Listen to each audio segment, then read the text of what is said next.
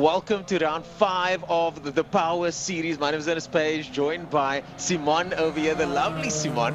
And Simon, today the weather is clear this morning so far. So far the weather is clear. So if you want to come through, pull in. I know my dad's on his way ready to come watch some good racing. Today is going to be exciting. If yesterday's qualifying is anything to go by, today is going to be very exciting. And speaking about qualifying, the GTI Challenge guys are out there at the moment, Simon. Simon, what are you looking forward to as we wait for the first of the times to come up? I'm looking forward to see how competitive it's going to be depending on the weather. Oh, yeah. Because yesterday I know we had to cancel some of the qualifying. What do they think it's NASCAR? Those that did do qualifying, is it wets, is it semi-slicks, what is it, who's going to change their tires? I feel like it's a little bit of a Formula One race today. I don't know. It literally is, and I can speak on behalf of the BMW Car Club that a lot of the guys are going to run full wets today. I only have semi-slicks, so I don't have a choice. So either apparently you didn't get the memo. I did not get the memo, so either I'm going to be Ted Vasser, or Fred Vasser, or Toto Wolff, depending on how badly we mess up the strategy. But it's been exciting. It's been very exciting. And guys, we're on our phones at the moment, but not because we're sending WhatsApps to our friend, or maybe I might send a WhatsApp in between. But we want to hear from you guys. Absolutely. What you have to say about the racing today, about what you want to ask us, any questions. If we don't get to it now, we'll get to it by lunchtime, because we are monitoring the YouTube feed. So for you guys that are watching the racing at the moment at home, thanks for tuning in and welcome to the Power Series round number 5. This, at the moment, on your screen, it's happening. GTI Challenge. It's happening. And guys, we know that it's cold and it's raining, so a lot of you are watching live, and thank you for all of the viewers that have been watching. Our views have skyrocketed, but I hope you're snugly on the couch with your blankets, heaters on, gas heaters on, hot chocolate, cafe, latte, whatever it is. Ask us questions. We are here to answer. Number 1, don't encourage them to stay at home. Number 2, you're making me want to go home. It is a chilly day at Kilani, but make sure you lay it up. I see our cameraman behind the camera's got his scarf on. Yes. I've got my scarf, umbrella, everything here today. I've got my sponsored t-shirt underneath here, but it's too cold to take this off right now. Sorry, sponsors. It's cold. But big shout out to my sponsors, CRA, racing with CRA this year, so shout out to them. And firstly, let's go now to the times. GTI Challenge Class A, 132.2, Nathan Victor out front, Wayland Volskink in first place in Class B, and Flash Finneran in first place in Class C.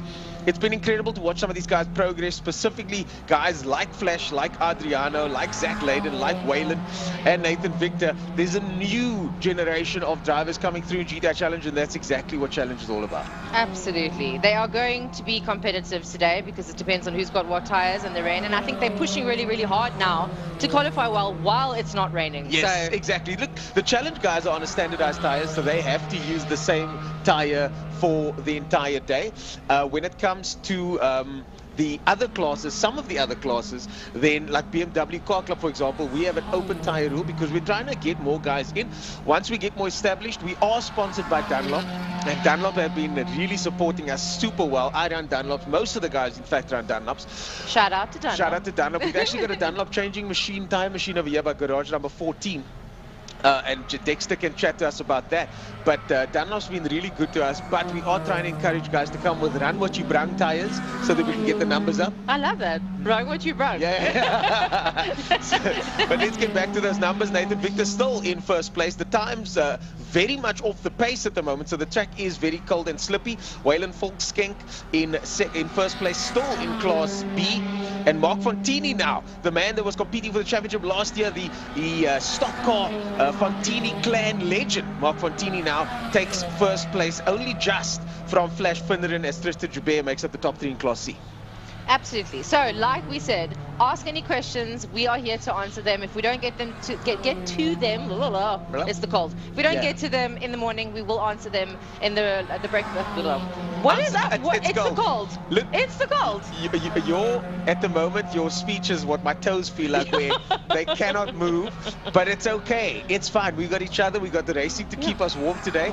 And the nice thing about Kilani is that you can park in your car and watch the racing. I've done that with my good friend Dexter Bruce, who's on his way up here now, and we would sit on the side over there and watch the rallycross. When we were done rallycrossing, we'd watch the rallycross from inside the car on top of the mound there, where you can see all the action. So there are lots of warm vantage points at Kilani as well. Yes, absolutely. And the rain, I'm sure, will give us some grace. So snuggle up now, watch it, and then get in your car and come down here. Yeah. So, if you wouldn't mind, if I would chat to Dexter for a couple of minutes. Yes, of course. We can just pull him in. It's been a while, hey? It's been a while. Hey, he's standing out. I think there's. Are you shy? It's been a while. It's been a while. I know. So for those that don't know, Dexter used to present the morning show and lunchtime show with me.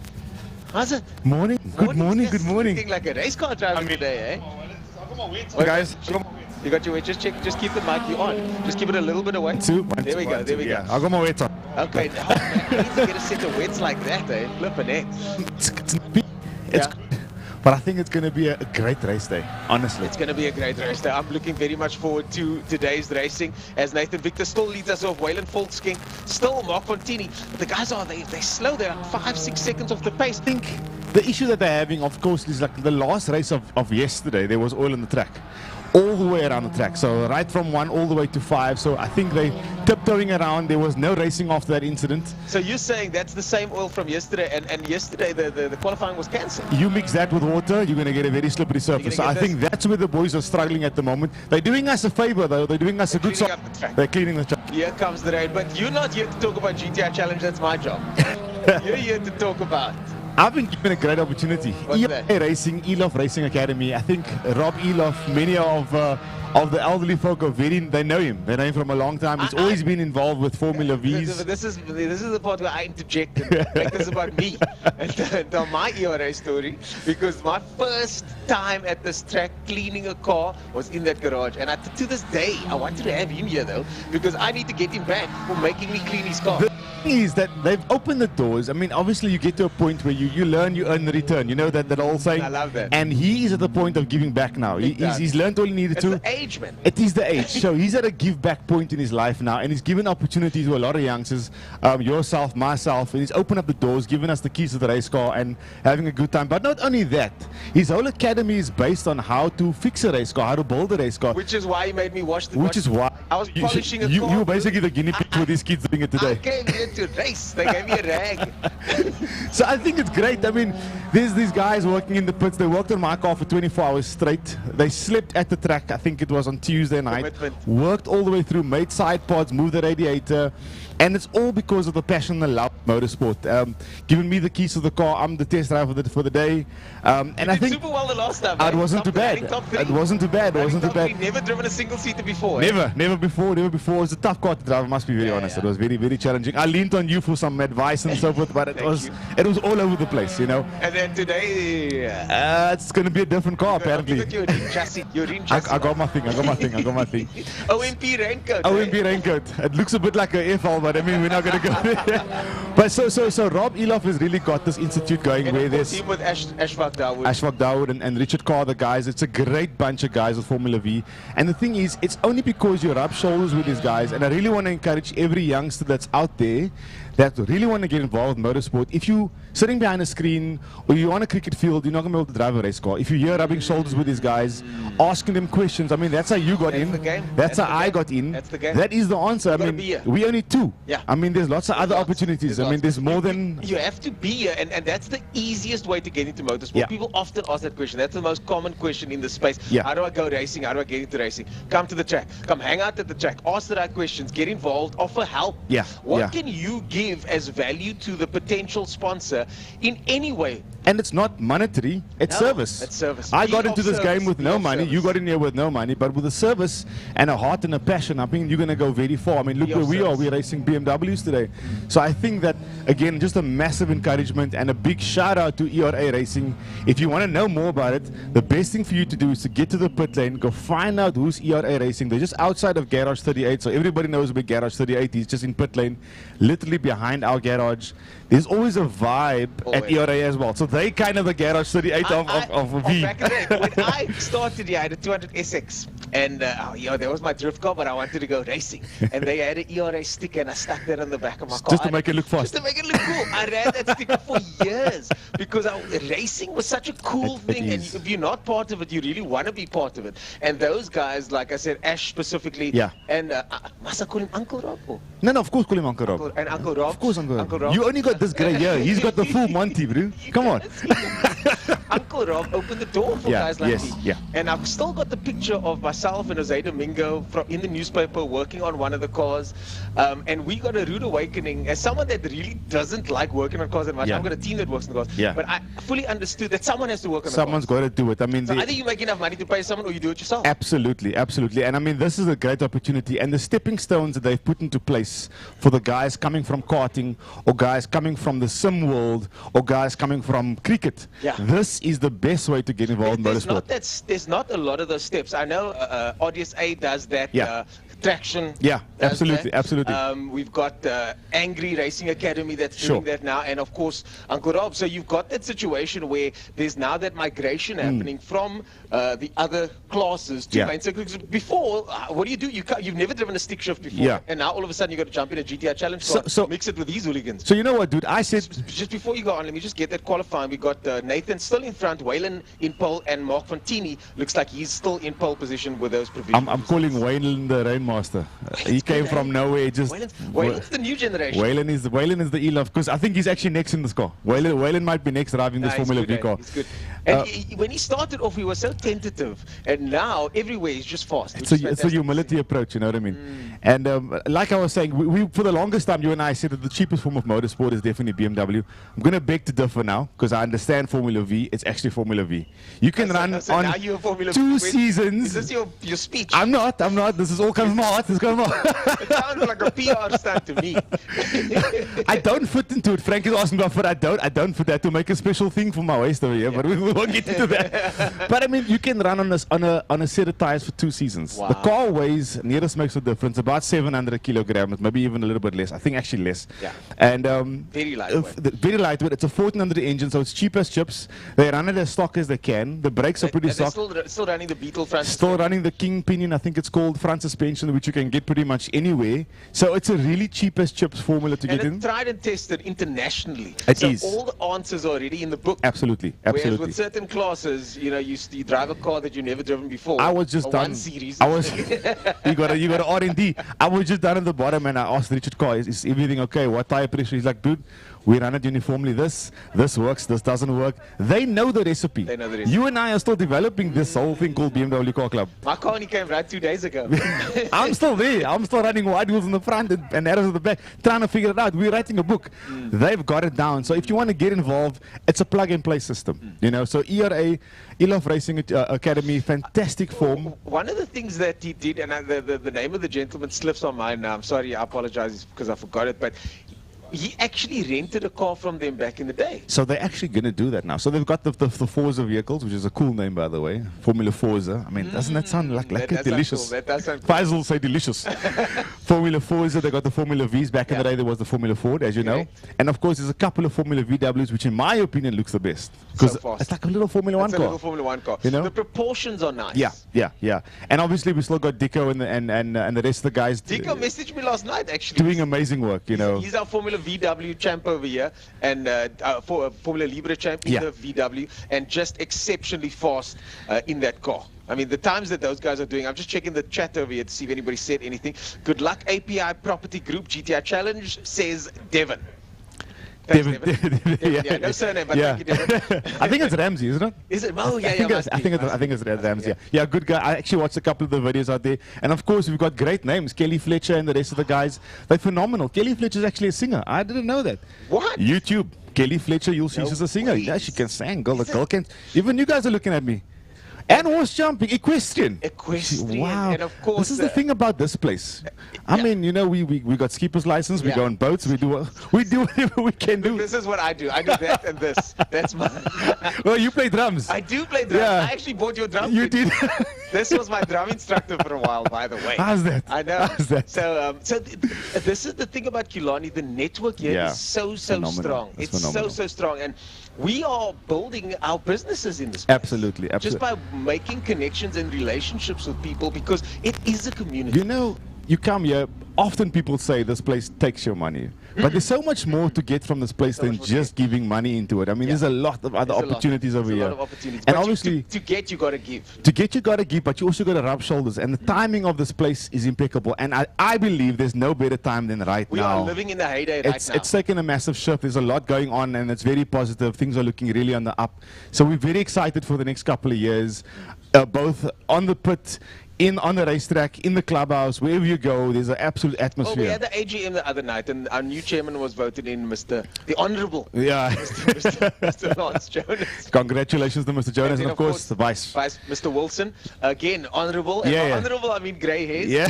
But the way these guys are looking to steer the club with the existing infrastructure and the existing members. Yeah. It's exciting times. Absolutely. And the AGM was full the other day. They've had AGMs where there wasn't a quorum. Yeah. This one was packed because people are invested. The people of the club, like us and many others, are invested in the club and want the club to succeed. And well done to the outgoing Vice and Chair. They did a fair job. They were here for some time. They did a great job. But it's great to hand the baton over with a smile on your face. I think that's always a good thing when you can do that with a blessing, you know. So I think the way forward is looking good. We'll stand behind them and whatever assistance they need. And I really want to implore you guys to stand behind the club and the chairman and the vice, and we'll make this place better and bigger. I believe this is the best sporting or the most successful sporting venue in the Western Cape. In terms of, like, you know, across the board, baseball, these are things whatever. that we don't talk about because the baseball field only gets used every 2 weeks. Right. Every single day except on a Sunday, this place is buzzing, either with cyclists, guys running, guys doing RC cars, whatever. There's a vibe. And there's an all-welcome attitude that's now being adopted because we want to make the club more busy. So even the cyclists, when we're not using the track is yours. Yeah, and that's so wonderful. That's really good. Thank you so much for the chat. Anything else you want to say about Uncle Rob? I mean, about the ERA? Really, I just want to get the youngsters to come chat to ERA Racing. Rob Elof Transformers is just at the bottom of the pit lane. He's an absolute phenomenal. He's a gem of a gentleman, really there to help the youngsters get involved with motorsport. And again, only there's more than just racing. There's the behind the scenes, there's the team management, there's the tire fitting guys, the guys that build the engines. Just look at our teams alone. You've got the chief mechanic, your engineer guy. You've got the assistant mechanics. You've got the guy that sets the car up. You've got the guy you send the car for wheel alignment to, the engine builder. You've got all of these guys that make the team. Absolutely. Whether he's on race day or not, but he's somewhere. There's a bunch of roles available. And as you go up in motorsport, those roles become more and more and more. And maybe there's a job, a position, just a passion project that you can be working And so many times guys just come, they don't need to get paid, they just want to be around the space, you know, and that's what it is. It's the network around it. You know, today's a rain day, we're phoning our friends up in town, making sure it's raining over there to know we must run wets. That's the network. What did I tell you guys in the weekend? You guys, they didn't want to listen to me. It's only going to rain at 9 o'clock. It's 10 to 9 now. And we're racing at 9:05. I know. See you on the track, bro. Is it 5 or quarter past 9? Quarter past 9. Okay. Just to make you nervous. Okay, you got to go because my teammate Thank you so much. I need to leave soon. All right, cool. I'll see you down there. All the best. Thanks, guys. For coming by, Dex. What a pleasure to have him back here. But I prefer my new co-host though. I prefer my new co-host. So if she wouldn't mind pulling in, co-host, you can come in. I'm back. Thank you. He talks too much, man. But did you notice you guys were matching in the blue? I know. This is our I was wondering if you guys did it on purpose. So this is. It's been a while you've been together up here. The thing about me and him, for the entire time that I've known him, every time we get together, we chat. And we chat and chat and chat. So this is our traction kit. This is our traction kit, and we basically represent traction as instructors. We heavily involved in traction drifting, and we're just wearing our kit. I still need to get this branded though, but it's like a cozy. Yeah, amazing. So we've just heard the second qualifying. I think they're about to go out now. There was a little bit of a delay. Somebody crashed on turn 2. So turn 1, sorry, thank you. I'm just checking the messages, guys. So and then something else I just noticed while I was standing back and Dexter was busy speaking. I know we've asked you all to comment and ask us questions. You need to subscribe to the channel in order to comment. But also, once you've subscribed, you need to wait an hour. So come on, guys, get subscribing to the channel. And then you can comment. So you can't just be watching as a viewer. You need to subscribe to us. It is Devin Dreyer that commented again. So Devin Dreyer is our first commentator. So thanks for chatting, Devin. And for those of you guys that want to chat, send shout outs, let your friends know what's happening. Yeah. Message us. You can do like when the old school on the radios used to do. I know. So let me get my lap timer back up again. We got Clubman's going out now. And hopefully the track is a bit less greasy, because I tell you what, the GTI Challenge guys were struggling out there earlier on because of what Dex was saying, potentially the oil from yesterday. But now it's Clubman's turn as they go out, and some classes are not qualifying at all because the qualifying yesterday was cancelled. And now all of a sudden they are going according to either fastest laps in practice or championship points, etc. And that's another interesting topic. I was just going to ask you, tell me more. Yes. Tell us more. So if there isn't a qualifying, and if qualifying doesn't or can't happen for something called force majeure, where there's a force of nature or something like that. I love that legal term brought into force majeure. I like it too. Oh. Usually force majeure is used under tragic circumstances, but sometimes it can be used when there's weather at the guard, something completely unforeseen. Oftentimes, though, rain doesn't count as force majeure to cancel a day. So if you've got an event and your event entirely gets cancelled, that isn't seen as force majeure. But for something like qualifying, for example, they say, okay, cool, qualifying's now been cancelled. You don't get another qualifying tomorrow, but what you do get is whoever's leading the championship goes first, or whoever had the fastest time in practice 3 or the previous practice. But it's something that generally the club or the rule committee for that club will already have in place or have some options. Okay, very interesting. See, I've learned something new today, and I hope you guys have also. Ask away. Ask away. I don't have all the answers, but I have most of them on this phone somewhere. Amazing. Cool. Okay, we're still waiting for our qualifying times to come in. Yeah, so they still need to circulate. They're still doing. So the first lap that we see them out is their warm-up lap. Then they cross the start-finish line over here to start their first lap. So effectively, you've got about a 3.5 minute wait before you see the guys actually cross the line for the first time with a requisite time, which will probably be quite slow because they're still tiptoeing out there as Jesse Huggett makes his way around. Mia Bench in the mix as well. I'm very proud. I tried so desperately to speak to Mia Bench last time, but unfortunately she was suiting up and getting in the car. And then I said I would come back, and then I got distracted with something else. So I'm going to come find you today, Mia. Yeah, please find her. And Mia is just absolutely lovely. I've been working with Mia with coaching her through traction, and we made some very good progress. So congratulations to Mia. Speed is coming, control in the car is coming, and the thing we love as driver trainers is when we see the driver that we're working with have a moment where something clicks. Yeah. And I've had that moment. Claudio and I call it the MR2 moment, because he drove me around in an MR2 over here, and I was stunned to silence when he showed me a technique. And I literally sat there for half an hour just going, I didn't know that. There are levels to this game. There are levels to this game. Again, he didn't get the memo. Yeah, I didn't get the memo. Because I was thinking I'm pretty fast. I should be able to show this old man how it's done. And then I was like, I didn't know. I can't do that. No, they're not old. They're classics. Yeah. They know. So we love to pass those moments on to the people that we work with, either through RDSA, through traction, through with Master Drive, for example, when we do advanced driver training. So, or track days, etc., etc. And to see Mia improve like that, I'm very excited to see how she does today. And there she goes in her Owen Ashley built BMW car, which is just fantastic. Amazing. And in your class, just speaking of female racers, because you know I'm a huge supporter of female racers, Nashreen, how's she doing?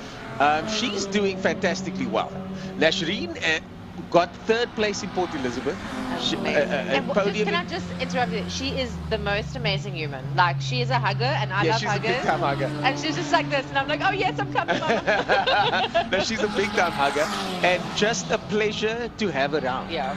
Just a pleasure to have around. She's one of those people that when you're in her company, she makes things lighter. Yeah. The world becomes a lighter place. She's got the Zen vibe about her. Big time. Yeah. Big time. And she can snap back, but without any emotion. Yeah. She'll just give it back to you and go. She's currently the only female that is currently racing in the Cultural Supercars, yeah? Correct. Yeah, yeah. She's we did have another one, but she moved to a different Yes. Sandra Becker was there for a while, but Nashreen is now there in supercars, Formula Supercars, and doing very, very, very well in what is effectively a very difficult class to race in. Okay, we have those times up. Oh, wow, that's quick. Shane Smith, Class A at a 25.9. Wow. 25.9. That's fast. That is fast. Yeah. So the times are now starting to tumble. Let me get mine going here. We've got Shane with 25.9, Zach Groenewald with a 30. I know that Zach was running the wets yesterday. I wonder if he's running the wets now. But Shane is first in Class A. Paul Munna is first in Class B. Mia Bench first in Class C.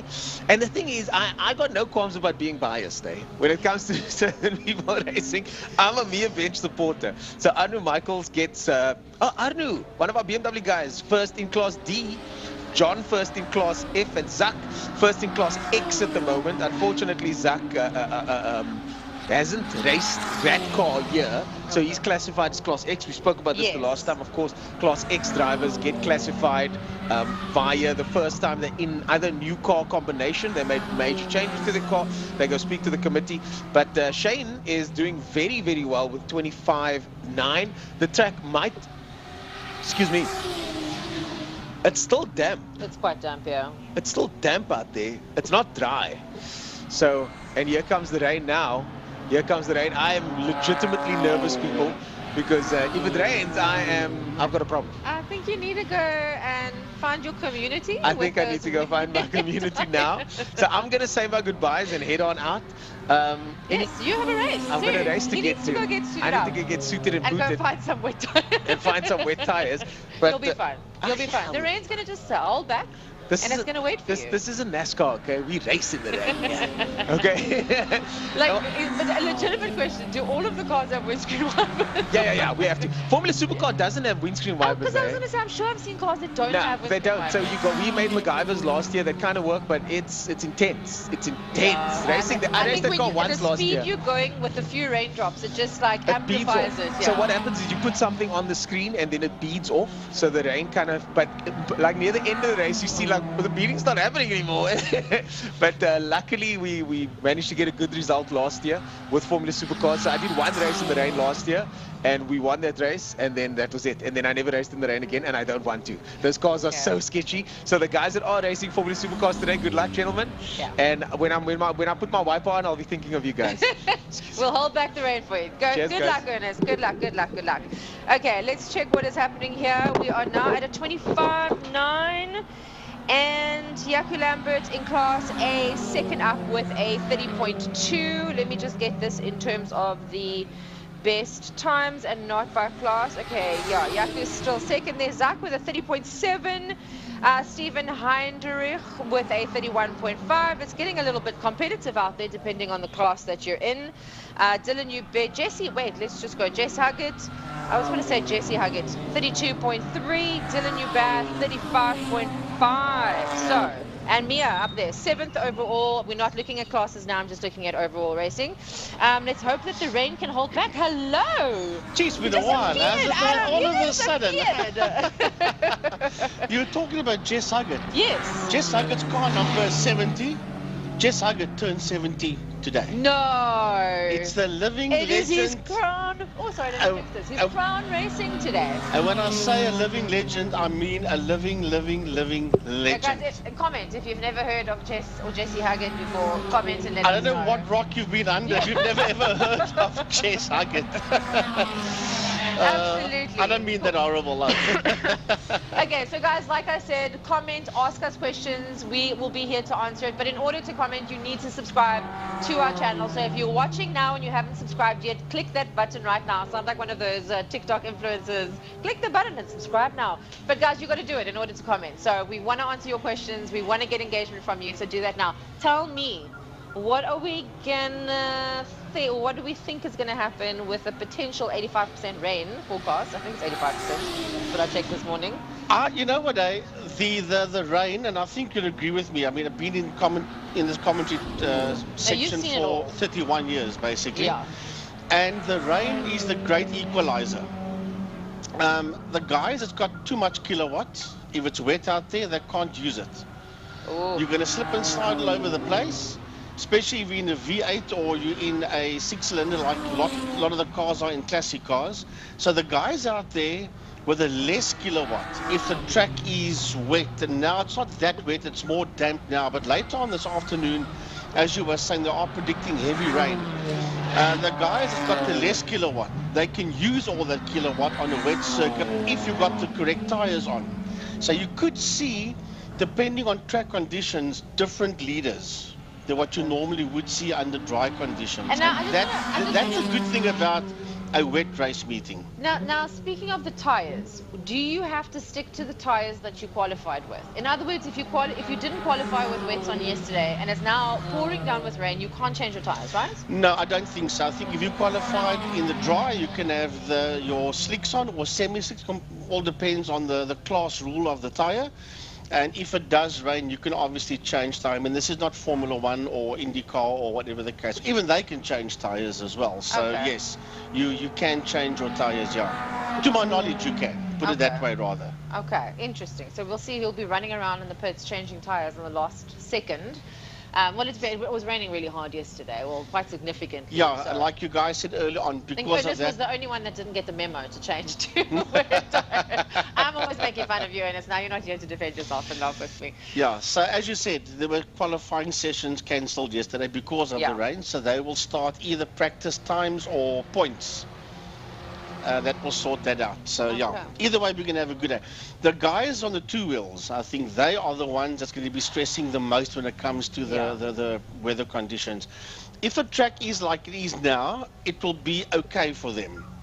If they're going to race out there, especially with 600,000cc superbikes, and you've got an 80% chance of rain, how many will go out onto the circuit? How many have got the right tires? And even if you have, how many is going to be brave enough to go out there? Yeah. Because you don't want to pin the thing at the speeds. Okay, well, they won't do the speeds that they do if it's wet. But even still, going into 1 or going into 5, block point corner or Fastron, you're going to have a problem. I've or you seen could these have a bikes problem. race in the rain, and let me just tell you, it's not for the faint-hearted. I'm not even family of them, and I'm freaking out at every corner. Yeah, I think they watching the weather, Google weather, more than what you and I are watching it. I'm sure they are. I'm not sure if these times have updated over here, because I think they are done, but from the looks of it, Shane Smith has finished in Class A first place with a 25.9. What is up with me today? Stephen with a 30.1. Now you see, there's a classic example of Stephen with all the power in the world, and he couldn't use it because the track was damp. That put Shane in P1. Now Jess Huggett, birthday boy, in P3 on the inside of the second row of the grid. Amazing, amazing. And then we have in Class B, Paul Munich stayed on the first there, Mia Bench. Stayed in Class C, Arno Michael. So it looks like everybody kind of stayed where they are. I think everybody's getting that pace and just nobody's pushing harder than what they should right now. Class F is John Weldon in the Golf. He is in pole for Class F. Absolutely amazing. So that is that done for the qualifying. I think we have one more qualifying session. Yes, it's the classic cars going out there. And the track is beginning to dry out. Our Telltale Hill down there between Blouberg and Blouberg and Melkbos, you can see all of it. So if it stays like this, then we're good. They should have a good qualifying stint, yeah. Awesome. All depends when they race, because there's a lot of V8s in that class. I know Boetie van Sail's got a Ford Fairmont GT V8. If it's going to be as wet as you know what, he's not going to be able to use all that horsepower. But for now, he should be able to. To my knowledge, he's got the wet weather tires on. Okay. Well, hopefully it goes well for everybody today. The rain must stay away. Preferably, yes. I don't think it's fun for anybody. But listen. Look, as I was saying earlier on, it is the great equalizer for sure. But that's the upside, the positive side. The negative side to rain is a lot of people take a look and say, I'm not going to race. I don't do this for a living. I'm not a Formula 1 or an IndyCar driver. I don't earn my money out of it. I'm not going to burn my car, burn my bike, break my toys. But then you get those other guys that are like adrenaline junkies to the max. Yeah, and I'm not going to come and race. So now your fields get watered down, excuse the pun. But you're going to get those guys that said, sun, wind, cold, day, night, we don't care. We're sticking that thing out there and we're going to do what we do because that's what we do over a weekend. They are doing it. They are doing it. Guys, well, that is a wrap for us from the Breakfast Show. Thank you for joining me in the last few minutes to talk about this. Only a pleasure. Yeah, Ernest is going to get ready because the BMW Car Club Cape Town Race 1 is up first for the day. Yep. So we are going to hand over to our commentators to take over in the last qualifying race. We wish Ernest and Dexter all the best in their actual first race that's happening. And hopefully the rain stays back for most of the day. Yeah, for most of the day, but we'll see how it goes. You know, the weather in Cape Town can change one way or another very quickly. We can get all 4 seasons in one day. The sun could come out and it could be shining brightly, and then, yeah, anyway. Any case, Cool. guys, Thank you have so a much. good one. If you can't get down to Killarney, hopefully you can dress warm. But if you can't, remember that the production will be going out IMUSAT live, so you can watch We are it live at home. all and day. Yeah, we're Hit live all that day. subscribe button and comment, ask us questions, and we will answer it for you in the lunchtime show. Okay. Cheers, guys. See you later. That's all for now. Thank you.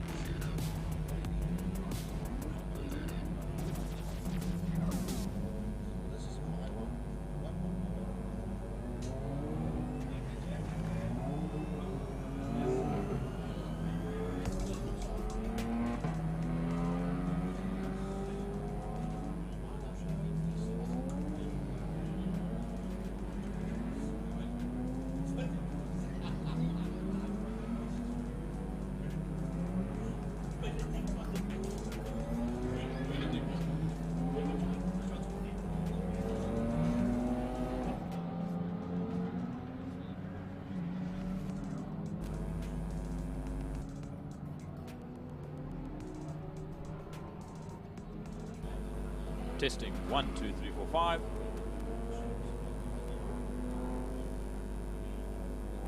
One, two.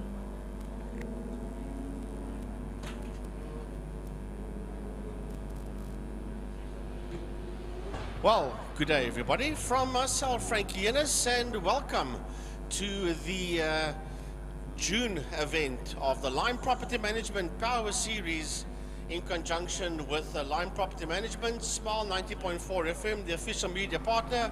My name is Frankie Innes, and what a day. Jordan Eben will be joining me Mike side today. So will Gary Gaza Fleming from Second Gear Talk Show. He's also going to be our cameraman.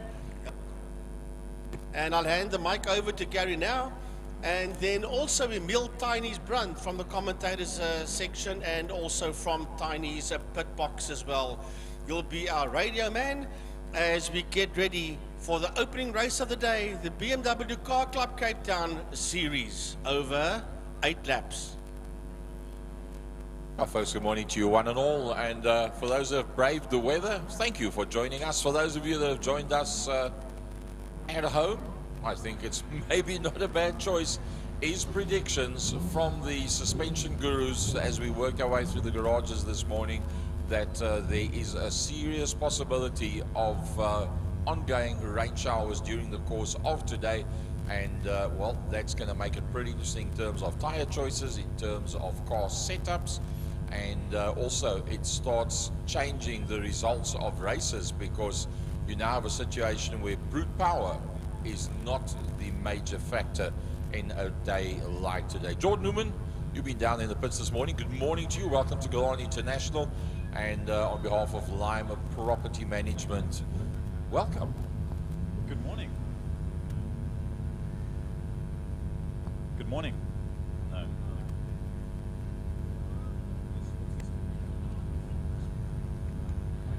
Good morning, Gaza. Yeah, it's looking a little bit different today. Everyone was speculating rather damp, treacherous conditions as the same in which we had at the SAS a few weeks ago. But come morning time, look at the sky. It is quite clear for the time being. The clouds we'll see as they come throughout the day. But here we are, as you say, with the BMW Car Club of Cape Town, race number 1. As the grid lines up, we've got, of course, the locals, no Neander Toy, out this morning, who would have been taking the provisional pole. But now it will be provisional pole for Dexter Bruce in his black and yellow BMW 1 Series. But as you said, Frankie, 8 laps. Anything can happen in these greasy, treacherous conditions, but they'll get the pace car underway, and we'll see how this first race does us today. Well, 3 Class D cars amongst the front 4. It's going to make for interesting stuff. The first of the Class D's is in fact Ernest Page and Anna Michaels from James King and Joseph Hendricks. Kwesi Swanepoel Senior is going to be the man that's going to be in the BMW, the 111 car. His son was going to race, but due to lack of opportunity to practice in the wet, it has been decided that Kwesi Senior will be the man behind the steering wheel of that motor car today. So as the pace car works its way around, Dexter Bruce, Marco Retta, Dylan Jabet putting up a 147.2 in the wet. Managed to get his hand on some wet weather tires so that he could do a proper quali out there as well. So very, very important, the tire choices. Now keep in mind that wet weather tires is all fine and well, but if the track dries out during the course of the race, you eat up 20,000 rands worth of tires. So you've got to be rather careful to ensure that you have a projection of how the weather is going to turn out during the course of your race as well. It's not just a case of what it's going to be like when the racing actually starts. There we go. We've got our man on site cleaning our lenses for us. We will endeavor during the course of the day to ensure that we get the best possible footage for you. See, that camera in turn number 4 will need to be moved slightly, and obviously during the course of the day we will do our best to ensure that all the lenses are kept dry. Jordan, as they work their way down the back main, the calm before the storm. And, well, the storm out on circuit and the storm that's going to be coming through Cape Town during the course of today. A decent sized field out there. There was originally 17. I see Chris Fursh, Bradley Sickle and Zach Layden do not have qualifying times up there at all, but hopefully we will see them out on circuit. Yes, Gary, and here we go for race number 1, heat number 1 of the BMW Cape Town, or Car Club of Cape Town series. As they come towards the line, the revs will climb, the pace car moves out of the way, and away they go. Dexter Bruce sets them off. The lights go out, and we race down into turn number 1, Block Coin Corner. And of course, a big shout out to Block Coin, of course, for sponsoring turn number 1 and all their contributions to our racetrack here in Cape Town. Nice to see everybody making it through turn number 1 rather gingerly, 3 abreast as they come out of the corner and on their way up towards turn number 1. Dexter Bruce, the man that is the pace setter initially as they work their way into turn 2, and a lot of different lines being taken. Remember, you've now got a situation where you've got the normal racing line, and then you also, whoopsie, there's our first spinner that is in the, I think that's Bradley Sickle that has turned it around, and I think you're going to see a lot of that during the course of today. Absolutely, Gary, and I've heard a lot of complaints, I say complaints this morning, but comments about how greasy the track is, especially after yesterday's. There's a touch for Marco Retta, and he just moves off to the sideline. I believe that was himself and Dylan Joubert that went side by side through a sorrel sweep. Luckily, no taking to the dirt for Marco Retta, but obviously a little bit of sidestepping for that number 50 BMW as they head down towards Pertamina Fostron. Well, you don't want to arrive in Pertamina Fostron for the first time 2 abreast. It's not the safest way to go, that is for sure, as they just about all making it through. Just that 1 touch so far, 1 spinner in turn number 2, 1 touch in turn 4. So far, so good. Absolutely, as they race down now, it's a 3-car battle with once again Marco Retta in the mix, but it's Dylan Joubert, it's James King, and it's Marco Retta that is sitting there in 2nd, 3rd and 4th. As you can see, we can't see quite yet, but just in the distance, out of frame, Dexter Bruce is up, ducked and disappearing. There he is as he heads into Castro Corner. Then there's 4 cars. It's James King, it's Dylan Joubert, it's Marco Retta, and there comes the green machine. It's Yusuf Hendricks. Yeah, Yusuf Hendricks right in there as well. We know that Yusuf can be pretty quick around the island, having campaigned in the clubman's class, now moving across and specializing more in the BMW side of things. But Dexter Bruce has definitely got the right rubber and the right frame of mind for the conditions to hand.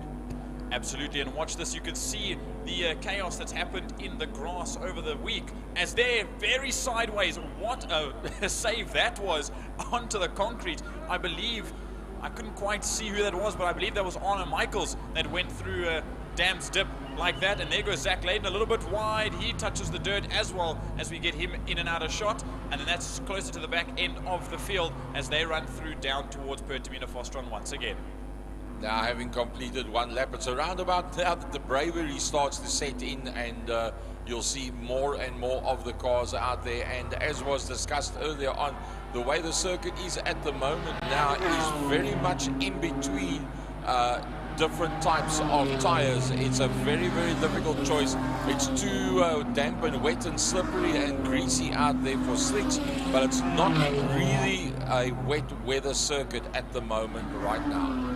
Absolutely, Gary, and now you'll see as this race goes on with 6 laps left to go, or just under 6 now as Dexter makes his way towards Castro Corner, you'll see that dry line start to form, especially with those wet tires. Obviously the grooves protruding the water out of the way, but the slick tires, the guys that have risked it and put it on slicks, or maybe only have slicks, will also have a good surface patch once the dry line starts to come into play. Keep in mind that with that dry patch that you're referring to will be pretty much on the racing line. So as the track dries out and it doesn't look like there's going to be any rain during the course of this race, as the race goes on, so that dry line starts to appear, and with that dry line also then narrows the racetrack for those that's on slicks, but remains a wider option for those that's on wet weather tires. Absolutely, as there we see Ernest Page coming on through, and I believe that is Kursi Swanepoel in the 111 that's just behind him, as there goes Joubert, Yusuf Hendricks, as well as Marco Retta. There you can see Dylan Joubert on those all-white tired wets as he runs out of Kurt Foster now, just ahead of Marco Retta and Yusuf Hendricks. Then there's this battle now with Page and Swanepoel as they make their way towards the start of the lap. Dexter Bruce has just put up the fastest lap that you see back in picture now, 129.0, and he is also then the leader of Class D as well.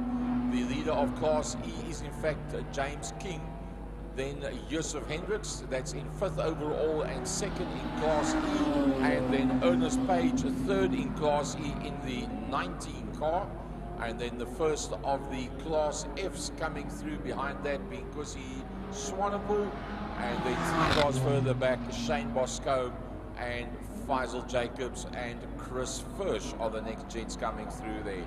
But look at this, it's all about Dexter Bruce. He's got it all right, he's got the right rubber on, he's got the wet weather setup going, and he is stretching the legs there of James King, the Class D and the Class E leader, lying 1st and 2nd on circuit, and both of them 1st in class.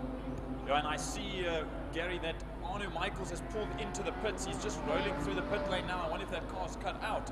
But that will take him out of this first race for the day. But as you said, a 129.073 for Dexter Bruce as he runs now with 3 or 5 laps left to go rather. But there's still this 3-car battle. That's for your podium place. 3rd overall. It's Dylan Joubert from Marco Retta from Yusuf Hendricks. Or actually the other way around. Yusuf Hendricks moved up a position into that 4th spot just behind Dylan Joubert, and he's chasing him down in that green machine. Don't forget about the 143 that's starting to work its way up now towards turn number 2. That is in fact just referred to now Dexter Bruce. He is leading the race, the leading Class D, the leading Class E. James King coming into picture now. Has just put up the fastest lap, a 129.753. Testimony to the fact that we are ending up with a situation where the track is starting to dry, and well, very quickly the BMW boys decide 3 abreast, we can do this.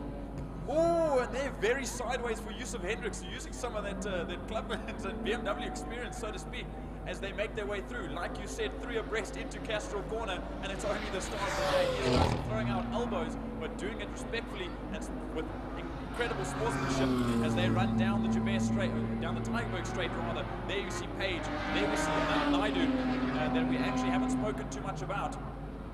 He comes on through. One of the Joburg guys, there was a few that actually came down with some of their cars, but I don't see some of them in the race at the moment. But there we see back to Dexter Bruce at the front end of the field.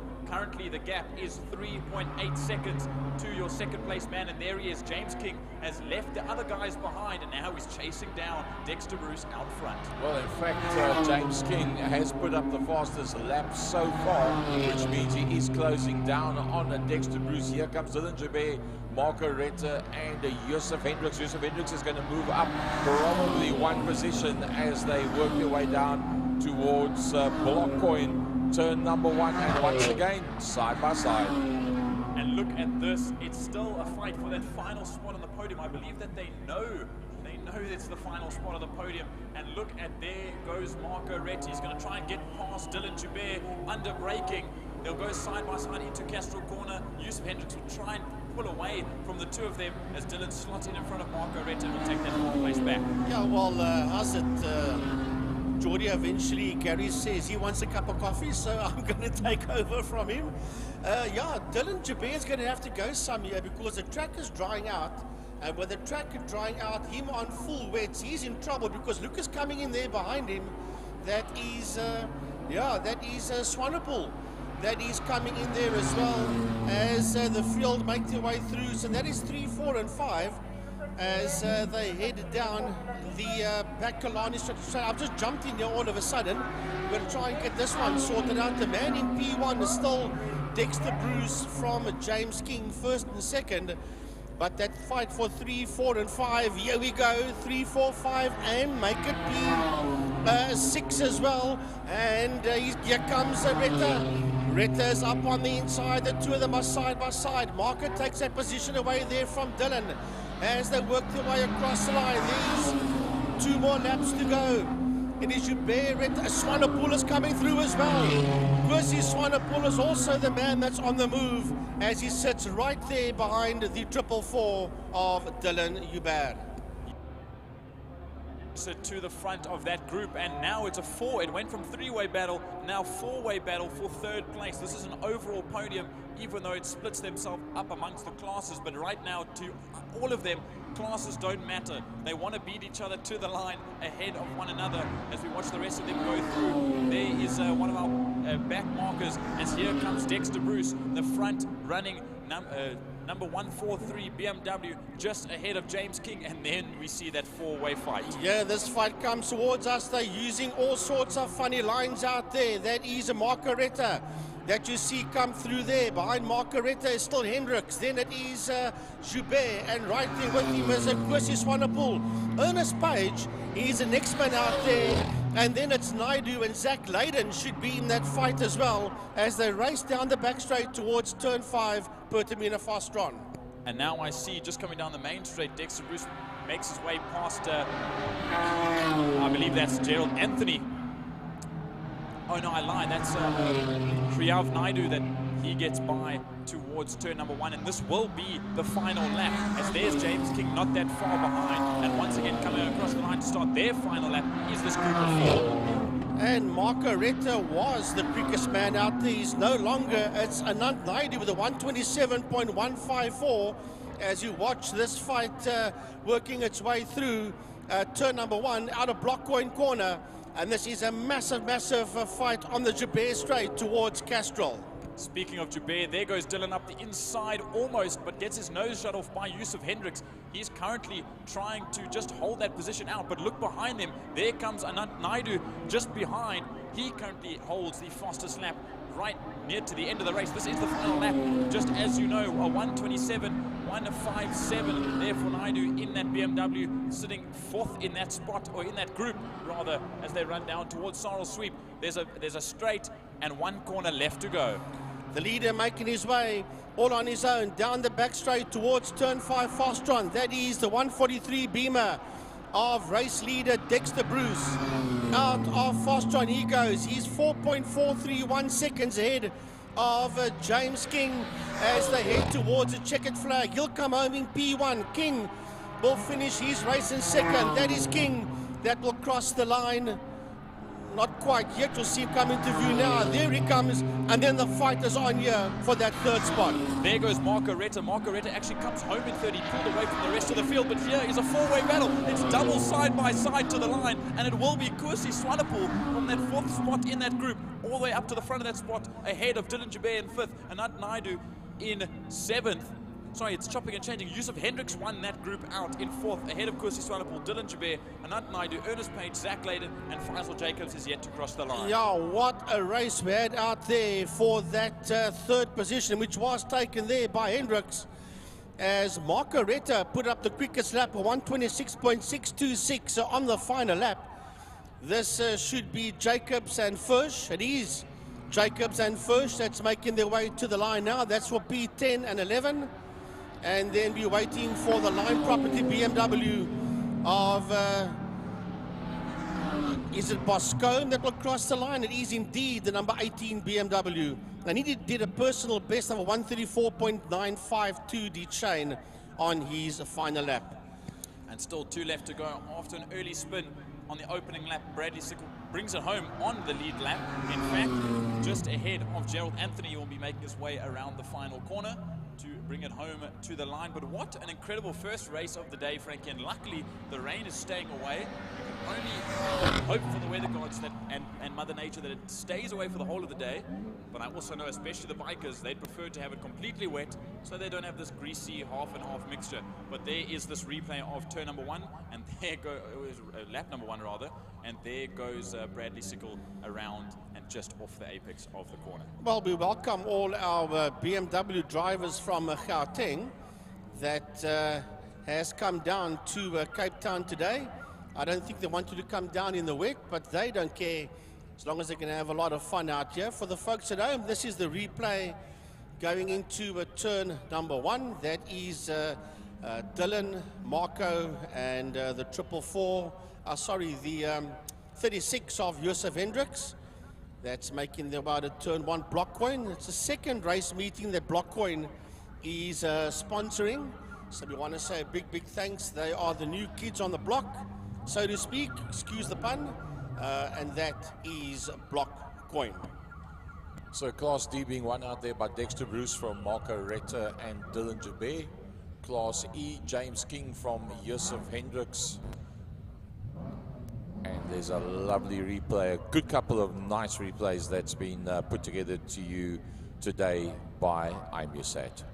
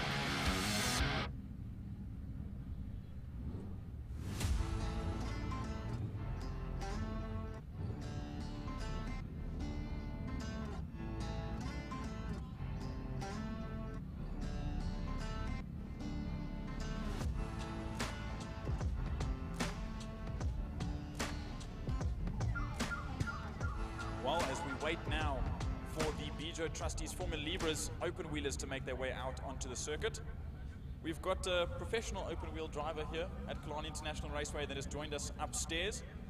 Byron Mitchell, you aren't out on track today. I believe you were supposed to be, but deciding last minute not to join us, but instead joining us upstairs. You're just taking a viewing for today? How's it? Yeah, thanks, man. Yeah, so basically after the hill climb, we had a little bit of an issue with the engine in VW. And then we've now decided to take it apart for like the 5th time this year and just check it through and make sure everything's good. So hopefully we'll be back towards the end of the year after the engine's rebuilt and back in the car. So a little bit of waiting, but I suppose that doesn't hurt to come and watch for yourself and see what the rest of the grid does. But so far, is there anything you can expect from track conditions just off your own personal experience? Do you expect these guys to be slipping and sliding, guys and gals, to be slipping and sliding, or does it look like it's going to be a pretty neat, hopefully unchaotic race? Yeah, so obviously it's fun just to watch for a bit every now and then, keep your hands clean and just enjoy the race. But yeah, I definitely think that these are probably the worst conditions as being a driver. Because it's not wet and it's not dry.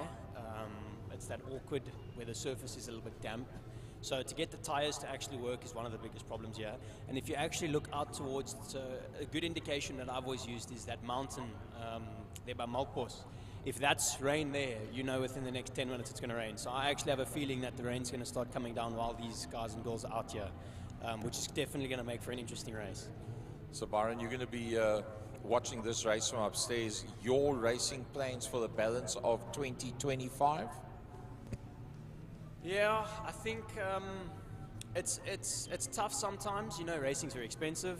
But for now, we're basically just keeping our head up and seeing any opportunities that arise. I was very lucky, actually, in the Kilani 6-hour last, I think it was a few weekends ago, that Jean let me race the Ligier in the Sports and GT race, and then we were going to do the 1 hour, but it was just not, the risk versus the reward was not worth it for me with the rain and all those cars on the track. But we'll see, maybe there's opportunities in the future and we'll always look around, but at the moment, just, the usual Kilani, Libra, wherever else you can get. You have had opportunity to be out with the endurance racing linked up with Captain Peter van der Spey. Is there any chance of getting back out in the SA Endurance Series? 2 rounds still at Killarney and 1 at Swartkops before they finish the 6 rounds of SAES for 2025? Yeah, so I think the South African Endurance Series is everybody wants to do it. I mean, the level of cars and competition in that is very high. So everybody wants to be in that. And then, yeah, I don't want to discard any opportunity. There is possibilities, some things in the pipeline that may not happen, but I'm the type of guy I don't want to get my hopes up until I'm in the car. So we'll see. What is your favorite choice What is Byron Mitchell's poison out on circuit? If you could now press a button and say that's what I'm driving. A prototype. I mean, I think for me, I've been brought up in single-seaters my whole life. I've never really gelled, or not really gelled, but I never really enjoyed the tin tops. When I look at like a prototype car, like a Ligier or a Nova or any car that's enclosed like that, and essentially a single-seater, that makes the juices flow. That's what tickles my funny button. So I think that's genuinely what I love to do. But as a racing driver in South Africa, you can't be picky. You just got to, you know, take what you get. And you know, there's a lot of cars out there that I'd be really fortunate to drive and really lucky. And yeah, I'd never say no to anything actually. Have you tried singing yet? I believe Kelly Fletcher does not only find herself on the second row of the grid, qualifying at a 144.8. She also knows how to ride horses, and I believe she's pretty active behind the microphone in terms of singing as well. Yeah, she's very good. She's got many talents. One thing she's not very good at though is parking to the grid box. I see there's a big gap between her wheels. But yeah, she's good. Let's see how this goes. I think it'll be interesting. All right, Byron, thanks a lot. And you can watch all the V's out there. And Kelly, this one will be over 10 laps. And the pedal man moves out the way. The lights are off. And away we go for 8 racing laps. Everybody's got a nice start off the line. Joshua Smith was the man that put that car in a pole position. Let's have a look and see. As he's not in P1, he comes out of turn 1 in that second position with Kelly in there behind him, followed there by Richard Carr as they make their way. So we'll have a look and see who is the man that sits out there in a P1 as they work their way around. Hey, Simon sits there in that 4th spot with that red 44, making his way out of 1. We'll have a look, see that. You know what, that may be Dexter Bruce. Yes, it's Dex. That's sitting out there in P1 as they make their way through Lundstem King and into Damstip. They work their way out of Damps up the Tigerberg Straight towards Sidle Sweep, the double right-hander. There's a lot of Formula V's out there. There's one Class S car that's working its way towards Sidle Sweep now. Otherwise, it's all Formula V's. So down the back Kilani Straight they go for the first time, heading down towards Pertamina Fostron, and it is Dexter Bruce that sits out there in P1. There is Dex right on his heels. He's Joshua Smith as they make their way out of Fostron. As Byron was just saying to me, slipstream is insanely important in these V's. So to get down one of them, either main straight here, the Porsche straight, or the Kilani straight at the back, here slipstream comes into play, and you can see it is Richard Carr that's actually in the lead. I see there's 2 red cars, and it's Haysom that's in that 4th spot. As Joshua Smith dives up the inside and takes that position back, he lost out off the start as the pole sitter dropped down to 2nd and made up that massive gap between himself and Richard Carr, and now has jumped to the lead. Yeah, it looked like a Dex at one stage, but it is the 49 of Carr. Dex is in there, but he sits in P6 in car 15. That's the Elof car that he sits there in P6, does Dexter Bruce. So let's have a look and see. Here comes that Class S car that is cutting and carving its way through the field. That will be DJ Boyson.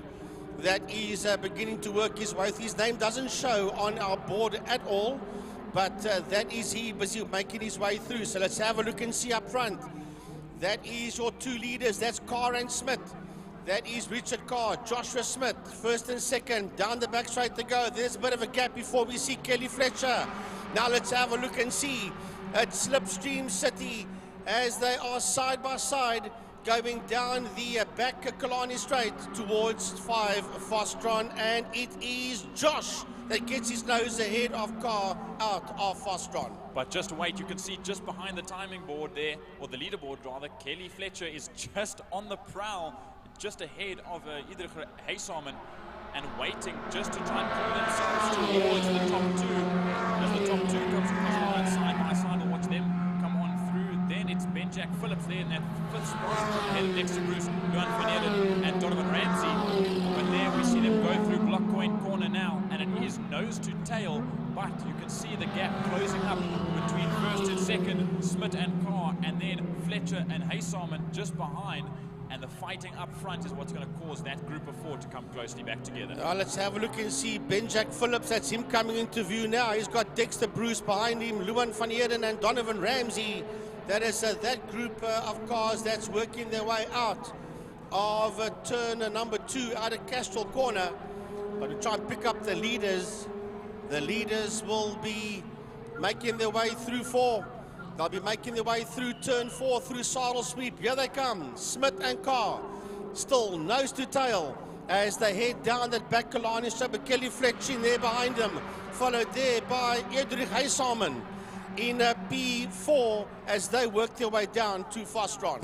Kelly Fletcher in a bit of a difficult spot at the moment as she's broken the toe to Edrich Heisamen, but she needs to gain a little bit just to the boys ahead as Joshua Smith and Richard Carr go side by side out of Pertamina Fostron.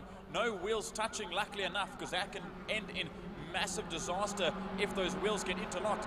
But they run through Heisamen. Then there's a battle between Dexter Bruce and Ben-Jack Phillips. Those cars look quite similar to one another. And then, of course, coming through the field, it is DJ Boyson that's just trying to carve past the rest of the grid as he started some ways back. You're back to the leaders coming out of turn 1 out of block 1 corner. It is Smith and Carr. As a matter of fact, when they crossed the line, there was a 1/10 of a second between the two of them. Here is Fletcher. Behind Fletcher is a 44 of Heisamen. And here comes a lovely fight. That's Dexter Bruce, Ben-Jack Phillips, and going to get past all of them is the Class S car, and that will be DJ Boyson. Yep, he'll very gingerly make his way by the rest of the field and through, hopefully towards the front before the end of this race, but we still have a long 7 laps to go. With now, as I see, Kelly Fletcher, the fastest woman on track at the moment with a 1:27.655. She is now just coming into the clutches of those ahead as they head towards Pertamina Fostron. Will jump to the camera now as they head towards Pertamina Fostron. And look, Kelly Fletcher is right there with the boys. Well, it's all about the yard. They're getting away from Heisamen.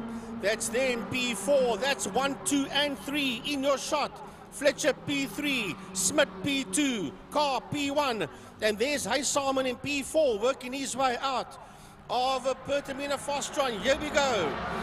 Here we go, and now it is Josh that moves up onto the inside. 6 more laps to go, including the one they're on. Is he going to take that lead away? He does so. Joshua Smith in block 1 corner takes the lead away there from Richard Carr in P2 with Fletcher in 3rd. And here comes in towards us now, that is Boyson. And then you've got this lovely fight between Dexter Bruce and Ben-Jack Phillips. And I see that Dexter Bruce is just ahead of the 17ers, going a little bit wide and slippery as there Luan van Eerden is off in turn number 2. There it looks like he hasn't touched the wall, but he seems to be stuck there and he can't get that car running once again. So he's just pulled it a little bit closer towards the barrier just to keep it out of the way as flames coming back off the back of that V. And that is very, very unfortunate there for Luan van Eerden. But we'll jump back to the front and look at this. Once again, the two guys pulling away from Kelly Fletcher as they go down at the Killarney straight with just under 6 laps to go now. Look towards the southern suburbs. The clouds are getting dark, Frankie, and there's moisture in the air. It's going to get wet out there, and Lucas back in the lead again. It is Richard Carr, but for how long? Because here comes Josh Smith. Oh, they almost touch wheels. Left front almost touch right rear there between Carr and Smith, and they are side by side. They are side by side. I'll tell you this for nothing. Kelly Fletcher's got the best seat in the house. Here comes DJ Boyson. DJ's now moved up to P4. He's got his nose ahead there of Edrich Heisamen. And I see as well that we'll see just out of shot. Okay, we just missed it, but another car off. I believe that's James Beaumont that has pulled that car off the circuit. But I wonder if there's still a yellow flag into turn number 2, Castrol Corner. No, it's been taken away, so there's still fighting that can be done. As now, look, there is your singular Class S car of DJ Boyson that is just prowling down on the 3 Vs ahead, and he's not that far away. As watching now, I'm sure Kelly Fletcher's thinking to herself that the boys just need to fight it out and give me a chance to go up there, maybe right at the end of the race, and take that final victory. Well, I'll tell you what these two don't need right now is for the man in P4 who is in P1 in class, namely Boyson, to wreck this fight for the 3 of them, because there he comes out of a saddle sweep, out of the double right-hander, down that back Kilani straight. And their first, second, third goes. Here he comes, P4, P1 in class, the only man out there in Class S. They will have 4 laps to go when they cross the line. And Josh, Richard and Kelly does not need DJ to upset the apple cart for them. He needs to get past them nice and clear and clean. Yep, that Dyko Burner family S-Class just needs to steer clear of the battle of the V's ahead as going up the wood, attempting to go up the inside goes Richard Carney, will make that move stick, he'll hold out, elbows wide to Joshua Smith, and Joshua has to subdue to that position and moves into second spot, but Kelly Fletcher's just within the gap between the front two, and now he's even closer, it's DJ Boyson. Yeah, now DJ has to find the right spot and the right place to clear these 3 Formula V's. They're not going to worry too much about him. They are in 1400 City Golf engines. He's got this powerful Class S car, so they'll want him to get past and get away and not destroy the fight between the 3 of them. But here they go, up the Jabez straight. It is car from Smith, from Fletcher, and right on the heels is the Class S man, DJ Boyson. Yep, he's on wet tires, and now that the track's basically dried up, there you see the ultimate dry line going down the Killarney straight. DJ Boyson makes his way past Kelly Fletcher. Kelly will just jump into the slipstream behind and try and just use as much as she can from DJ Boyson ahead while the 2 fight it out. Richard Carr goes very wide, in fact, and opens up a 2-car gap to himself and Joshua Smith ahead. So this is a chance for Josh to pull ahead, but at the same time, this gives Richard a chance to grab that slipstream and watch them go down the front straight. Well, they need to see and know that DJ Boyson is there. I'm looking out the window. He has not cleared them yet. He's still sitting in there behind him, and he's bringing Fletcher with for the ride as well, as Smith holds out of turn number 1, out of Blockcoin. He will lead this group into Castrol, but it is Carr that dives to his left-hand side. That is the left of Smith, with Boyson right on his heels. Kelly will say, you just get going. But this is actually played against Kelly Fletcher because she obviously hasn't got the power to go with DJ, and right now she needs to be right there with Carr and Smith. But with DJ there, that's upset the apple cart for Kelly, unfortunately. With 2.5 to go as they make their way past the halfway point on the circuit and down through Sorrel Sweep once again, we'll see the straight line speed, hopefully, of DJ Boyson to make his way by and not upset the front two. But at the same time, this is pulling the Carr and Smith ahead away from Kelly Fletcher, which is not where she wants to be, as once again DJ Boyson actually rolls off the throttle and just stays behind. Maybe he's waiting for a clear opportunity, or for all of what we know, he might just be watching the battle ahead. Well, yes, he is, and I think what he's doing is he wants to wait for the right time and the right place to bounce, that he doesn't destroy the race for Richard Carr and for Josh, and maybe try and say to Kelly, come with me. But I believe he could have got past both of them going into Blockcoin corner, and I think he chose not to, and that's not going to make life easy for Miss Fletcher. Unless she can catch up to him, which I doubt very much. We've got 2 laps to go, including the lap that we are on. Now watching them go through, there is Idrik Haysalman in that 5th spot, 5th in class, and a little bit of a ways away from the rest of the group. Then we jump back to Dexter Bruce, who's broken the gap between himself and Ben Jack Phillips as they run through Blockcoin corner now, but now completely down to 7 cars altogether, with Jonathan Ramsey still circulating, I believe. Yes, he is making his way through Hertamina Fostron now, as the leaders now head through Sorrel Sweep and down the Kilani straight once again. Well, DJ has to make a move now and get past them and disappear down the road, because they know he's there, and that will not make life easy for them. He has now gone past them. He has now cleared them as they head into Fostron corner now. They don't need to worry about him no more. Now Josh Smith and Richard Carr can have their own fight for 2nd and 3rd and 1st and 2nd in class, with Kelly that is in that 3rd spot in class, but 4th overall, as they race down into turn number 1. This is the final lap into Blockcoin corner, and now look at this. It is Carr up on the inside, and Carr takes that lead away in class, that is from Smith. They've got a lap to chop and change but amongst themselves before the end of this race. It's more like 4 corners to go as they enter the second corner on the circuit Castrol, and up the inside Joshua Smith goes, takes that position back, and it's going to be back and forth until the very last moment. But we'll see who comes out of turn number 5. Pertamina Fostron in the right position, and there might be a slipstream battle to the line. Yeah, there's your leader, Class S, DJ. Oh, Josh Smith's gone and smashes into the tire wall. Oh my goodness, that is a big one. That is a big one there. That was a huge one. Kelly Fletcher just moved to the inside. I think she got the fright of her life. Did a Kelly Fletcher, but this is the flag lap. This is the flag lap. And we need to pick up that leader. We need to find the leader. No, that is car that's coming through there. IMUSAT has lost the cameras. Yeah, here we go. That is Boyson that comes home in P1. Second across the line will be this man, Richard Carr. He'll finish in second position. That's Edrich Heisamen that you see there in that in that 44 car that's heading towards the checkered flag now. Wow. And I'm just hearing that Joshua Smith is all right. He did make his way out of the car. Those V's are incredibly strong as Idre Heisamen brings it home in 4th spot and 3rd in class ahead of Dexter Bruce there. And then we'll see Ben-Jack Phillips just behind, and that will end the race. The Bijo trustees Formula Libra, but how's that for a final lap? Bit of chaos, and I believe it's very possible that there was some sort of mechanical failure. We don't know. The car is obviously in those foam barriers, which is also very lucky for it to end up there.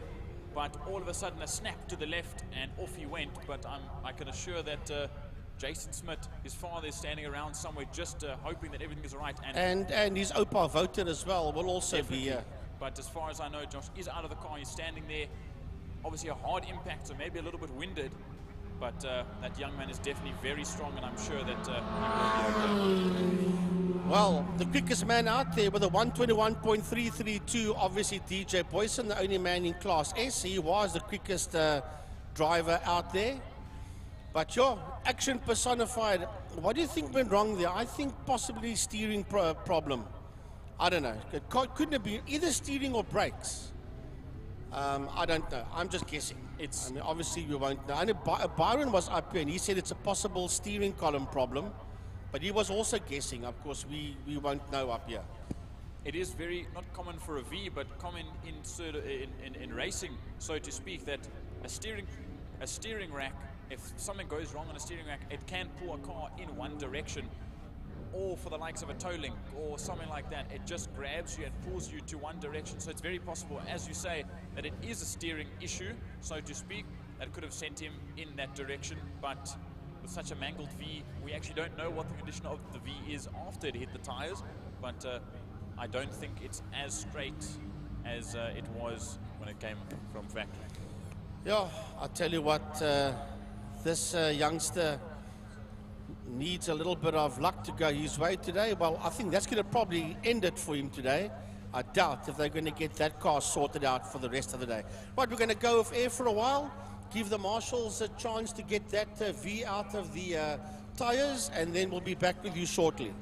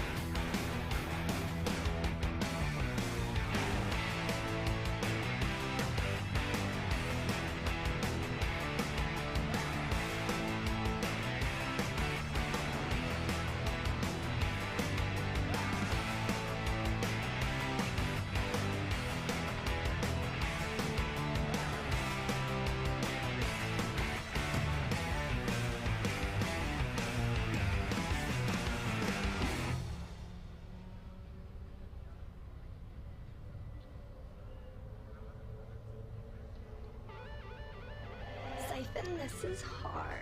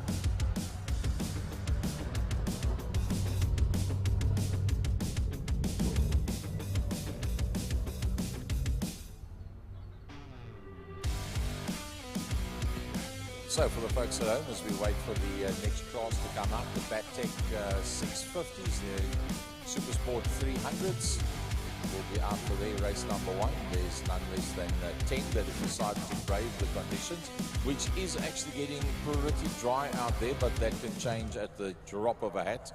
So there's your opportunity to vote for your competitor of the day. WhatsApp their name, 060-352-2890. And you can then determine who you feel is your competitor of the day. So while seeing that there's only 1 or 2 classes that have been out so far, I suppose let's wait a little bit later on. But please get involved with that one and let us know who you class as your competitor of the day. You're probably going to find when the rain comes down, that is when we're going to see the unsung heroes with the less power and better handling coming into play. We'll be staying with you live through until around about 5:45 this evening. The 1 hour race, the Sports and GT race, the 1 hour is due to start at 5:20, which would then end at 5:20 if we can remain on time. But as you see with the incident that's just happened in turn number 2, and with pending rain, there is very possibly going to be some delays during the course of the day. But with the restrictions to noise, obviously our cutoff point is 6 o'clock, so we might cut some of the races a little bit here and there just to ensure that we get through the full program and the full 1 hour race at the end of the day before 6 o'clock.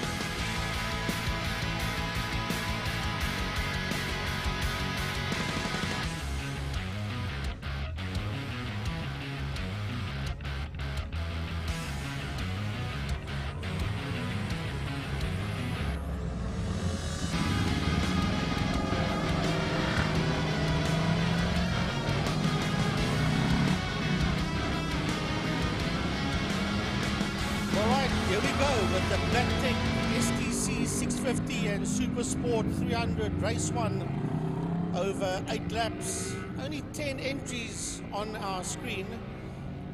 Nicholas Hutchings, Raymond Alexander, Aidan Solomon, Bradley Musto, Mitch Robinson, Elmo Mostert, Abigail Bossen, Peter Hill, Cody Redling-Ace, and Johan Momberg. Oh, nice to see Abigail did make it out. She dropped it right there, in fact, where that camera shot is yesterday. The 51 bike, she did drop it and kind of untidied the bodywork on the right-hand side. They managed to get it sorted out overnight. She was all smiles this morning. She said, not a problem.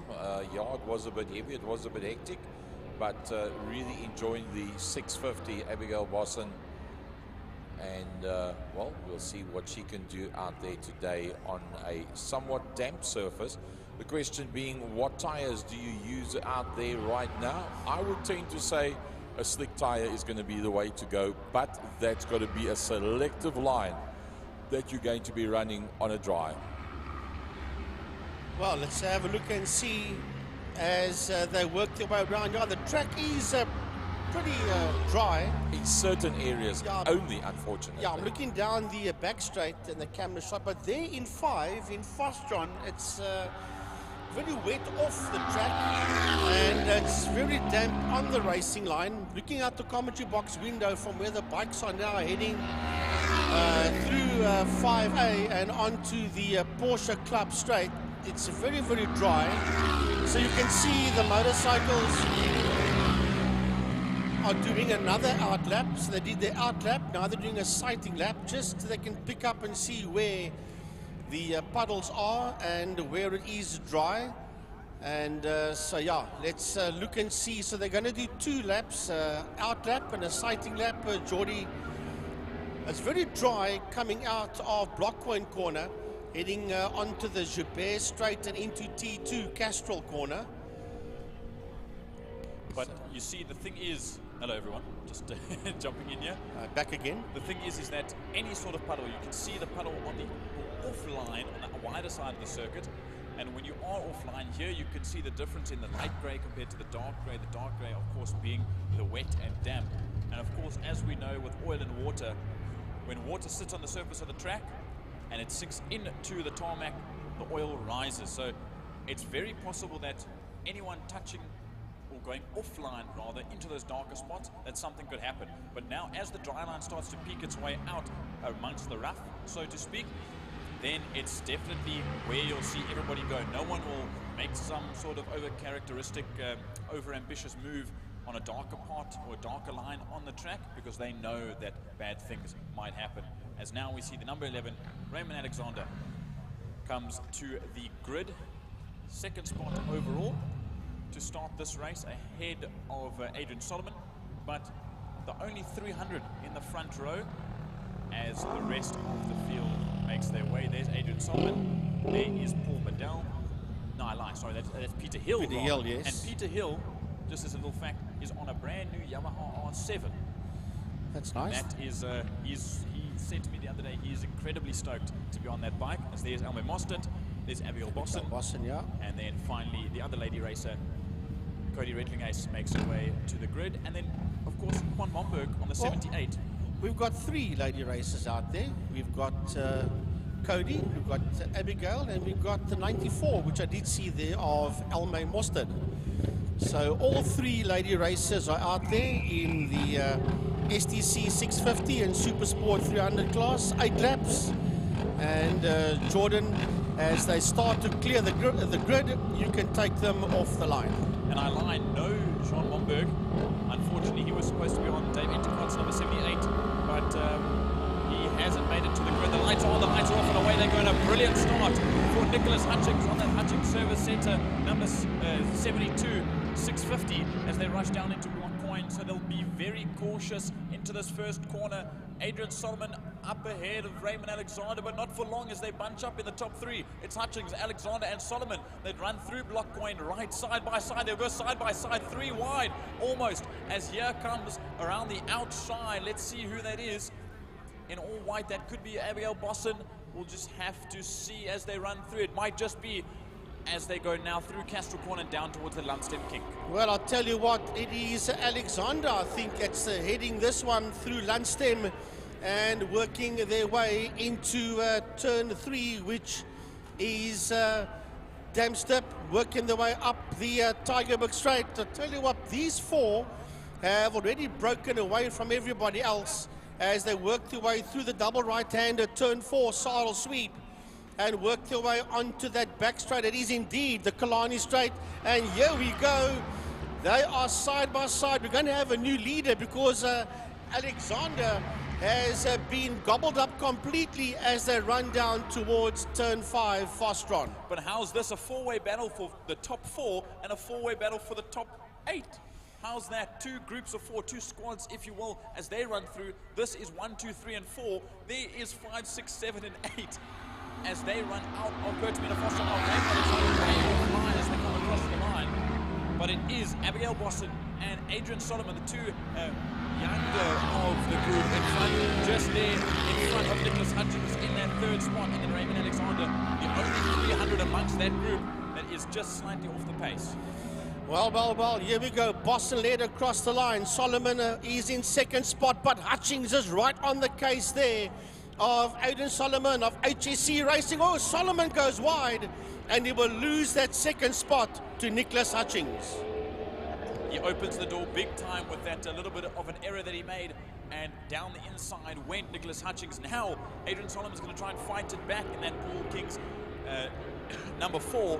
Last year's 400 champion, jumps onto the 650 this year and is making incredible moves so far. But look at that. It's Boston from Solomon, from Hutchings. And of course, I heard from Mr. Project 60 himself, Trevor Westman. He had to fix that bike a little bit last night after a bit of a praying yesterday. But all good smiles from Abigail Boston today as she runs at the front end of the field, fighting for that overall victory. Well, she dropped down to P3. Solomons is the man that's in P1. Here comes Nicholas Hutchins. Well, it's true, it's chopping backwards and forth all the time with Alexander that's in a lonely 4th spot. He's on the 300. Here they come, they're side by side. Boston is on the inside. Boston is on the inside. Will she break late? She's going to break late, but she's not going to hit the lead, that's for sure. It's still Solomons in P1, Hutchings in 2nd, Boston in 3rd, and Alexander in P4. See now, this is also the problem, Frank, because the track is now dry. Those that are on the wet tyres are struggling as there goes Abby up the inside of Nicholas Hutchings, and what a move to strike into that 2nd spot. And she'll take that 2nd spot away from Nicholas Hutchings as Adrian Solomon sits there in 1st position and wants to try and pull that gap ahead away from the 2 behind. Well, Raymond Alexander is a lone bike in P4, but he's leading the SSP, the Super Sport 300 class. That's him coming through P4 and P1 in class as we watch overall 1st, 2nd and 3rd work their way through Sarl Sweep, being led there by Adrian Solomon. Down the back straight they go with Boston in 2nd, Abigail Boston. Where is Hutchings going to make a move? Nicholas Hutchings, will you look up on the inside? The 2 of them are side by side, and I think Hutchings has gone up into that 2nd spot. Yes, he has. You see, those 2 need to work together, does Boston and Hutchings, if they want to catch Adrian Solomon. But look at that. Hutchings right on the tail of Solomon as they exit Pertamina Foster. Now it's a 3-bike train across the line to start another lap. Or just before crossing the line under the wing. Now to start another lap as we jump through. There's Raymond Alexander in that 4th position as it's 3 wide into turn number 1. Here we go. The 3 of them are now. Boston needs the lead. She's got the lead as they make their way out of turn number 1. Out of block point, here comes Alexander, and there's rain on the commentary box windows. Here is Peter Hill and Lady Racer Elmay Morstead. The 2 of them are fighting it out for P5 and 6 through block point. Yep, so there's a hardy dog crossing the track there, a little bit of obstruction, I'm sure. As now you see... There's 2 hardy dodgers, by the way. You see coming into frame now, there's Peter Hill on his new R7 Elmay Mostert. But as you said, there's loads of moisture on the commentary box window now, and this changes the whole scene up. As there's small spots on your screen right now that you can see. They're growing as they make their way down. But Adrian Solomon holding out from Nicholas Hutchings in second and third as Abigail Bosson rushes to the lead and is starting to pull ahead. Well, I'll tell you what, she's going to run away from them. If they bog each other down, then Abby has got this one in the bag. So Boston is in P1. Hutchings goes wide. Hutchings goes a touch wide, but keeps that second position ahead there of Solomon. There they run down, almost nose to tail with some gaps in between. As we jump back, there's your fourth place man, Raymond Alexander, obviously off the pace, but leading out in the 300s by a fair margin. We'll just wait to come into frame as the leaders go into turn 1. Peter Hill and Owen Mostert come into frame. That is the fight for fourth overall in at the 650s. And a little bit further behind, it's Mitch Robertson and Bradley Musto, who I both believe are on full wet. As now those treacherous conditions come into play. But look at that, up the inside goes Nicholas Hutchings ahead of Abigail Boston and Adrian Solomon as they go through Castro Corner. Well, just looking out the commentary box window quickly, the rain is beginning to come down. They've got 4 laps, including the one they're on, so it's basically 3.5 laps when they work their way now through turn 3, through damps. Out of damps they come, and it is pretty damps out there, that I can tell you, as they head up the Tygerberg Straight into Saddle Sweep. Turn number 4, Saddle Sweep, after the legend Saddle van der Merwe, who, by the way, is supposed to be here today, Supervan, as the 3 of them race down the Kilani Straight towards Pertamina Fastron. And there the trickles come to the screen. You can actually see the flow of raindrops coming across your picture as a little bit wide goes Nicholas Hutchings. He tries to cut off the nose of Abigail Boston once again. And there they'll lead out 1, 2, and 3. Adrian Solomon just being left behind ever so slightly as the 2 650s of Boston and Hutchings rush their way down to start the third final lap. As look at your camera now, almost completely soaked. Well, the commentary box window on the north side is pretty wet, and Boston's back in the lead. Boston in P1, Hutchings second, Alexander third. Solomon third. Alexander will be in a distant P4, but leading the 300 class. Here comes the number 11 machine of Raymond Alexander as he dips it into the only left-hander, and there's the fight behind him. That's Peter Hill and Elmay Mostert, and they're fighting it out for P4 and 5 in class. Yep, as you say, there's still a big fight for 4 and 5. And look at Elmay Mostert going around the outside to try and make that move on the old time of the veteran. That is Peter Hill on the number 6 racing motorcycle. As there are your leaders. The rain keeps coming down on this camera that we're on board with, and this one. It's going to get a little bit patchy now around the circuit, with the damp sides of the track becoming very damp, and the dry lines that were not so long ago dry down to the wet. Well, I'll tell you what, Boston has got, when she crosses the line, she'll start her penultimate lap. And can she pull it off? Abigail has never won a race before on main circuit, and then in the wet as well. This is Abby's best chance ever to pull off a victory with 2 more laps to go. It's going to be very, very close. Cool, calm, and collected she must be with what is 6.5 kilometers left to go around this 3.3 kilometer circuit. 2 laps of the island, as Gary would say. And a little bit of a moment there for Nicholas Hutchings, a twitch as he comes out of Block Point Corner, and the gap is winding by a long shot.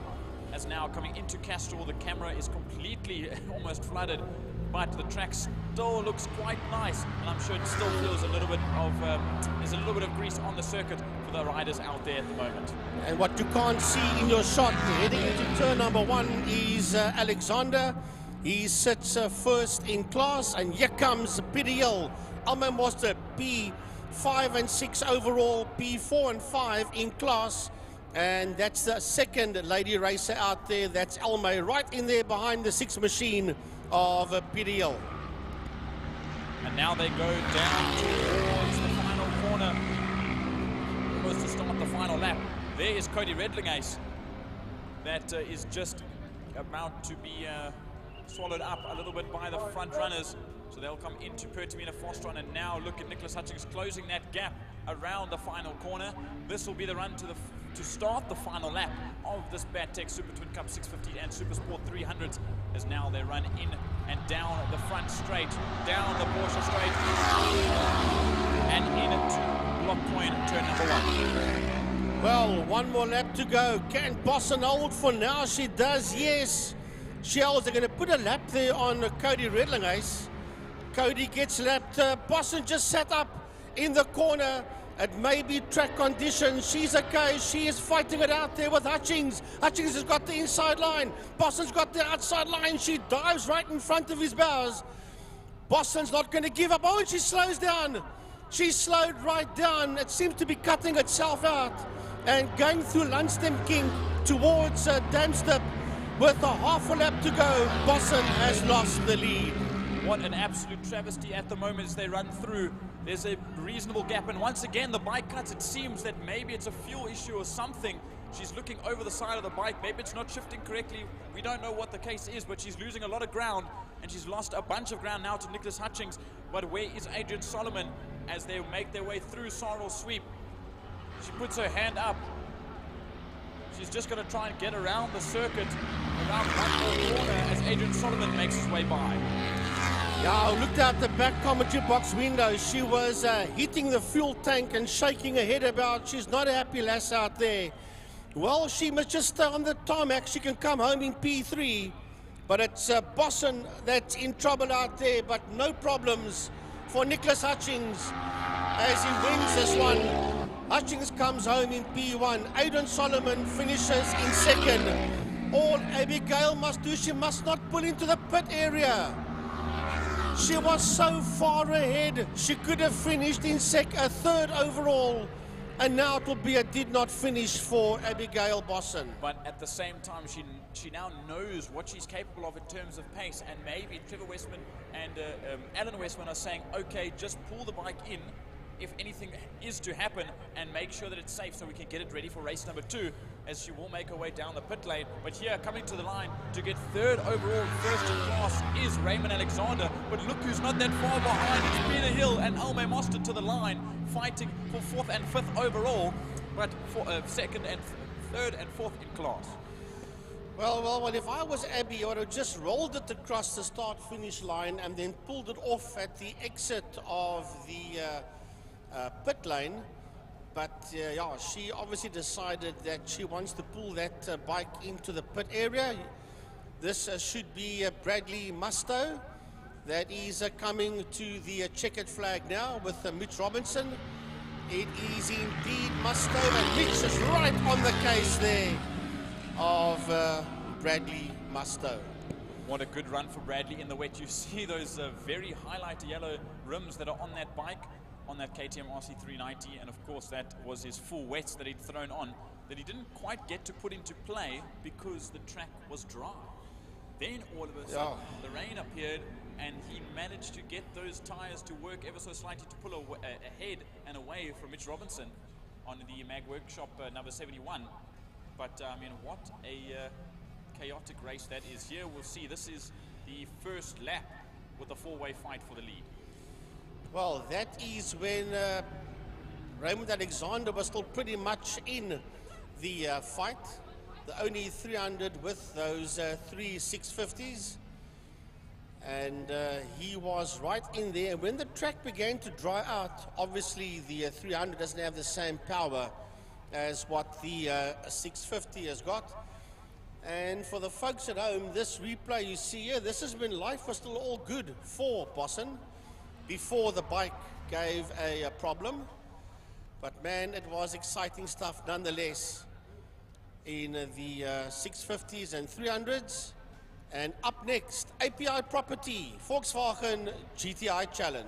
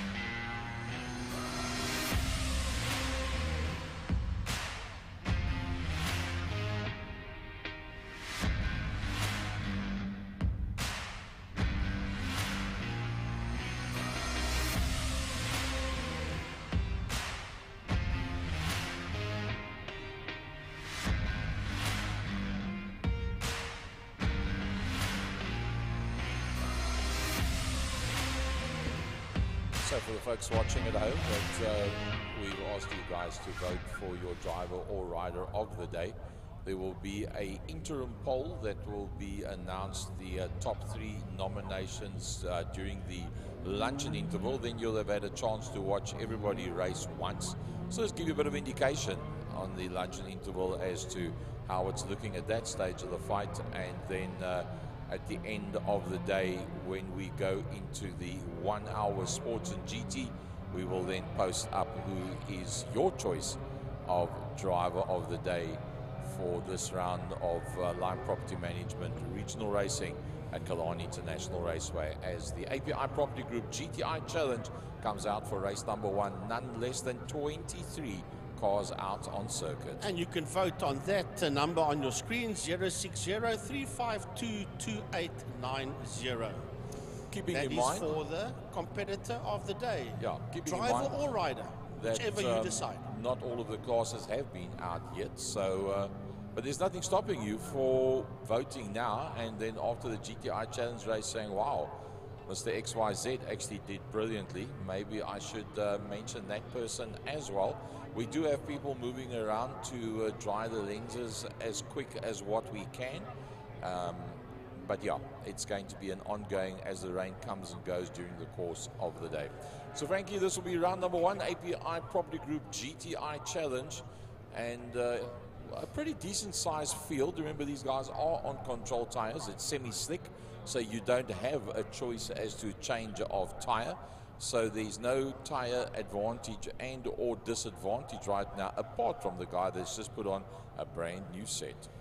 Yeah, I want to just say happy birthday as well to Patrick Walton. He had a birthday, I think it was either yesterday or Thursday, that Pat had a birthday. So a big happy birthday to Mr. PJ Walton, who races in Class C in the 96 car.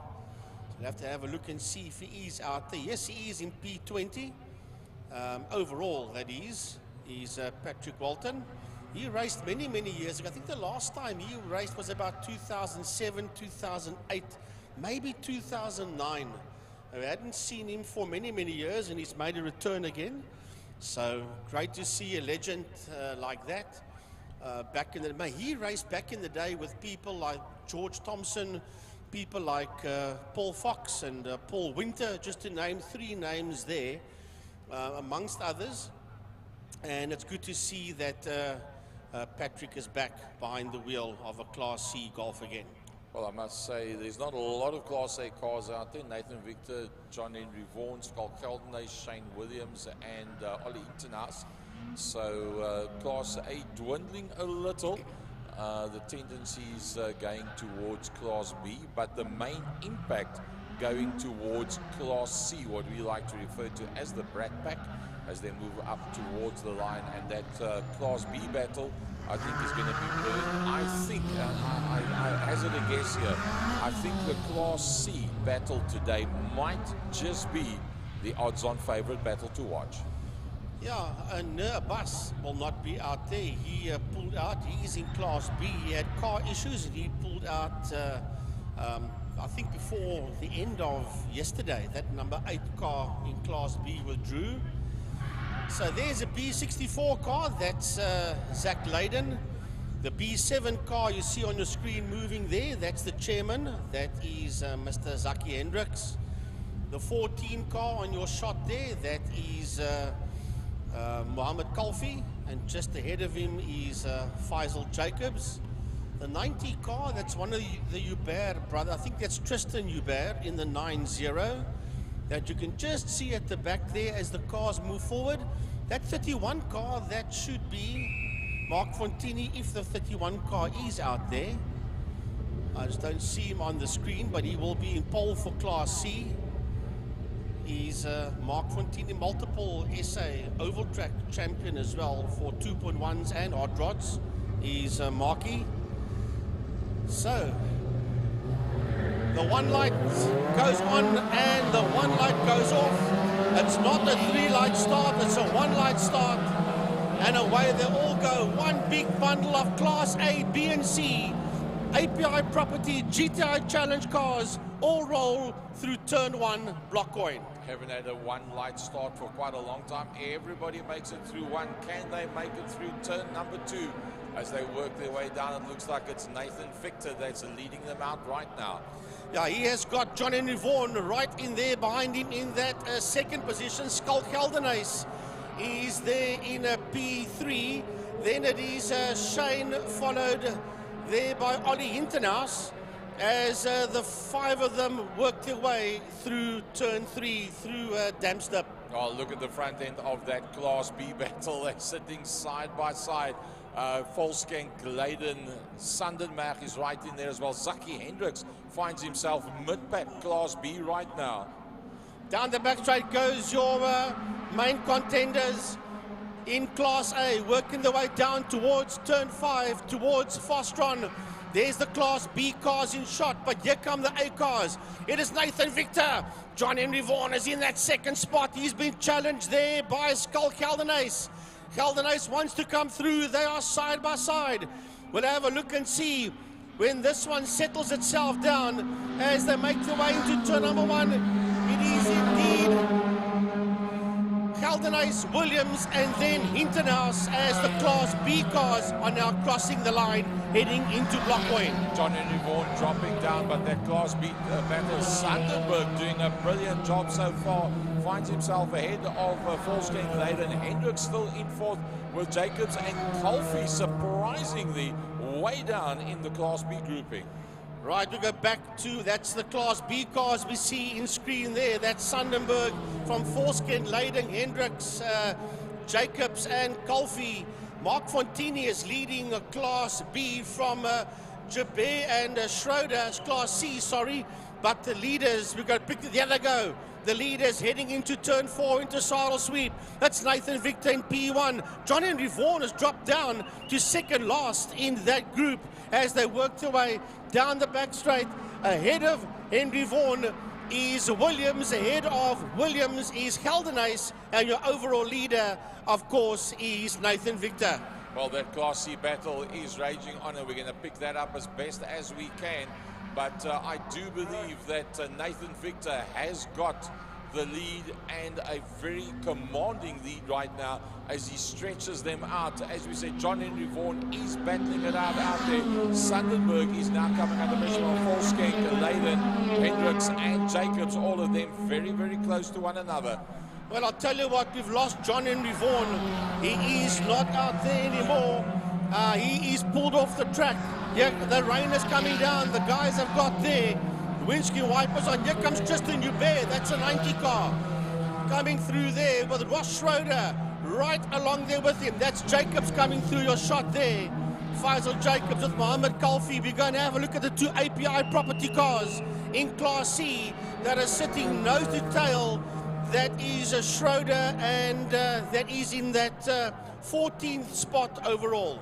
There comes our leader, and Nathan Victor stretching them out. Geldenhuis is there and thereabouts, as is Williams, as is Hintenhuis. Nothing much between them. Sandenberg still holding on to the front of Class B. Zak Leiden has moved up ahead of Volskenk, and as they work their way through Sarl Sweep, so getting it completely sideways. That will cost dearly, because you don't carry as much speed down the back main, and it's going to be 2, maybe even 3 abreast going down into Pertamina Fast Drive. Oh, Leiden and Volskenk was absolutely side by side. Then behind them is Hendricks and Jacobs. As we go back to the slot, here they come through. Zach Leiden sits in between that. That's Sandenberg, Leiden and Volskenk. First, second and third on your shot there that you saw in Class B. Nathan Victor from Geldenhuis, Williams and Hintenhuis getting it slightly sideways. There was Williams, but here comes that Class B battle. Sandenberg still holding on. Can he hold on? Zach Leiden's going for time. Zach Leiden goes to the inside line. Volskenk got to decide, who do I follow? Inside or outside line? And that brings us Zaki Hendricks is going to tail that group through and see which way this one's going to play itself out. So they go up towards turn number 2, Castro Corner. And not too far behind them, we've got Faisal Jacobs and Mohammed Kalfi. That's Jacobs, that's Kalfi. That that's just there behind him. Then it is Liebenberg, and right there with Liebenberg is Mark Fontini, and he is the leader of Class C in car 31. Oh, Gelderneys gets it completely sideways going into sorrel sweep. The front five is opening up just a little bit. That's your Class A. In fact, 4, because we don't have John Henry Vaughan in that grouping anymore. Victor, Gelderneys, Williams, Internaas, Sandenberg is going to be the man that's going to lead that next group of cars. Watch this Thunder Train work its way down the back main. API Property Group GTI Challenge, race number 1, Class B. Right, here we go, and it's all up for grabs here. Donnie Sandenberg Jr. leads them going into Pertamina Fostron. No, he does not. He does not. That's Roland Volskink. Well, he did. Volskink slid around him on the outside, and onto the dirt they go. Onto the dirt they go. So it's Volskink from Sandenberg. And as they work their way through, then it's Zach Leyden. Behind Zach Leyden, it is Zaki Hendricks. And behind him is Faisal Jacobs. What a rush. There is Hendricks, there is Jacobs, and right there as well, behind Jacobs, is the 14 car of Mohammed Kalfi. Sandenberg losing the tail end just a little bit as we wait for the Class A cars to come into view. Nathan Victor's up, dusted and disappeared. We've got a spinner in turn number 1. We'll pick that one up for you now. I think it's gone off onto the infield as such. One of the back markers being passed, but Nathan Victor is doing it all right. Even the likes of Gelderneys, who we know is highly competitive, is not able to hold on to him. There comes Williams, there comes Internaus as they work their way down towards turn number 5, Class A. It's all about Nathan Victor in that 71 car that sits there in the lead. We'll get them all now as they go through turn number 5 through Fostron. This is Class B. That's having a massive fight, being led there by Roland Volskink from Sandenberg, from Leyden, from Hendricks. There goes Zaki, and there's Jacob just behind him. And what you didn't see was the 14 car of Mohammed Kalfi that is in the shot there. We go back to this fight. Oh, and he's going to have a lunge as Sandenberg. Donnie Sandenberg is going to have a lunge. And here's side by side with Roland Volskink coming out of turn 5, Fostron through 5A they go. Zach Leyden is right in there behind the two of them, followed there by Zaki Hendricks, Faisal Jacobs, and the 14 car of Mohammed Kalfi. Well, we did say that the Class B battle is going to be a biggie. We'll try and pick up on the Class C leaders now as well. Let's go back to that Class C battle. And that's the leader of Class C. That is Mark Fontini. Mark Fontini, he's got a lost Class B car behind him. That is Liebenberg. And here comes a fight for second and third in Class C. That's Flashman Finneran and the 4 Silver Dream Machine of Adriano Ferrari as they exit Block Point. Well, Ferrari Jr. is all over his back bumper and looking for a possible slightly drier line somewhere to make a plan and make a move. I was just going to say behind them is Mr. API Property himself, Ross Schroeder, behind that fight of Finneran and Ferrari. But we go back to the Class A guys. It is Nathan Victor sitting out there in P1. He'll have 2 more laps to go when he crosses the line. Behind him is Gelderneys. Then it is Williams, Shane Williams, followed there by Ollie Hintenhouse. Here we go, the Class B cars are side by side. Volskink on the inside, Sandenberg on the outside, followed by Leyden, and they're going to pass the lost Class C car that gets right out of their way, followed there by Zaki Hendricks and by Faisal Jacobs. Oh, they're rubbing the wheel nuts as they work their way down the front main and down towards turn 1 to Block Point corner. Nothing much in it. Pick a side, go for the inside line, make up that position. It's Sandenberg that drops down to 3. Yeah, he's been overtaken there by Zach Leyden. That moves up into second in Class B, chasing down Class B leader Roland Volskink. Going to wait for Class C. That's been led there by Mark Fontini.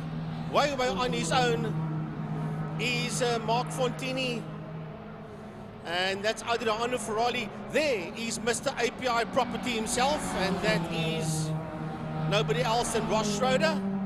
But we're going to go back to our leaders. There's a lap and a bit to go.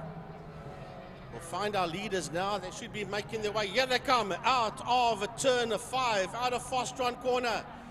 And it's all Gaza about Victor, Keldenace, Williams, and Hintenhouse. And they put a lap there on the 66 car of John Smith. Oh, we got to have a look at that Class B battle, because that one is raging on down into Pertamita Fastron. You can see there is, it's probably one of the wettest parts of the circuit. It is probably part of the newest of the retard sections at Killarney, and it somehow seems to look a lot wetter down there as they work their way up past the start-finish line to complete yet another lap. One more lap to go. They are on the last lap. Yeah, this is first, second, third, fourth, and fifth, and sixth in a Class B. That is from Forskenk all the way down to Kulfi, from P5 to P10 overall. So Tiny's keeping an eye on the leaders for us, so we can continue with this fight in Class B for overall honors. But the leaders are heading down the back straight towards turn 5 Fastron for the final time. So we'll get to those Class B guys now. We're going to focus on the leaders as Nathan Victor will take them to the checkered flag. But Gaza, he's got Skulky there, right on his heels. Yeah, Skulk has definitely closed up in the last lap, but I do think it's just a case of playing it safe. Nathan Victor, Class A overall winner from Geldernace. Well done, Williams coming through there in that third position. Ollie Hintenhouse dropped a little bit off the back end of that group, but still some amazing pace that he's put together. Frankie, we've got to have a look at that Class B battle. Well, Class A cars, first, second, third, fourth, they've done their race. We're going to go to this last fight. And in Class B, that's first, second, and third for Class B. It is Volskenk from Leiden, from Sandenberg, from Zaki Hendricks. But it's going to be Wayland Volskenk. Look out the window. It's going to be Wayland Volskenk, Zach Leiden across the line, followed there by Sandenberg. Then it will be Zaki Hendricks, followed by Faisal Jacobs, and here is Mohammed Kalfi, and that should be Mark Fontini. Yes, it is. Mark Fontini crosses the line, and he will win Class C. And then Class C, second place will be Flashman Fulren from a Ferrari that got past Schroeder. Buna comes through as well. Yeah, it was, as they crossed the line there, it was indeed Ross Schroeder that got ahead just of Ferrari. And of course, Ross Schroeder is Mr. API Property Group. And the 33 car of Daniel Muna that we thought was not going to initially be in the race did finish behind Adriano Ferrari in Class C, just ahead of the 53 of Connor Hubert. Yeah, that is some great stuff out there as the cars roll. There's a Class B cars, and that is rolling past that stricken Polo that is standing there 2/3 up on the right-hand side of the Tygerberg Straight, heading into Saddle Sweep. But, yeah. What a great race we had there for API Property Group GTI Challenge Race 1. Nathan Victor winning in Class A. And we're moving on now to the Pirelli V8 Masters and Caltron Formula Supercars Race 1 over 9 laps.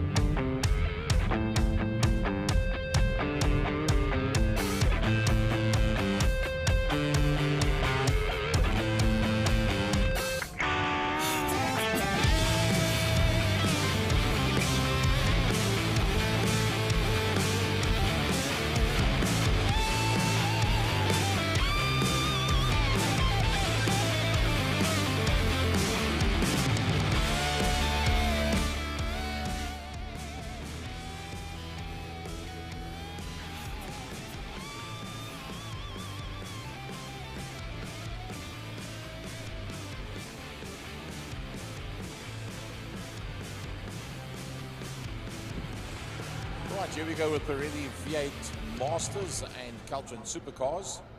Race number 1 for the day. This is also the type of motor vehicle that if it gets damp and wet, you can battle quite a bit to get vision out the front window. You can get kind of wet if you don't have side windows in as well.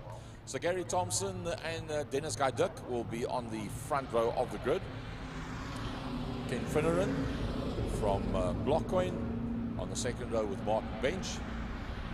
Ian Parsons, also silver class, with Sean Moore. Sean Moore surprisingly down in 6th starting position as they work their way around. Mark Ridgway, Alistair Brown, Stuart Spooner. So 9 of the V8 Masters that's going to be out there on circuit. Let's have a look at the supercars as they come through. And they, I must say, have done a lot of homework, working on their numbers, working on their pace, working on making sure they've got enough spares for all of these motor cars. Nice to have a lady racer in there as well. Leading them out will be Glenn Phillips and Carl Halleck. The second row will be Nashvin Schloss. That is also gold class with Brad Fenner. Robin De Vos will be in there as well. Andrew Moffat, one of the stalwarts and old hands of the class, with Leon Chetty, Shane Bosco, William Janssen van Rensburg, and Craig Hume. Everybody in the class is now riding, in fact, all together in the gold class. And now, Gary, as you can see, welcome everyone. If you're only just around joining us now, this is the Pirelli V8 Masters and Caltron Supercars. We've had some great action so far, thrills and spills so early on into the morning. And now we're just sitting at 10 past 11, and we've got another brilliant race up in front of us.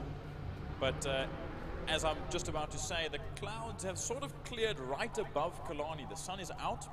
The track is ever so slightly damp after the GTI Challenge race, where they had a little bit of moisture around the circuit.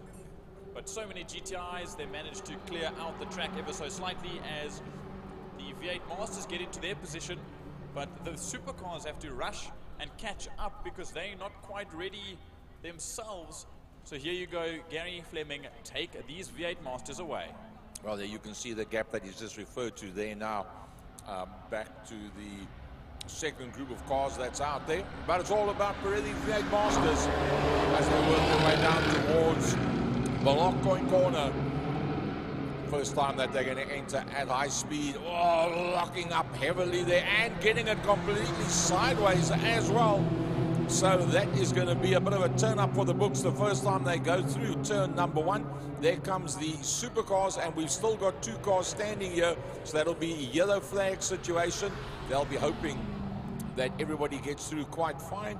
There comes our safety vehicles through behind that, as well as our supercars is led out by what looks like to be Carl Halleck. As far as I can see, it's Glenn Phillips that's leading out there in the supercars, and Carl Haddock had a bit of a moment where he got swallowed up by some of the grid there. Andrew Moffat makes his way through up into position. Carl Halleck is there in that 4th spot now, 5th spot, and he's dropping down ever so slightly as if he's got some sort of issue. But you've got to remember, these guys haven't raced at the home circuit here at Killarney for a round, because they went up to PE not that long ago to do a stint up there. And completely different track surfaces. Some of the guys and gal have done quite a bit of practice and not quite in these positions. As I see, that's the 9, I believe that's Dennis Guy Dick, Gary, in one of the V8s that's pulling off to the side of the circuit. Yeah, that's probably the side effect of that initial action that we saw on bonnet pin that is looking. In fact, there's 2 cars in that lead group of bonnet pins that is lifting up. Sean Moore from Alistair Brown, Mark Ridgway having a look up on that inside line. And, well, the 3 of them all together, the 44 of Ken Finneran as they exit Blockcoin. Oh, and going off on the grass as well. Gets it all back together. So, too much power, not enough grip for these guys as they go through Blockcoin. And a big lockup for him as he came back onto circuit. Obviously, slightly dirty tyres there. But here we'll join back to the supercars, and you can see that is... that's Martin Bench, I believe, was one of the casualties in that first lap incident. And he runs on through now amongst the supercars. But here you see Glenn Phillips and Andrew Moffat, two of the front runners leading out. And in the background in Castro Corner, there's another Masters that's spun out.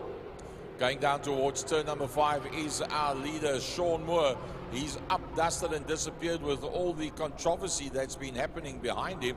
He's just kept it nice and clean and smooth. Having said that, gets it in a bit of a knot up in the apex of the corner. Alistair Brown a distance behind him, but clear from Mark Ridgway that had that pretty hairy moment not that long ago. Here comes Ken Finneran and Ian Parsons coming towards us, and not far behind that is the leaders of the Caltron supercars coming into sight. Yep, there they are. There's your leaders. That's Andrew Moffat that leads out ahead of Glenn Phillips as they run down now towards the start finish. To start another lap, it's nose to tail between the two of them, and Moffat just holds out as they run down into turn number 1. Well, there's a big battle at the back end of that group of cars as well as they work their way through. Shane Boscombe, Leon Chetty, William Janssen van Rensburg and Craig Hume in quite a big battle. And while all that is on the go, it's Sean Moore that is leading out very, very neatly with the Pirelli V8 Masters. And now we'll watch as they come on down the Tygerberg straight towards us and through Sarl Sweep, that very quick right-hander with a little bit of dampness still on the circuit. Anything and everything and anything can happen through the corner if you hit a bit of a damp spot. As there's Brown, there's Thompson as they go on down the Killarney straight and now down into Pertamina Fosterol. Sean Moore has already come across the line as he works his way down towards Block Coin Corner. There's your second place man, Mark Ridgway. Quite a big gap back to Ken Finneran as he goes into Block Coin Corner. There comes Alistair Brown and Ian Parsons. And then look at this next battle coming down towards us. Yeah, just as Dennis Guy Duck jumps out. Dennis Guy Duck jumps out of the pit, and he was caught up in that lap 1 incident. Now he's caught up amongst the supercars that are making their way around, and Glenn Phillips got to the lead. Glenn Phillips has made his way to the lead ahead of Andrew Moffat as they run down past Dennis Guy Duck in the V8 Masters Mustang as they go now through Castro Corner with the V8 Masters leader Sean Moore coming down the main straight. Yeah, that is the leader heading into turn number 1. Here he comes into your view now. That is the V8 Master leader. And you've got a car going very, very slow. Oh, that car doesn't sound good at all. That's Leon Chetty in the 15 car. As we wait, here comes Mark Ridgway. That is that yellow number 53 V8 Master that's working its way into a Block Coin Corner. And then we should have Finneran making his way into a Block Coin. That is in that 44 car. Alistair Brown right in there behind him. And here come the leaders of the supercars. No, it's not. Yeah, there, Frankie, there's a battle for the V8s amongst Thompson and Parsons as they go through Block Coin Corner and down towards Castro. And then here come your leaders as well as Dennis Guy Duck that car through the field after jumping into the pits on the early stages of this race. But now the gap between Phillips and Andrew Moffat is opened up. Yeah, so there they come through turn number 1. There we see Moffat coming through there. He's in 8th position overall. He's Andrew Moffat in that supercars, and he's going to get past one of those slower V8 Masters that just move right out of the way. Yep, and now we look towards them. And I've just had a look now on the timesheets, and the timesheets on the live stream are all wrong. There's some names missing within the sheet. But if we look on our main timing app on the other screen, I see that the lady racer, Nasreen Schloss, is there in 3rd place in the supercars as they run on down towards towards Sorrel Sweet and through. Now there they go. There's Robin de Vos in 4th spot, just behind Nashreen, as now the leaders head into Pertamina Fostron. Right, well, that is your supercar leaders that are making their way out of turn number 1. Turn 5 out of Pertamina Fostron as they work their way down the main. Yeah, there they go. There's your 3rd and 4th place. As now there they go down the main straight, down the Porsche straight. Once again, obviously Porsche Club sponsoring this section of the circuit under the City of Cape Town bridge. And there the gap isn't too big between what is Ashley Slosh and Robin de Vos in the 24 and the 36. It's 2.4 seconds the difference, as here, that I believe is the 5th place man, and now 6th place just behind. As they run through, that will be Brad Fenner, as he gets past now there by Mark Ridgway.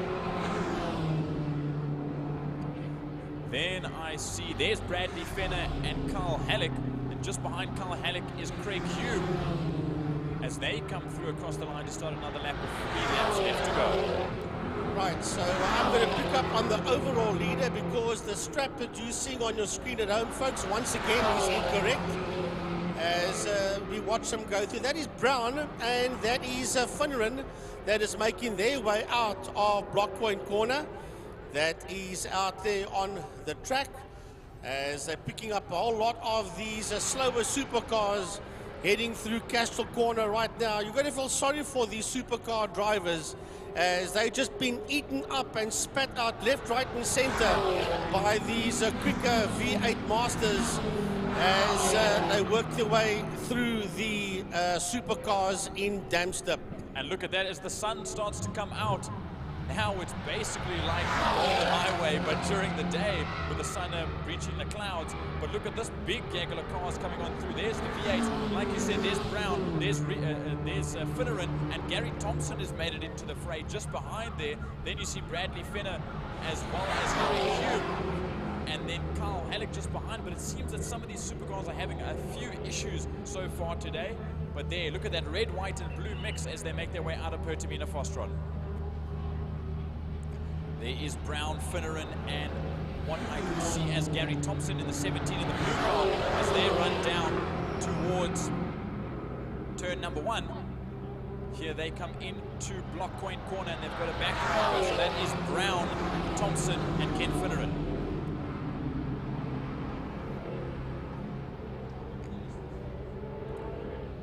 They'll run on through and now down into Castro Corner. They're going late on the brakes on a lock up there, as there goes the 17, Gary Thompson around. Ken Finneran taking evasive action, going around the outside, as is one of the supercars. Now there'll be a yellow flag because I believe that car is stalled, and I'm not sure how quickly it's going to get it restarted and spun around there. He's going to get it spun around in a moment. There he gets it spun around and get it back underway.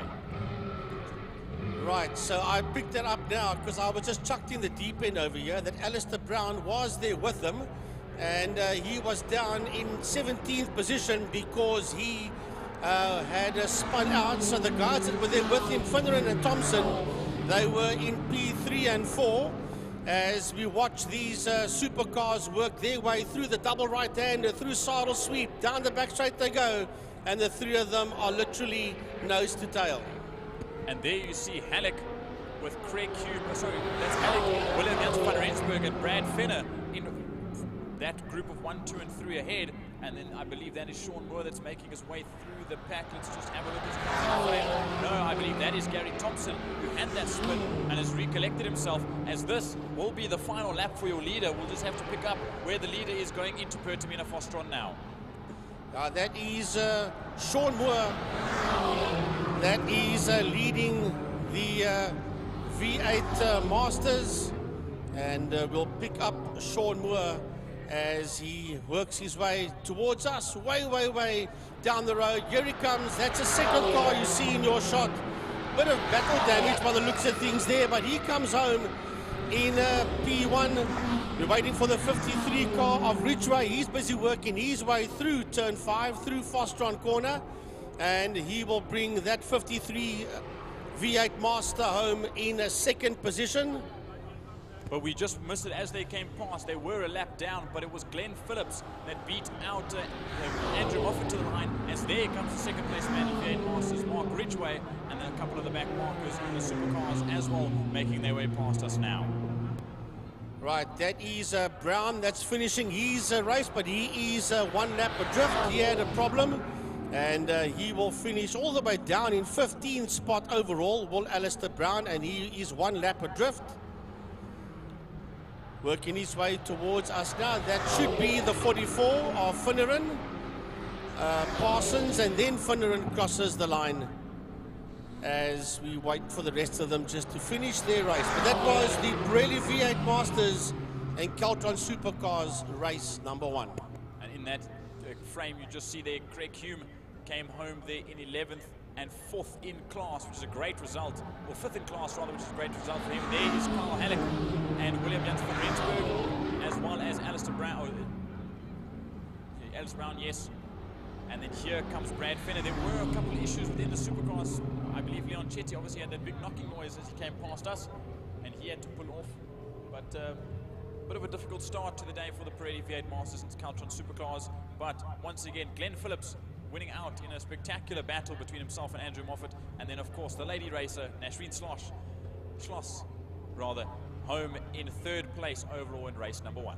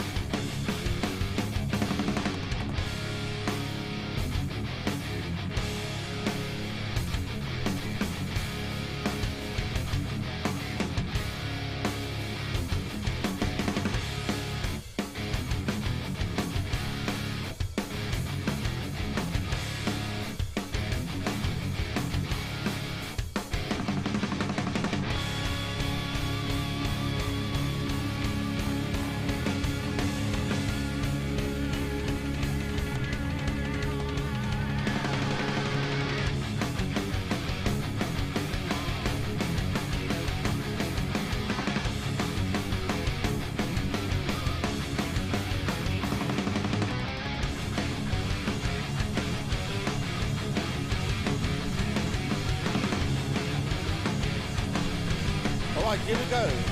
Clubman's Regional Saloon Car, sponsored by Therma Fires. Race number 1 over 8 laps. I see the live comments are coming through thick and fast. Big thanks to all those people that are sending their comments through.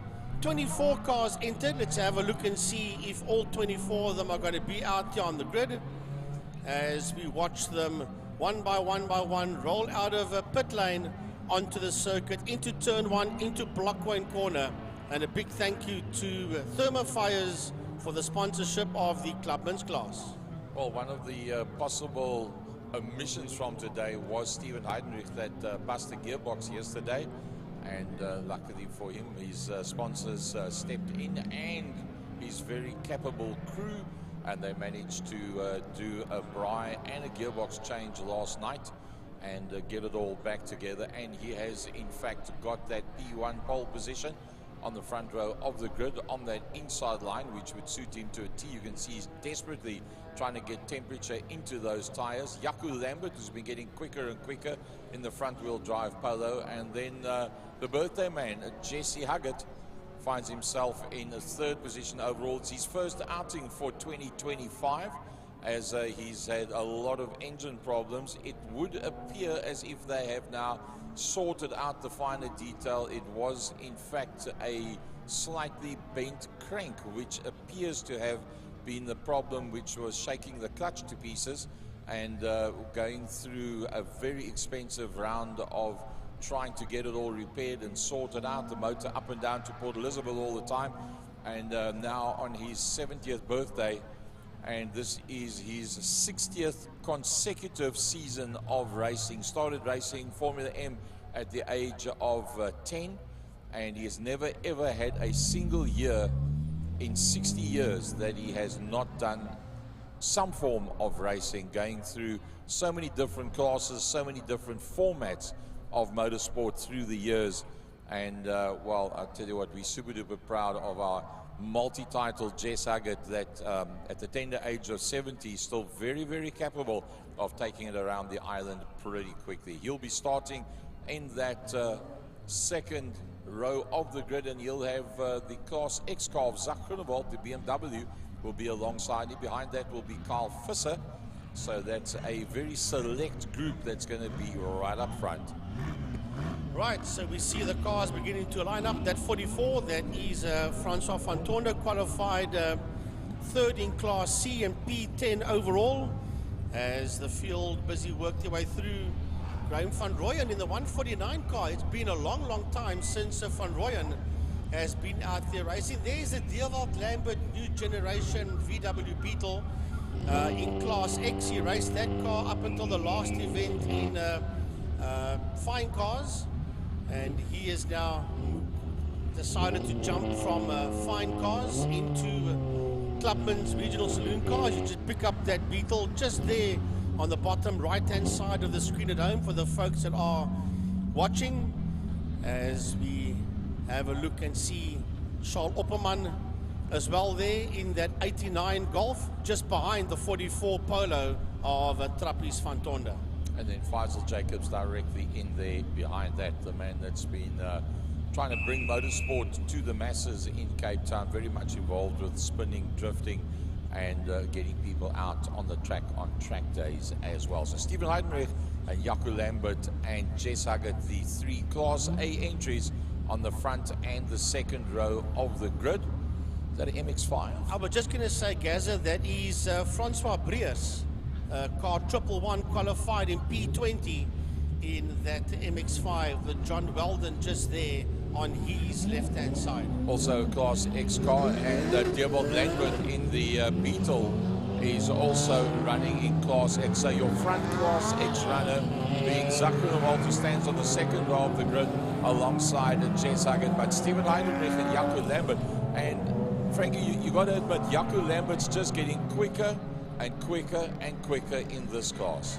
Yeah, Jaco has shown us what he can do with that Polo of his, and there is Dewald in the Beetle, and Jaco has now jumped from Class B into Class A as Jaco Lambert, and then birthday boy Jess Huggett qualified in that third spot.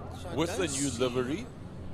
He's got that new livery on. I'm looking for the white car, and of course he's got the new livery. So I saw you were looking, that's why I referred to the livery. You can see the basic white with the black livery on the side. The Origin Oils livery now being included into his regular sponsors on there as well. And of course it is Mr. Jess Huggett's birthday today, so we wish Jesse a happy birthday. At the age of 70, we're going to teach him how to do downers tonight. I didn't want to give his age away, but then again, I did earlier on the IMUSAT show. But I think he must be the fastest 70-year-old racer in the Republic of South Africa at this point in time, as far as I know of. Jess Huggett did, in fact, start racing at the age of 10. And that was with Formula N. That was still down at the Goodwood Showgrounds back in the day. And then made his debut in oval track racing in a V8 sprint car in 1974. Then moving across to the iconic Beetle in 75, of which I think there was about 7 or 8 of them that was built. Then joined up with Master Parts, going to the Opel Stanza. Then moved on to do tar oval track racing at Killarney International with Cape Hell drivers as well. He's raced Group N, he's done rallies, you name it. There's not much that Jess Huggett has not raced in his time, and successfully as well. Remember, he had the 2-litre Opel Kadett MD Transport Superboss in the heyday of Group N, and was one of the top contenders here at Killarney International Raceway at that time already as well. Right, here they come down to the line. There is 8 racing laps left. The lights will go off now as they drop the hammers. And away they go, down into turn number 1, into block 1 corner. Stephen Heidenreich sitting out there in P1. Jaco Lambert sitting right there on his outside. Jess Huggett is in that fight as well. Zak Grunewald is in there. As a matter of fact, Zak sits in that 3rd spot. Jess is right in there behind him as they work their way into Castrol Corner. Well, getting a little bit sideways. It looked like Carl Visser that went for the outside line. The back end started to step out just a little, but he managed with his ability to hold it all together. But it is all about Heidenreich and Lambert right now. It's Huggett that finds himself behind Grunewald. Grunewald in that first of the Class X cars in 3rd position. I was watching Dylan Jabé, who was also part of that fight as the field started to work their way up the Tygerberg Straight and into Saddle Sweep. That double right-hander down the Kilani back straight they go. For the first time, you can hear that turbocharger performing. Look at this group of cars that's going down the Kilani Straight. But it's all about the Origin Oils man in P1, Stephen Heidenreich. Right behind him is Jaco Lambert. Behind Jaco Lambert is Jess Huggett. Huggett sits there in P3, heading down towards us. Zak Grunewald is in that fight. Dylan Jabé, he's beginning to work his way through as well as the field race down into turn 1. There's Deelwood Lambert right ahead of him is Chris Furch. That is that orange beamer you picked up there. There goes Huggett through the shop. There's Dylan Jabé right in there behind him, and Trappis van Tonder is the next man there in P7. Well, Deelwood Lambert's managed to pull the pin with Heidenreich. Oh, there Carl gets it a little bit sideways once again, but doing a pretty decent job of trying to catch it and not lose out too much ground with that one. And he does get it going again, so not too much won and lost with that one as he gets it back onto the circuit. We go back to Heidenreich. It's now starting to pull away from Lambert. Here comes Zak Grunewald. Very, very powerful BMW. That Jess Huggett in that 4th position locks up the right-hand front. Then looks like the next one coming through there is in fact Jabé. There's Van Tonder. Behind that is Van Rooyen, Bench, Jacobs, and then this group that is very, very tight. Yeah, we go back to the leaders that are working their way out of Pertamina Fostron as we watch this train of cars working its way through Saddle Sweep. Oh, it's close up front. It's very close as the leaders work their way into turn number 1. It's Heidenreich and Lambert, and it's 0.3 of a second between Stephen and Jaco. as they work their way into one. Then it is Groenewald that sits there in that third spot. That's Zak Groenewald. Right behind Zak Groenewald is Jess Huggett. Behind him is Dylan Hubert. And then it is Trappist van Tonder. Right on his case is Graham van Rooyen. Shane Smith, that started at the back of the field, has gone all the way up into P8 in that BMW.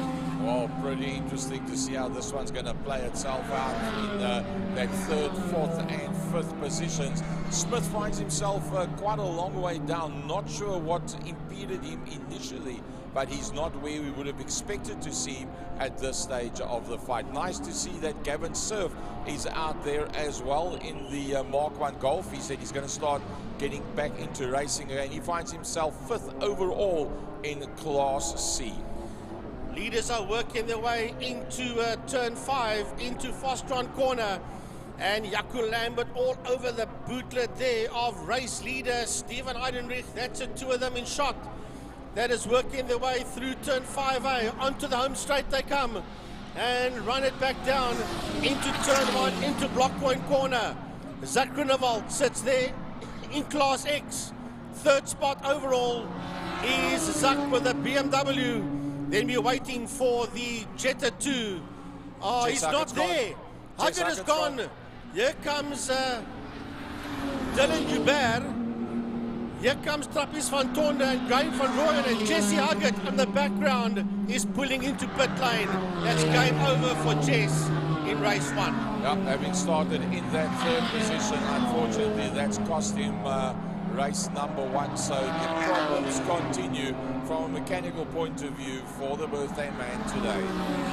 Well, keeping an eye on that car as it's heading into turn number 1 now, Gary, into Blockpoint corner. I want to, there is, Arno Michaels is coming through there with that car. You see just ahead of Lambert. He's actually at the back of the field. He was a pit lane starter.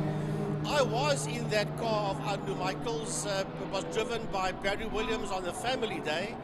But Arno all the way down in P19 because he started in the pits. So these guys are not in P19. They're on P1 and 2. That is heading out of Fostron. That is Heidenreich and Lambert. Far, far down the road. They were nearly 8 seconds ahead of Zak Groenewald on the previous lap. Here comes Zak towards us now. Zak Groenewald. Jess Huggett, unfortunately, is gone. We have lost Jess Huggett. That is Shane Smith coming through, and Shane will be coming through ahead of Dylan Hubert. And here is a lovely little fight that is raging on. Van Tonder is in that fight. Van Rooyen is in that fight, and Visser, I think, yes, Visser as well. But remember, Visser is in P6 now as he went off in Castrol Corner in the opening stages of this race. Just 1 or 2 cars that have got their windscreen wipers on, and yeah, there's a little bit of a light drizzle dampness in the air, but not enough for the guys in general to require those windscreen wipers to run. Right, yeah, they come down into turn number 2, into Castrol Corner. These guys are absolutely fighting. That's a midfield battle of Bench, Jacobs, O'Lean and Surf as we go back to the business end of the field.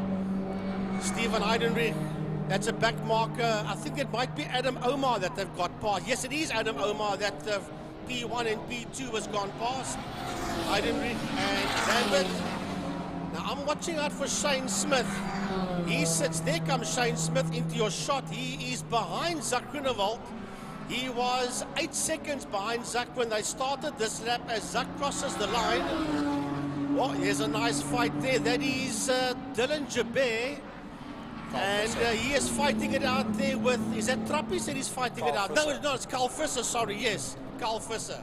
Yep, Carl Visser has been pushing that car brilliantly. We've seen the tail end step out on him on numerous occasions. Van Rooyen and Van Tonder is the next 2 that we picked up behind that. But there's another big scrap coming up towards us now, and that is what we see coming through under the city of Cape Town and Castrol Bridge right now. That is a huge fight out there. That is Bench, Jacobs, O'Lean. That's all BMWs and the Golf of Paul Munich is joining them as well. He sits in P12 and he is second in Class B.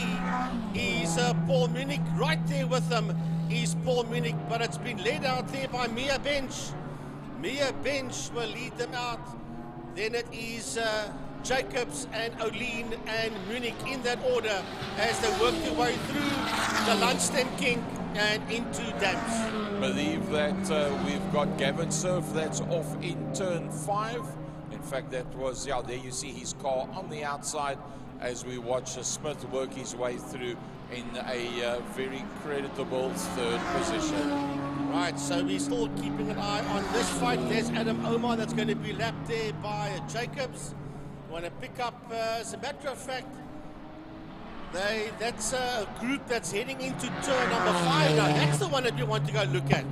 That is the one with the bench that is in that fight, together with Jacobs, O'Lean, and of course Munich. That's 9, 10, 11, and 12 that you're seeing on your shot heading down the main straight. Well, that is the battle for Class C, apart from the 444 of Joubert that is just ahead of that. So that is 2nd, 3rd, and 4th position for Class C. There's a lap and a bit to go for our leader, Stephen Heidenreich, and for 2nd place man, Jaco Lambert. There was 1.4 seconds between them when they started this lap. They're heading towards the end of this lap now, and they will start their final lap as the two of them cross the line, and there is 1.2 seconds between P1 and P2 as they put a lap on one of the slower cars. Well, if they can lap the next car in front of that, that'll be brother passing brother. That'll be Arnold Lambert, his 2 boys that's together out there on the circuit, and the Beetle, which is a Class X entry, is the next man that is going to be caught up by the Origin Oil's Stephen Heidenreich Mean Machine. It is only Jaco Lambert that has managed to really hold on in the absence of Jess Huggett and falling back at this point of Zak Groenewald as well. Well, we've got less than a half a lap to go, so we have to stick with this one. I know Jordan was pointing out a lovely fight that's heading towards us. We'll get to that one now. But we have to stay with this because it's very, very, very close. These fight up front between Heidenreich and Lambert. Down into Putin in the fast run for the last time, and Lambert has closed up. Is it possible that Lambert can have a run? Is Heidenreich running into problems, or is he just playing safe? It's getting closer. It's getting closer. There's nothing much between them. And for the checkered flag, well, there's something that's coming loose, in fact, on that motor car. It's Heidenreich from Lambert, Arnold, and then the next one to come through on the lead lap will, in fact, be Zak Groenewald. That should be him coming through there now. That's Zak Groenewald, and Shane Smith is right there with him as well. Zak Groenewald must run into a problem. Shane will take it as they come towards the line. That's 3rd and 4th. Well, here they come towards us, and there is Breers coming through with the MX-5. And we're waiting for the next guys to come through on the lead lap. Here they come down towards us on the lead lap. And this is Visser that is crossing the line, and right behind Visser is Dylan Joubert. There is a problem in Fastron. Here comes Graham van Rooyen to the line, and behind van Rooyen crossing is Trappis van Tonde as we have a look on your screen at that Strickland car that is standing there in Fastron corner. Oh, there was a 3-way battle that turned into a 2-way battle, and then we lost out on one of the lady races in that one as well. That's a Charles Opperman that crosses the line. That's Jacobs that finishes his race as well. And Chris Fursch also crosses the line out there in that orange BMW RVs. Looks like he's one of the drivers is out of the car. Oh, Paul Munich, that was sitting on the back of that 3-way BMW dice. And that all happened on the entrance to Pertamina Fast Run. Well, all drama out there, and that was the opening race of Thermofire's Clubman's Regional Saloon Cars, race 1 over 8 laps. There's Gavin Surf as well, frankly, we spoke about earlier on, that outbraked himself and stopped before he hit the wall, luckily. Well, drama, high drama right there towards the end on the closing stages of this Clubman's race. Problems out there. Of course, Gavin had issues a couple of laps before that. A replay, this is a replay of the leaders going through, that is Heidenrich and Jaco Lambert, and that was Visser that got himself in a knot going into Castrol Corner.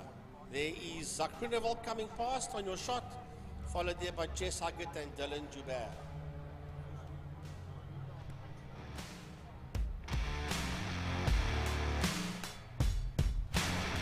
That was Jess with a new livery that was slowing down completely, and here's this fight going into Fostron between Visser and Joubert. Well, that concludes the first Clubman's race of the day, and we'll move on. There's a replay of Gavin Surf for the folks that are at home, and so to the people around the track. We're just looking at replays, and on this replay you can see Gavin Surf leaving the track there in a Fostron corner, and lucky for Gavin, did not make contact with the tyre wall on the outside of Fostron corner.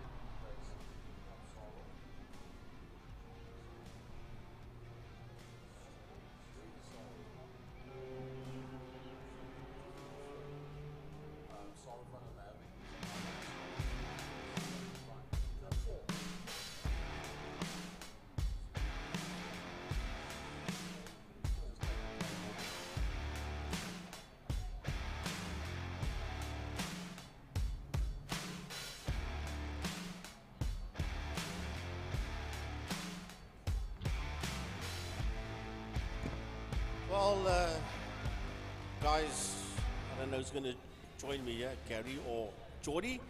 That Golf, I think Gary would be the right one, because Gary's got a lot more history on Supervan. No disrespect, Geordie.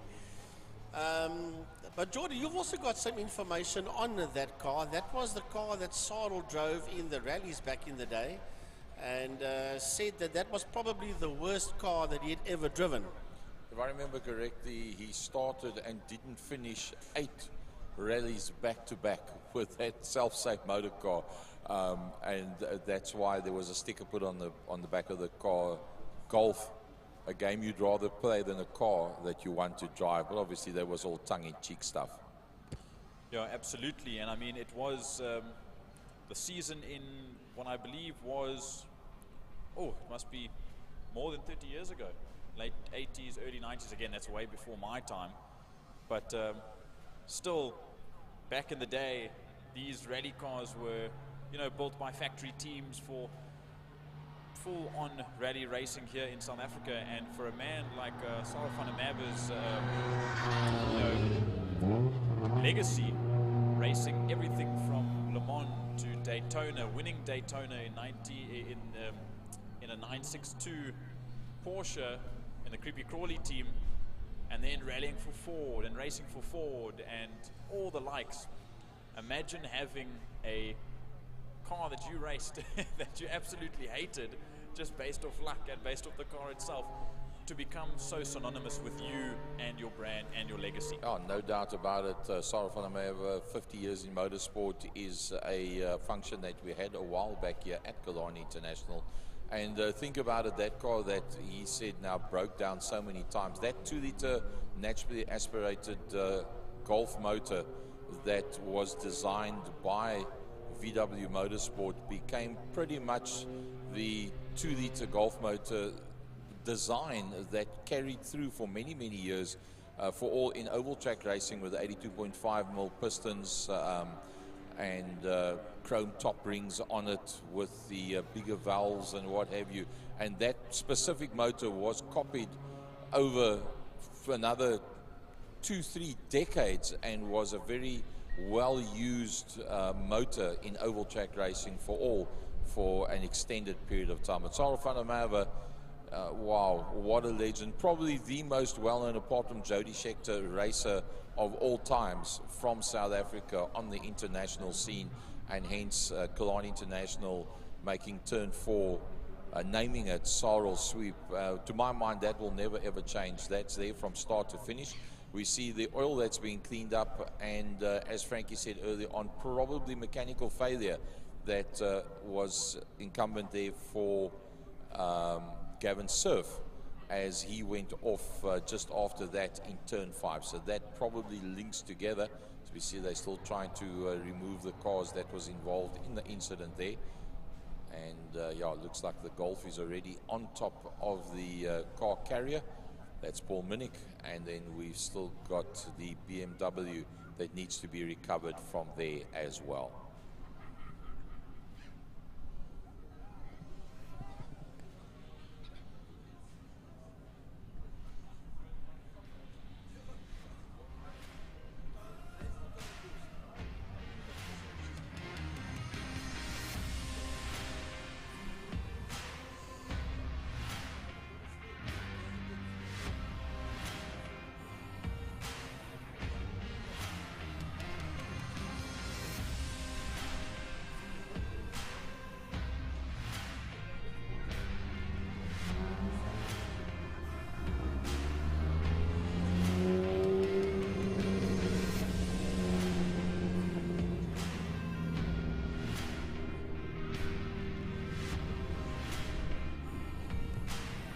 Well, folks, as we wait for the Pirelli Seal Pro Winden Superbikes to come out, that'll be an interesting one. The likes of Stake van Niekerk, Ronald Stammet, Michael de Toy, Daniel Frost, Wayne Arendse, Alistair Hyatt, Johnny Towers, Ethan Diener, and Zander Talia that will be out there. Well, somebody that was just out there, and yeah, as I said on the beginning of that event, for 60 years of his 70 years, Jess Huggett has never had a single year that he has not been out on circuit. This year, this was the first time that he managed to get out on circuit, having had engine problems based on clutches which have thrown themselves at the scenery, eventually sorting out the problem with that. And joining us here in the commentary box, Jess, good afternoon to you. Good afternoon, Gary, and everyone listening. So the motor's okay? No, the motor's fine, nothing wrong. So the motor's quite fine, so that problem is solved. So seeing that it's the first time in 6 months you get out on the track, you put some brand new tires on the front. We actually fitted it. We were on the dummy grid here, and we saw the track was dry, so the chaps in the pits all jumped in and helped. We fitted brand new tires to the front, and I think it's the third lap that disintegrated down the back straight. Tell us about that. Going down the back, man, you're doing fifth gear around about 215, closing on 220? I think my car, I don't know now, but roughly about 214. What does it feel like when you're doing 200 plus and all of a sudden you realize one of your tires that's supposed to help you change direction, a front wheel, explodes on you, literally? You hang on for dear life. Is there any body damage? I know the whole car has just been redone and re-stickered. No, luckily no damage. Now, tyre for race number 2. The chaps have gone back to work quickly to go fetch 4 other tyres. They're the wrong tyres, but at least I'll be able to ride them. Wrong in terms of size or wrong in terms of their history and age? No, they're actually not bad tyres, but they're a bit big. So we'll change the revs and the pulling power out the bends, but at least it's something to ride with. Do you think it's going to slow you down a little bit, going to the slightly bigger tyre? In fact, in terms of 5 exits to 5 corners, with the ratio then being slightly different? Will that be better in certain corners and worse in others, or just in general not what you want to have? I'm not sure. I haven't driven with them yet. They are a lot narrower than the others as well, so we'll have to wait and see what happens. Any more power in the motor now than what there was before? It feels like it. The first lap or two, I had to take it easy because the back was all over the place till I got the heat into those old tires. But the car feels good. I can't complain about that. In terms of a front-wheel drive, when you've got these cold conditions, cold track temperatures, cold air temperatures, you can heat the front tires by accelerating, braking, and or turning. What is the best way to try and induce, you can't get the same, but similar type of temperature into the rear tires on a warm-up lap? There's not much you can do. You can't weave too much, and the back is so light that it doesn't really help. So you've got to wait a lap or two for the tires just to get some heat in on their own, and then from there on you can push. So somebody like Zach that was just in front of you on the warm-up lap, and we saw he was throwing it around very heavily, it's then logically spoken, a rear-wheel drive can induce temperature evenly front and back much easier, because you can brake and accelerate with the back wheels, you can brake and turn with the front wheel, so it's easier to get a balance going into the start of a race. Yeah, no, that's true, yeah. But as I say, you know, I've got my advantages, he's got his, so it evens out at the end of the day.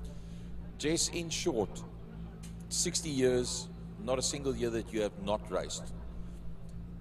What is there that you haven't raced so far? I mean, obviously, motorbikes. Have you ever raced a bike?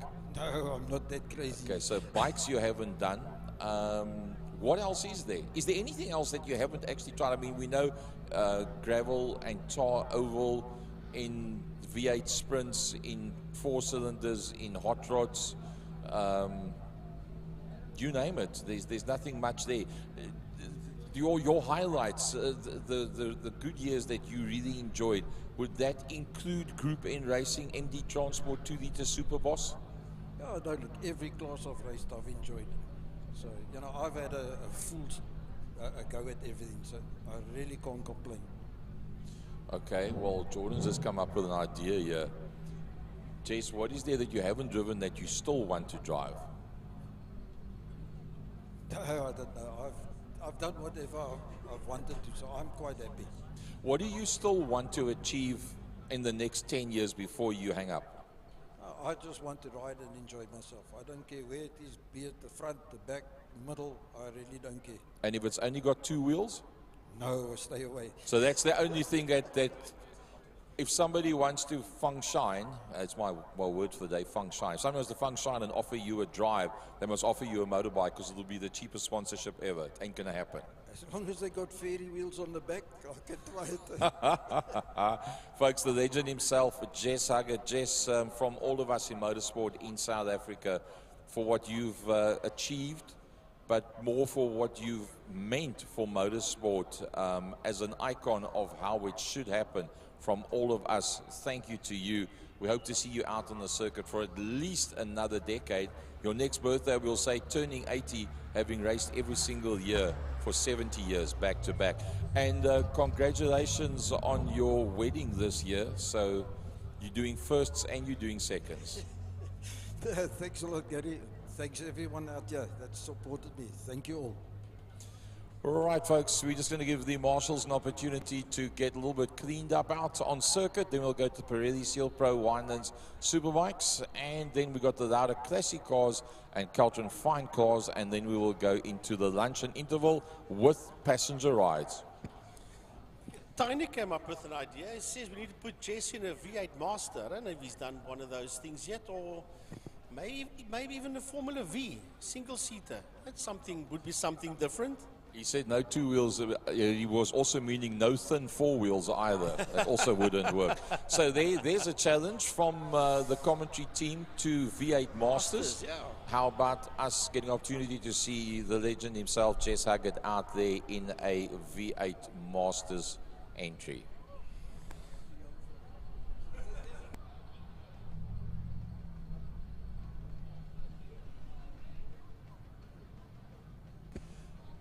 All right, folks, we're just waiting for the marshals to clean up the track. We saw Sarel van der Merwe go around with the Golf 2 that he did rally with back in the day. And we're now waiting the moment that's been sorted out for the Pirelli Seal Pro Wineland Superbikes SPK Challenge.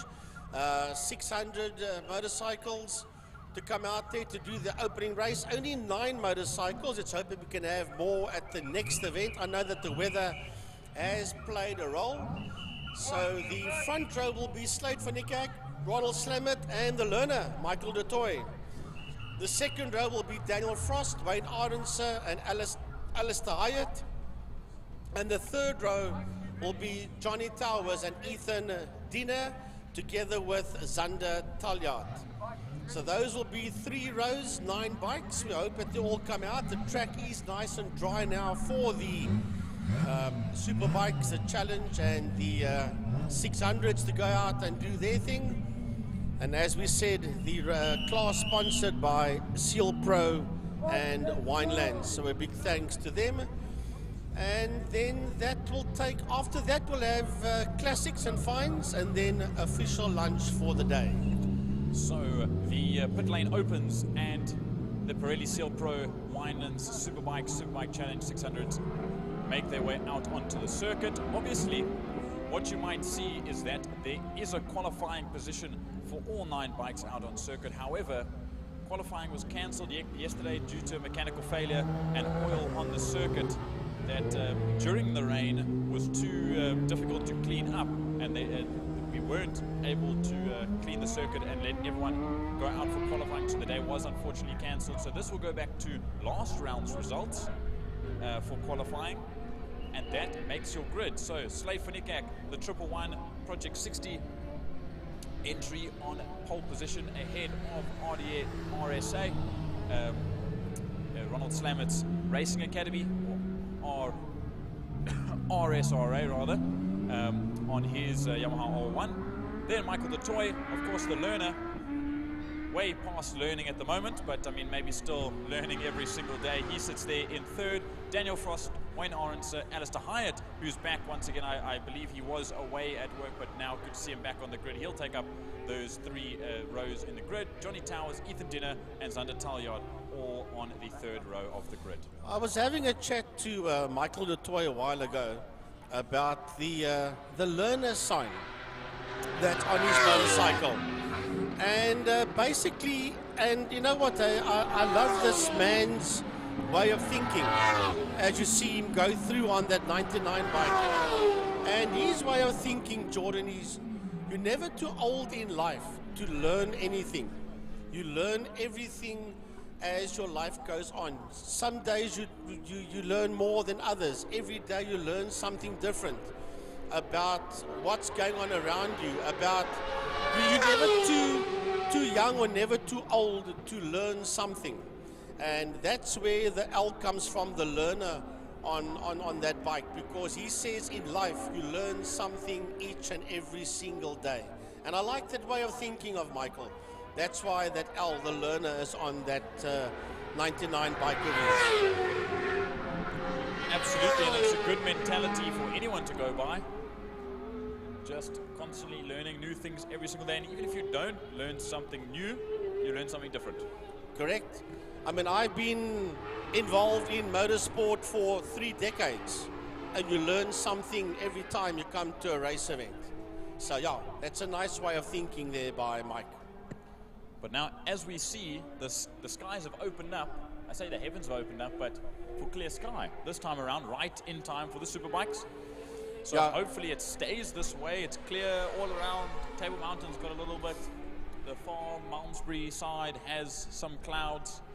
But so far the track is dry. The clubman's helped warm the circuit up with a few oil spots as well, but those were cleaned by our WPMC marshalling crew. So thank you very much to them. And now we'll get ready to get underway. Zander Taljaard, of course, in Superbikes now, graduating, I suppose you could say, graduating from Breakfast Run, Clubman's and Classic motorcycles who sit out this round, obviously sponsored by MGA Racing. And then, of course, Pirelli, Motul, Bikewise, David Huisen from Bikewise sponsoring this class, as well as Gerard Frey from Seal Pro Winelands, who I'm sure might be here to watch today if those are happy to brave the weather that is standing with us. Right, so looks like all the bikes that are there are out on track, all 9 of them. So check out the window quickly. We've got 3 full rows, which we do have. So all 9 entries are out on circuit with Slade van Niekerk, Ronald Slamet and Michael de Toy on the front row. Frost, Aronson, Hyatt on the second row, Towers, Dina and Taljard on the third row.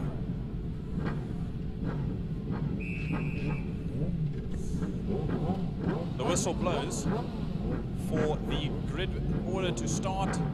Ready on the clutch is everybody. The 30-second board, Slade van Niekerk just needs to get his helmet tight very quickly. Okay, now he's ready. We are missing 1 bike on the grid. It's 8 bikes out there. John Green has the pedal. He turns the pedal 5 seconds. He runs. The lights are on. The lights are off and away we go. And a brilliant start for Ronald Slamet as well as Daniel Frost as they get off the line very well. Slade van Niekerk cuts in between, holds off Ronald Slamet from getting himself into the lead into turn number 1, block coin, and just like that they form a line, a train straight through the first turn, down the down the Joubert straight rather, and towards Castrol Corner. Well, down into Castrol they go now, and it is Van Niekerk that sits out there in P1 with a Project 60 outfit, and he's got a work to do as he works his way through the Landstem kink. There the bikes are all on your shot through the Landstem kink and into Damshaw, and they are challenging already for the lead there as they make their way out of Dams onto the Tygerberg straight and run it into the double right-hander Sarl Sweep. Sarl Sweep extremely fast in dry conditions as side by side they go, do the leaders. Ronald Slamet and Slade van Niekerk not giving each other an inch nor a mile straight into the first lap of this race. Down into turn 5 they go. Slamet right on his case as they work their way out of Fostron corner. Slade van Niekerk and Ronald Slamet, here they come down towards us. They are side by side, or they nearly side by side, the two of them. Here they come down towards us, and Slamet had the lead briefly there because it's Van Niekerk that leads once again going into one man, and there was 1/100th of a second between Van Niekerk and Slamet when they crossed the line to start lap 2. You got to remember it's a battle between the veterans, so to speak. 3 titles that Ronald Slamet has on that Yamaha R1 specifically. That he's racing at the moment, but he's raced for many a year compared to Slade. Also 11 years that Slade's been racing in all the different categories up until this point here in Western Province Superbikes as they run now down through Dams Dip. Here's the rest of the field that comes through. That's the likes of Johnny Towers, Daniel Frost, Wayne Aronson, Michael de Toy and Zander Taljard that makes his way around the circuit. No Alistair Hyatt and Ethan Dinner, of course, at the rear end of the field, but they all follow through and go through Sarl Sweep. Yeah, I was just going to say the bike that isn't there is the Hyatt machine. As we watch the leaders, down the back straight they go. Into Pertamina, Fostron, Van Niekerk and Slamet. Man, they are nose to tail. The two of them, they are doing some horrible speeds as they work their way out of Pertamina, Fostron. Will they be side by side? No, they're not going to be side by side. And looking up on the inside is Slamet. He sits on the inside and he tucks in there behind Van Niekerk heading into Blockcoin corner. We are running out of rounds in the season, but yeah, still, there's Johnny Towers, the first of the 600, sitting there in 3rd place on that CBR 600, ahead of Daniel Frost. There's de Toy, Aronson, Dinner, and Taljard at the back end of the field. So 5, 6, 7, and 8. This is a battle for the top 5 overall, but split up amongst classes. Johnny Towers, Ethan Dinner, and Taljard are all in the 600s. The rest, Slade van Niekerk and Ronald Slamet in the Superbikes, and in Challenge Frost, de Toy, Aronson. They all run through at the rear tail of the grid. Right, back to the 2 front runners. And before we go to them, it was de Toy that was leading their group of 4, but now we're back with our front runners heading down that Kilani straight. Van Niekerk and Slamet, there was a 1/10th of a second between them when they started this lap. We're heading towards the end of this lap now. And they were nearly 7 seconds ahead of Johnny Towers when they started this lap. They're coming down towards us. Under the City of Cape Town Bridge they go into one, and Van Niekerk leads Slamet by 0.147 of a second into Blockcoin. There's nothing between them with 5 laps to go as of this lap. And we'll jump back to once again the second place man. The gap now 9.1 seconds between Slamet and Johnny Towers. Then just a little bit behind, there's Daniel Frost on the cotton candy coloured motorcycle of his as they run through, but there's a fight for the front as they go down into Dam's Dip. Through Dams they go now as your front runners, and they are noticed. It's the only real fight out there as the toy gets his leg out heading into Castrol Corner. But we're going to ask Gazza to go down that back straight soon because the leaders are making their way through the double right-hander, through Saddle Sweep. Down that back straight they go. Van Niekerk is ahead of Slamet, but only by just. And Ronald Slamet is darting around behind him, but Van Niekerk will lead going through Fostron Corner with Ronald Slamet, the Red Baron, as he was originally called by Dr. Nick van der Meulen. I think they still refer to him as that. That nickname will stay. And here they go right up against the wall. Is Van Niekerk, and Slamet had a look but sticks in there behind Van Niekerk into Blockcoin. And the clouds have pulled over, so the circuit will start getting a little bit cooler.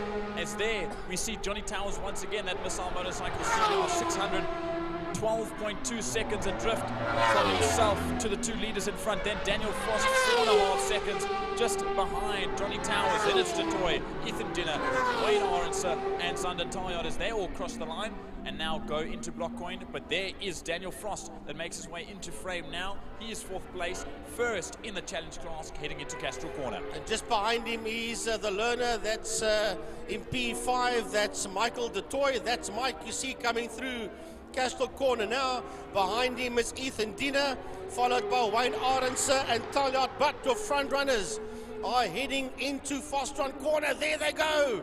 There is nothing. There was a 10th of a second when they started this lap. And one is going to wonder what's going to happen. 4 laps, including the one that they're on right now, heading towards the end of it. And still Van Niekerk holds. Van Niekerk holds 0.2 of a second between Slade and Ronald into Blockcoin. They head into turn 1. There's 3 laps, just under 3 laps to go. And just like that, they head out of Blockcoin. There's Johnny Towers, even further gap now between himself, 15.5 seconds. Then Daniel Frost, that I think is closing. It was 4.4 the previous lap. It's now 5.2, so the gap is opening up as they run on through. Then it will be Detoy, Dina Arendse as they come into frame. I want to have a look at the gap between Frost and Detoy. It was 3.2. I'm going to keep that in mind for when they end this lap, because to me it seemed as if Michael was getting a little closer to him, but that might just be under breaking that whole Constantina effect between Frost and Detoy. The leaders go down the Kilani straight towards Pertamina Fostron once again. After this, it'll be 2 laps to go. It'll be the penultimate lap for race number 1. As they go, the gap is a little bit wider. As you see in the top left of the screen, it was 0.223, 0.2 of a second, the difference. We'll see what the difference is. Ronald Slamet needs to get in the toe. It's definitely further than it was the lap before. They cross the line. It is 0.4 of a second, almost 0.5 of a second as they go into Blockcoin Corner, and maybe just Ronald Slamet losing a little bit towards Slade Van Niekerk, as you can see, as they run through. But 2 laps to go, just under 2 laps to go until this race is over. Yeah, here comes Johnny Towers. He'll cross the line. That is Johnny heading into Blockcoin Corner. Right behind him is Frost now. Michael Detoy is 1.7, so Michael was closing the gap. I thought the gap was being closed there. Michael sitting 2nd in class. He'd love to win his class, the man on bike 99, Mike Detoy, and he is closing in there on Frost with approximately just over a lap and a half to go between Frost and Detoy. Yep, it's getting ever so much closer, and it's getting scarily close with a lap and a half to go for those two in 4th and 5th. So I'd love to see how they end up come at the finish line. But we look back to the lead, and the gap is opened up even further. The Red Baron and the Wild Child, that is Slade Finkek, the Cowboy versus the Baron, as they exit Pertamina Fostron. It will be the final lap as of this lap that they will turn over. They're a little bit squirrely over the bumps, down the Porsche straight, down the second longest straight around the circuit and into the braking zone of turn 1 block coin. This is the final lap, Frank Eunice. Yeah, just under a second between P1 and P2, between Van Niekerk and Ronald Slamet. Yeah, the gap is getting bigger and bigger now. I think Ronald is saying, man, I can't keep up with these youngsters as Johnny Towers heads into turn number 1, into block coin corner. Now, here we go, just behind them. You see Frost and DeToy, it's 1.3 seconds. And I don't think Michael's going to get past him there with 1.3 and one more lap to go. But he won't stop. He won't stop as the leaders are working their way in down the back straight now towards Pertamina Fostron. As we say, Frankie, anything can happen within a lap for your man, Michael DeToy. And it seems to still be closing that gap up on Daniel Frost just before the end of this race. But look at that gap now. It's almost at the camera's width of that lens as they come out of the final corner. Slade Finkek will make it race number 1 victory for the 111 Project 60. Across the line, it's victory ahead of Ronald Slamet by just 2.4 seconds across the line. Now we wait for the 3rd place man, all on his own, Johnny Towers. Yeah, Johnny Towers, a man from the UK that loves to come and race here in Cape Town at Killarney International. He does short circuit as well every now and then, especially the 8 hour at the end of the year. He'll bring that 17 bike across the line in 3rd spot. And here we go. Frost is going to beat DeToy to the line, but by 2, it was close. 2.242, 2/10 of a second between Frost and DeToy. Then it will be the 2 youngsters, and it will be Ethan Dinner, the man from up the coast in PE. He brings it home in 6th place, 2nd in class, ahead of Zander Talyard on the 888 motorcycles prepped machine. There, Louis Talyard, his dad, just sticking his hand out, giving him a thumbs up across the line. He'll take 7th, and then finally Utemen. Number 33, Wayne Arenzer, comes home in 8th position on that ZX-10 of his. A brilliant, brilliant first race in nice dry conditions. Will it be the same for race number 2 a little bit later on? That is for time to tell, Frank Eunice. I hope so. I'd love to see that fight between Daniel Frost and Michael DeToy continue. But yeah, time will tell and the weather will tell as the day goes on. But one more race to go before the lunch break. Yep, it'll be classics and fine cars up next. And a brilliant, brilliant race once again from the Pirelli Seal Pro Winelands Superbike Challenge 600s and Masters.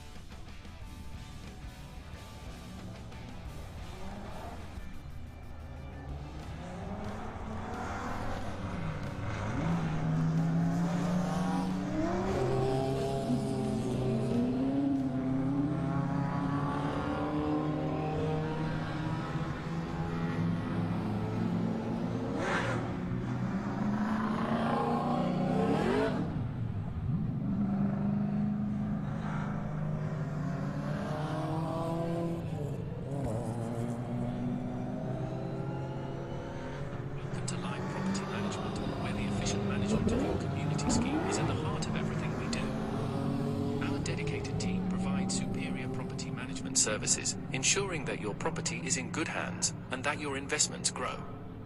With Lime Property Management, experience vibrant solutions, transparent communication, and a squeeze of innovation in every interaction. Call us today or visit Lime.Cape Town and let's cultivate your community scheme's future together. Lime Property Management, leading, innovative, motivated, energetic.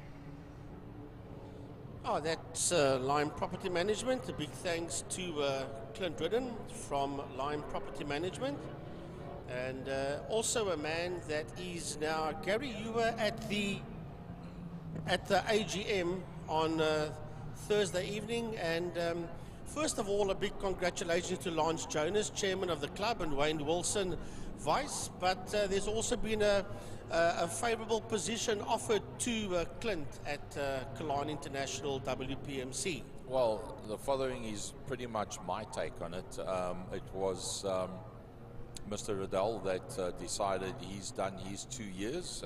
He feels he's given his best and he wants to hand over, so he was made himself not available, unopposed.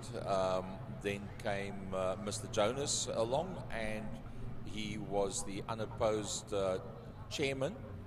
And then there was 2 other options, and to my mind, this is my personal opinion, I personally think the votes must have been very, very close, because directly after the results came out, I was led to believe that Clint Ridden, that had not got had the nomination but not the promotion to the vice chairmanship, was immediately offered a position on Mancom.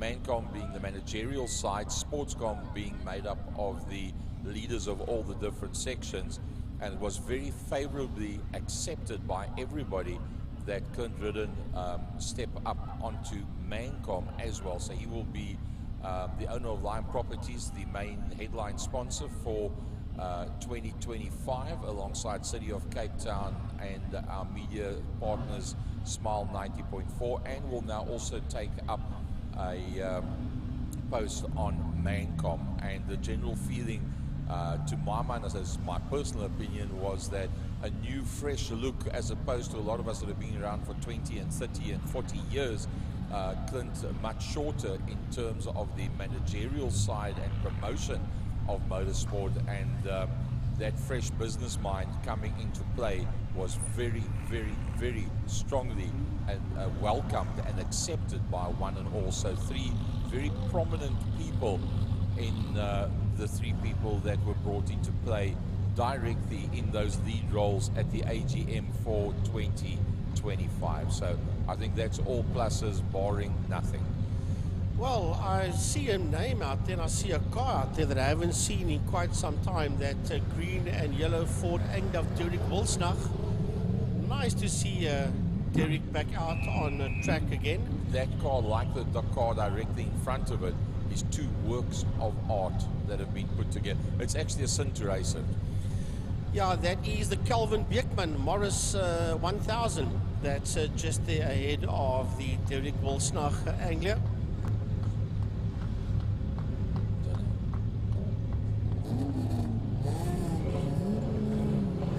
Right, they will do a warm-up lap. Lauda classic cars and Caltron fine cars, that's all going to be out there together. A total of 22. Unfortunately, not a lot of fine cars, probably around about 10 of them.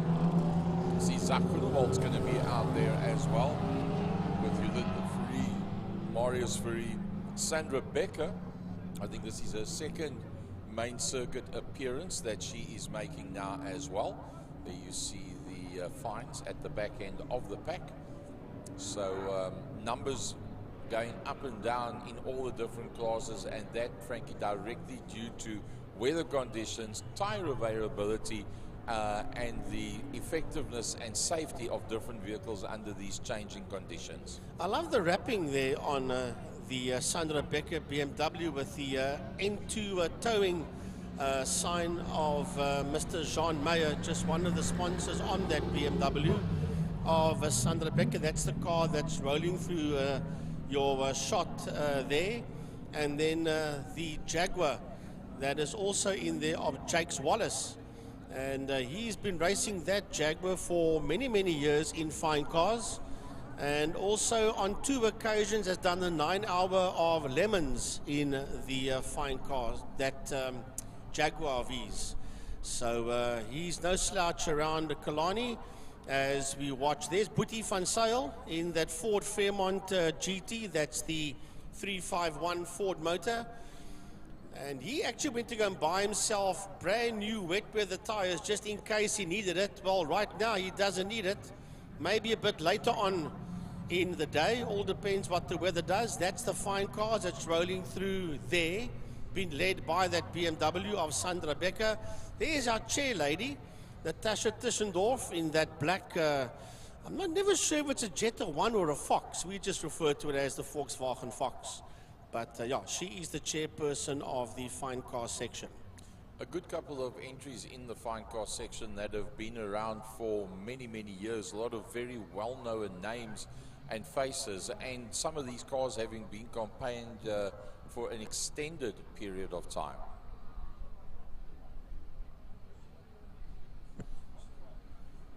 So now, here we go. It's a slightly smaller class, I'm guessing due to the weather, but Michael Hitchcock will take them away. Lights on for some of the cars. Michael Hitchcock, the big V8, lets them go. And across the line they start with the lights out. And V8s, V6s, 6 cylinders, 4 cylinders ablaze as they head down into Block Coin. It is Mustang from Mustang with Bruce Evan Taplin in the mighty Corolla just next door. Yeah, they're all rolling through and the fine cars are joining them as well. But we'll have a look at the fine cars. Right now, it's that big V8 Ford Mustang of Michael Hitchcock. Bruce Evan Taplin right in there. Then it is Fadi Maton. There goes the Ford Fairmont of Boetie van Zyl. Will Snuck is going through. That is Sandra Becker with Wallage coming through as well. We're just picking up some of the cars as Gary flits through the cars going through the Landstem kink and into Damstep. And it's been led by that Ford Mustang of Michael Hitchcock. And then there is also those 2 VW Jetta 2 liters of the Faries, Marius and Yolinda. You'll see them there in the red and the white as they come on through, and then Natasha Tischendorf also in the Jetta in between as we jump back to the lead. And it seems that you know very well Michael Hitchcock usually has some fierce on-track enemies with the likes of Franco Donadio as well as Pierre Lowe that don't happen to be maybe due to the weather, as we see the Capri up the inside of Eric van der Merwe in the Porsche. That is Jared Evans. Yeah, Jared Evans busy coming through the field as well, but it's all about Hitchcock in P1, Bruce Evan Taplin, Evans, and is that Eric van der Merwe? Yes, it is. Eric van der Merwe that's sitting in P4 in the Porsche. That Porsche going through a shot there now, ahead of Fadi Maton Mustang. He hasn't been racing for many, many years. Boetie van Zyl sits there just ahead of Robert Rowe. He's a Boetie van Zyl in that Ford Fairmont GT as they work their way along the Joubert Straight towards Castrol. I see there was a car stopped in turn 5, but we'll get that as we come around. So we'll have to see there'll be a double waved yellow. But here we go, here's the fine cars. It's Sandra Becker obviously out front in that beautiful and newly liveried BMW. Then Jake Swallage in second position. I believe that will be one of the Jettas that makes its way through. We'll just have a look as to who that will be. I see Daniel Lotter Jr. is in there. There's the Cortina, there's Natasha Tischendorf as they come on through. And now that is all the way around. There's that double waved yellow as they head into Pertamina Fostron. Right, going into a Fostron corner. Remember, there'll be no overtaking going into Fostron corner, so that eliminates a major overtaking zone. It is Hitchcock in P1. It is Evans that's in second. It's Evan Taplin that's third. It's Van der Merwe that's fourth. Then behind him it is Maton. Right behind Maton, we see Hutchings also coming through there. We're over just ahead of Hutchings, yes. Then it's Boetie van Zyl. Then it is Rob Rowe coming through in that boxy shape BMW as they head into turn 1 Block Coin. That is Roy Aubrey there. Roy Aubrey's raced that car all over the country, in fact. And I see that that will be Wayne Lotte that pulls that. Lotte speed, Lotte escort into the pit. As we jump back to the fine cars, there's Sandra Becker still leading out in the class ahead of Jake Swallage. And then we'll just see who that is. It's Marius Fourie in that all-white Jetta just behind in that third spot. Yeah, that of course is in the fine car section. There's Calvin Beekman in the Morris, busy coming through as well. And there is your top three of the fine cars, being led by Sandra Becker and by Jake Swallage. Then we'll jump back and look at who this is. There's an Opel in there. I see that the well done to our WPMC marshal. I saw a bunch of them run over, push the car into Park Ferme. There it is. That's Yolanda Fourie VW Jetta. But now we see back to the lead. Hitchcock from Evans.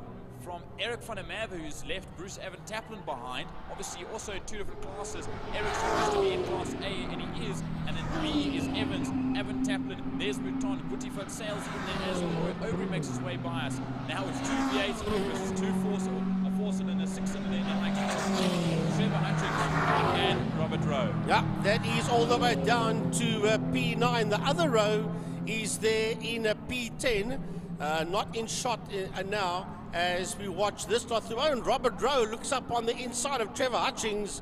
It is the Golf 2 versus the boxy shape BMW. As we pan a bit further down into Pertamina Foster, that's one of the Bedeen Datsuns, I think, that is in a lot of trouble there, smoking severely. Yep, let's hopefully see. There's no what looks like oil to be on the track. 146, that would be Jermaine Bedeen, yes, that pulls off the circuit into the pits. Then we watch coming on through down. There's the touch just off once again. There's the Cortina that makes its way by us.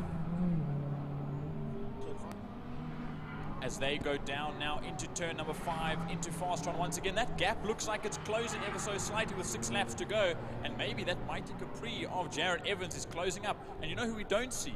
Is the other Evans of Brian, who isn't out there today, as well as the other Hutchings, the family pair of Lane Hutchings in the Scirocco, not out there either today. Let's have a look and see the gap, 2.27, so it's more or less the same. Here comes Van der Merwe across the line. Then it is Bruce Evan Taplin, Roy Aubrey, and here come two V8s, Fadi Matona and Boetie van Sail.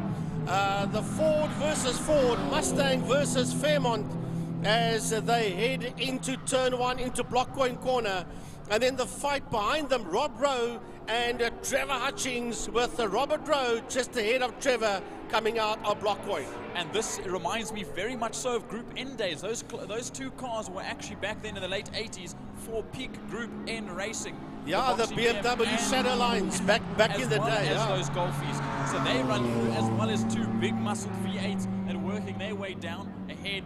So just behind two German cars, the Porsche and Porsche, the GTP car runs on through as well. Talking about the Golf that's coming through there, Group N days. Remember the likes of Sadel van der Merwe and Terry Moss back in a Group N before your time, buddy. But it's an era that you can kick yourself that you missed. Really, it was an awesome era. Absolutely, one that I wish we still had replica cars or cars built to come race in these classic races, which we do have chassis of those cars around.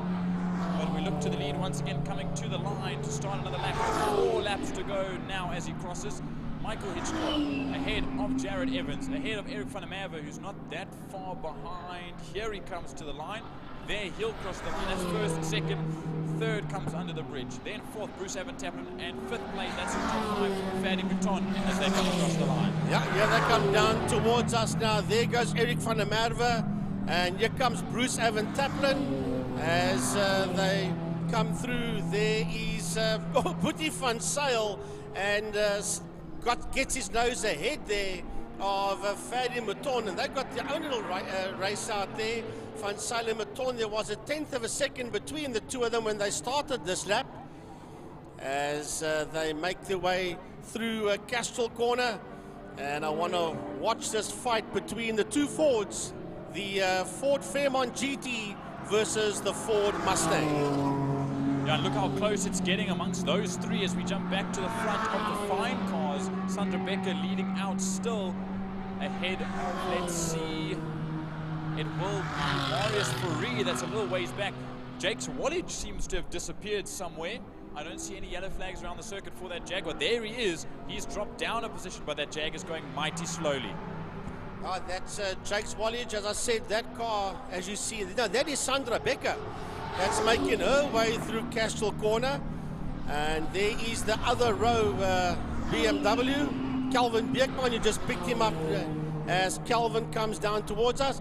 They're going to be lapped by Eric van der Merwe.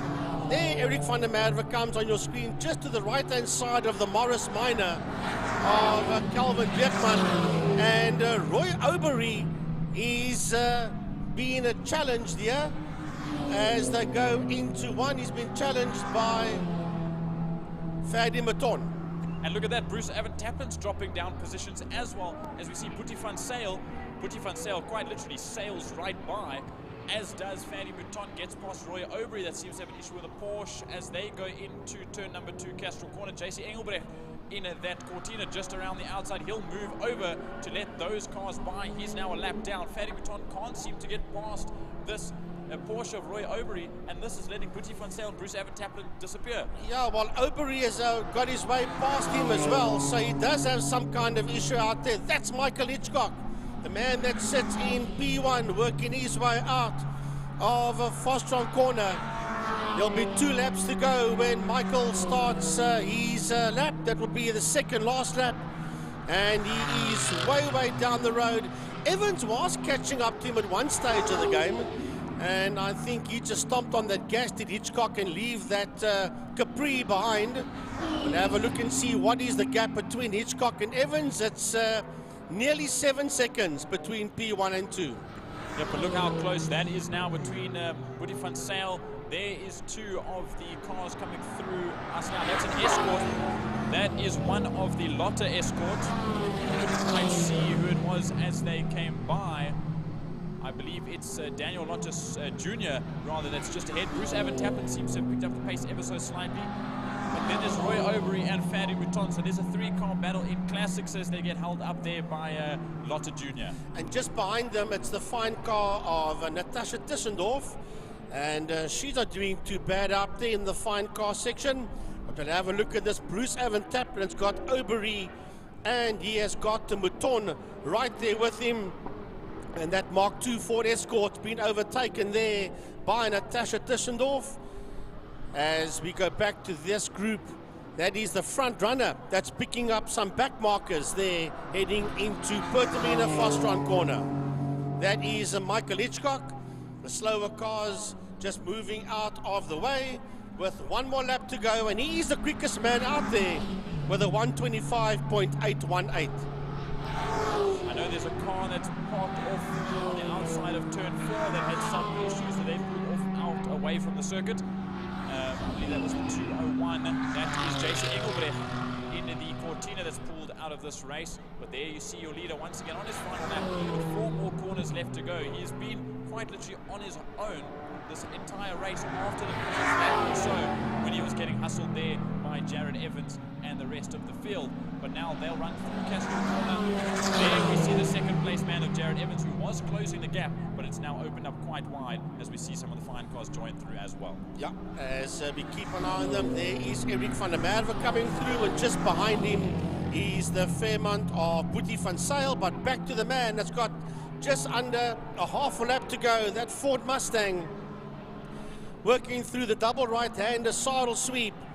Michael Hitchcock, he's got nobody to play with today in his class, and he is all on his ace. Well, he does have Van der Merwe, but Van der Merwe is in 3rd position, 2nd in class though, but not there with Michael Hitchcock as Michael works his way out of Fostron. When he looks in the rearview mirror, he'll see absolutely nothing behind him, and victory will go to that Ford Mustang in P1 of Michael Hitchcock. Just like that, victory for the Cross Cape Forklifts man. That is Michael Hitchcock in that beefy Mustang. Brad Rowe will come through a lap down in position. There is your second place man. That will be Jared Evans that comes home in second overall. First in class ahead of Eric van der Merwe. Second in class, third overall. Good result for his first time back out in, I would assume, a long time. Jake's Quality beats Woody van Sale to the line on track. Woody van Sale comes home in fourth. Second in class. Then it's Evan Tappen, Ferdy Mouton and Roy Aubrey that come across the line as well. Yeah, Roy Aubrey finishing his race. And here comes Rob Rowe. He is the chairman of the Classic Cars. And here comes Trevor Hutchings in the Golf 2 behind him. Here comes the fine car of Tischendorf. She will finish her race. And then that lovely Castrol Mark II Escort that crosses the line there will get that number now.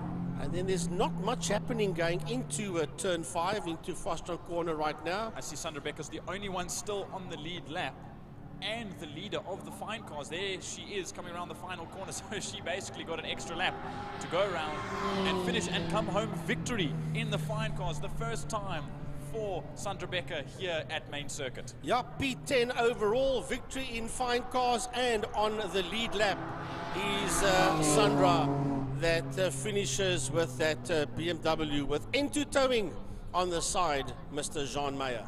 And just like that, that brings half our day to a close for the lunch interval, and that was the Lauda Classic Cars combined with the Caltron Fine Cars that put on one hell of a race here in these somehow dry conditions. So we'll let lunch go through and we'll be back with you in a little while.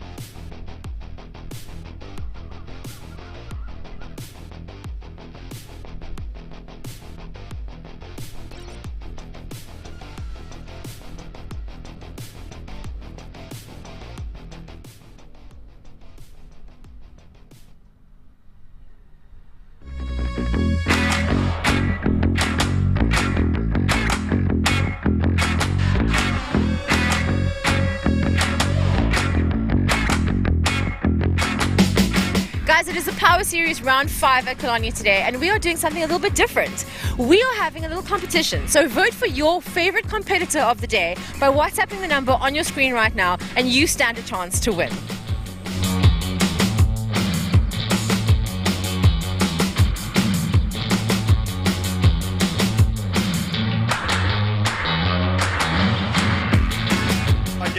May I? Thank you. Hi. Okay. Hi, And welcome to the Kilani 500. Shane Williams here. Shane Williams, hi, Yes. nice to meet you. It's the Super Bowl of motor racing events happening here today. GTI Challenge, the API Property Group. I love Thanks this. for coming. Like, I'm surprised No, so it's a little cold. It is cold. How's your tyres doing? My tyres are cold. I took off the tyre warmers there at Summit Racing. Rodney, you know, my chief engineer, my race engineers prepped the car. Amazing.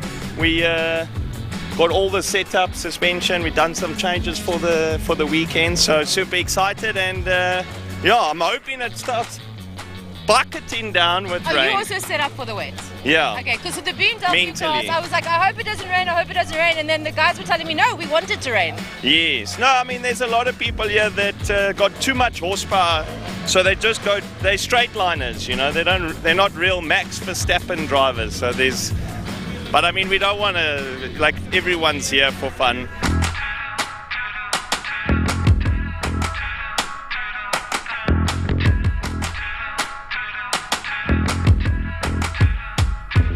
Guys, I'm here with Zaki Hendricks. I just managed to happened to be walking past and caught him standing here. He's about to get in the car and go race. He has had his qualifying this morning and it's the first race now. Zaki, how did qualifying go? Well, qualifying was a bit of a show and a half. I qualified 5th. It was, we went out with a wet setup. It was a bit dryish here and there. The moment the rain drizzling started coming down, my car went a bit faster because I needed a full-on rain setup. And it was a bit dryish when I went out this morning. So I do have a couple of things I need to sort out now during the race one. There's 4 other guys in front of me, so hopefully I can get past them, take the win, and let's see what happens. Okay, so I've been thinking the whole day that all of the racers don't want it to rain, but apparently I'm completely misinformed, and everybody is set up for the wet, and they actually want the rain because of the guys that go really fast on the straight, right? It'll slow them down. Yeah. See, on our series, GTI Challenge, we can only do one set of tires, which is the Dunlop semi tires. We can't use rain tires. So either we do a rain setup, we do something to the car, change the setup of the car, change whatever we need to change, but we still run with our semi-slick tires that we use in the dry. So for us, we're disadvantage or advantage. If you get it right, you win. If you get it wrong, you will land up where I'm landing up now for qualifying in the 5th position. And any specific changes to the car for these conditions? Well, I did a few changes. I'm not going to say what, but it's a secret. So we did a few changes. Hopefully it will work. It seems to be a dry race happening now, a little bit windy. So hopefully we can take it to balls of the wall and go for it. Awesome. And for those of you that were commenting on our live stream, is Zaki racing today? Yes, he is. He's standing right here. He's about to get in the car. So check it out right now. It's happening live here at Kilani. Thank you. Thank you very much, guys. Good luck. I hope you guys enjoy the show.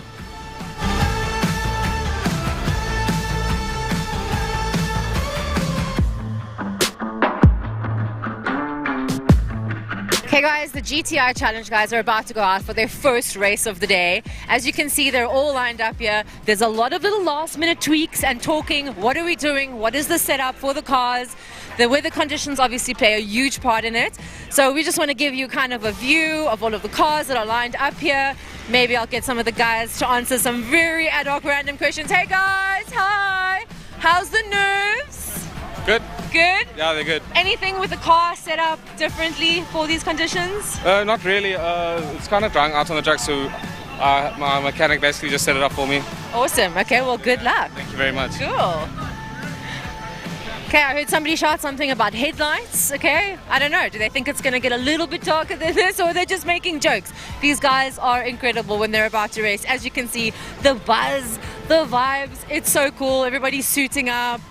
Who is this? Whose car is this over here? Let's check this out. Waylon Volshenk. Guys, we spoke about him this morning on the breakfast show with the qualifying. Hello, how you doing? Fine, and you? Good. Are you excited? Yeah. I First think it's race? I like a race. In the wet. In the wet. Yeah. Are you hoping that it rains? Well, I don't know. I'm just gonna try and stay on track. Okay, but, staying on track. That is. Currently, I'm hoping most of the race is a bit dry. But yeah, if it rains, and then we'll see. Okay, well, we wish you all the best. Good luck. Thank you. there you have it, folks. Okay, if it rains, it rains. If it doesn't, they just want to stay on track. It's all so super exciting. Who do we have here? We have Zach Layden. Let's see if he'll say hi. Hey, Zach, how's it going? Good. How do you think you're going to do? I'm hoping I do really good. Well, it looks like it's going to start raining. So. Are you set up for the rain? Yes, I am. Okay, awesome. There we go, another one. They are waiting for this rain. They expected it. They planned for it. So they're ready to go. Zach, good luck. Okay, they want the rain. I don't want the rain. I don't want my hair to get wet, but these guys are set up for it. They are excited. Let's see who else I can catch here. And guys, we have a female driver. Hello. Hi, how are you? Thanks, and you? Good. Are you excited? Very excited. Is your car set up for wet conditions? Yeah, I think so. Okay, guys, so you can't see inside the car, okay, because there's a lot of excitement right here, but I'm talking to Celine Rowe. And how long have you been racing? This is my first year, so... First year. I'm a huge supporter of the females in racing, as you know. Celine, all the best. Thank you so much. Cool. There we go. I found a female racer. Yes, guys, it's so exciting. We have Connor Hubert over here. Tristan Hubert. I think they're brothers, if I'm not mistaken. Let's do a quick check-in to see how the nerves are. I think I'm going to get the same response from everybody, which is, we want the rain. And I can feel slight drizzles happening right now. Tristan, hello, how are you doing? Good, thanks, and you? Good, are you excited for your first race? Yeah, let's go. Ready? You ready? Let's go, that's what I got, let's go. He's suiting up, helmets on, steering wheels going on, locked in. They are ready to go. Let's see if I can get something from these first couple of cars that are lined up over here. So much excitement. I love this, guys. It is so exciting just before they actually go out to race because they're getting suited up, safety first. There must be some element of nerves that happen, and it's all just so exciting. Hello, Oliver, how are you? You good? Are you excited? Yeah, I'm a bit nervous in the rain. Are you? Yeah. Is your car set up for the rain? I know you guys can only use one set of tires. Helmet's going on first?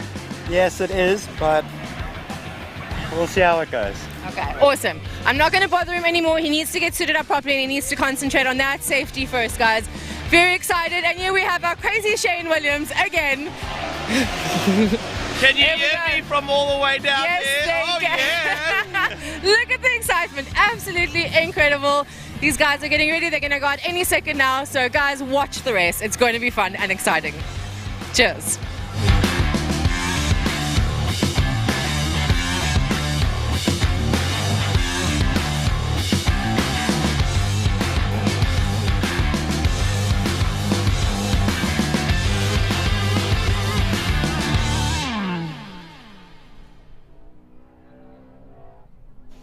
It's the lunchtime show and we are back, and what a day it's been. It's been eventful and you've been up to a lot, prancing, that's the word I think that is appropriate. I have literally been prancing and jumping and running in between cars.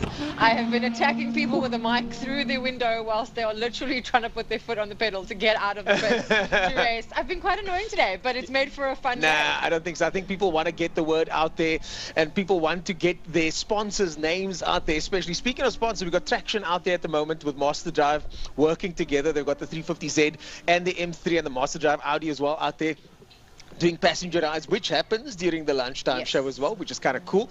But we're here to talk about how the day went. But first, before we go into, I've got some people we want to chat to.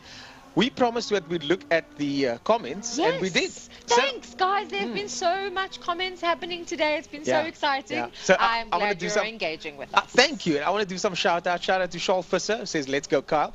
Lawrence has been very busy here on the chat as well. Good luck to the marshal. Stay safe. We got Andre says, my first Jess Huggett experience was when I was 5 and he was 45. How time flies. Eric Nell wants to know if we can continually look at the chats.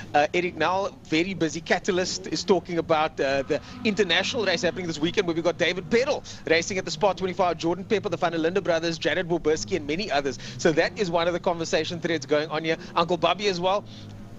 Let's see, complete the lap. Who are they talking about? I'm not sure. But there's a lot of conversations happening here. So thanks, guys. Marco Busi, also from overseas. Yes. Alex B. George Thompson, also from overseas. Peter van der Spey. How's it there? Go check out the Peter van der Spey podcast.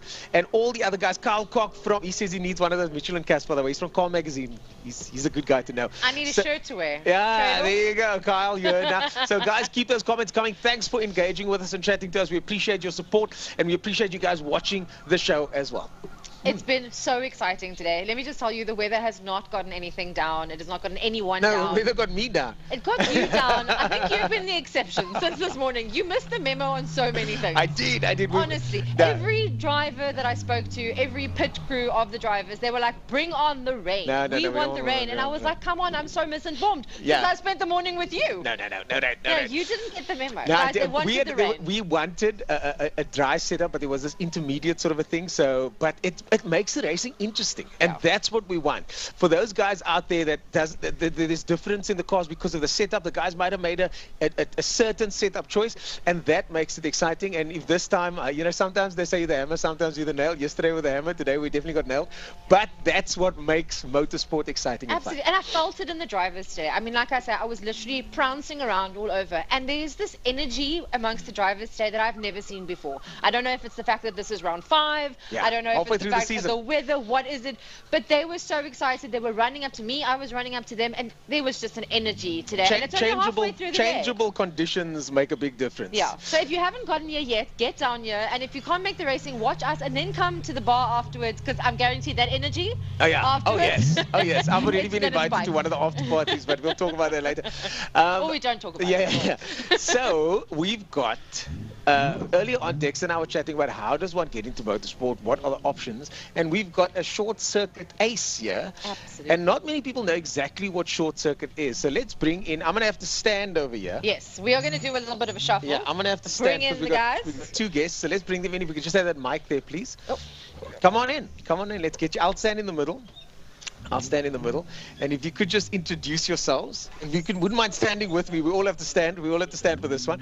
If you wouldn't mind introducing yourselves and then letting us know who exactly you are. Testing 1, 2. Testing 1, 2. There we go. Testing. Okay. I'm Mario Ferreira, and I ride in the 1 to 5 senior class in short circuits.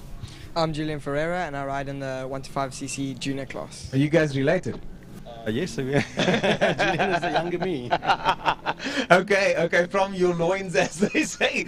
But Julian, your dad came to me the other day and he said he wanted to. Why am I doing this? I don't have to do this. Your dad came to me and he said he wanted to chat to me about what's happening in short circuit.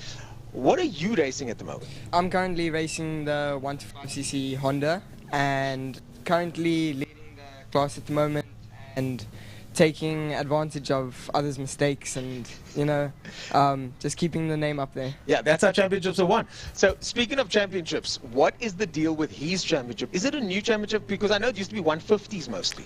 Yes, Julian started out about 3 years ago, and he was the only little 1 to 5 amongst the 150cc's, which is a slightly bigger. It sounds minute, but there is a difference. There are weight divisions for a reason. There are engine sizes for a reason. They are quicker, etc., and so on.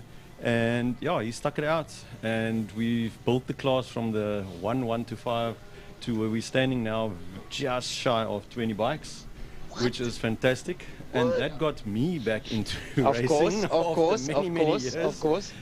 Because to try and build a class, invite some friends, have fun at an enduro event, where you've got more than one rider per bike. Enduro is so important. And that's how we started building it. Yeah. And that's that. Yeah.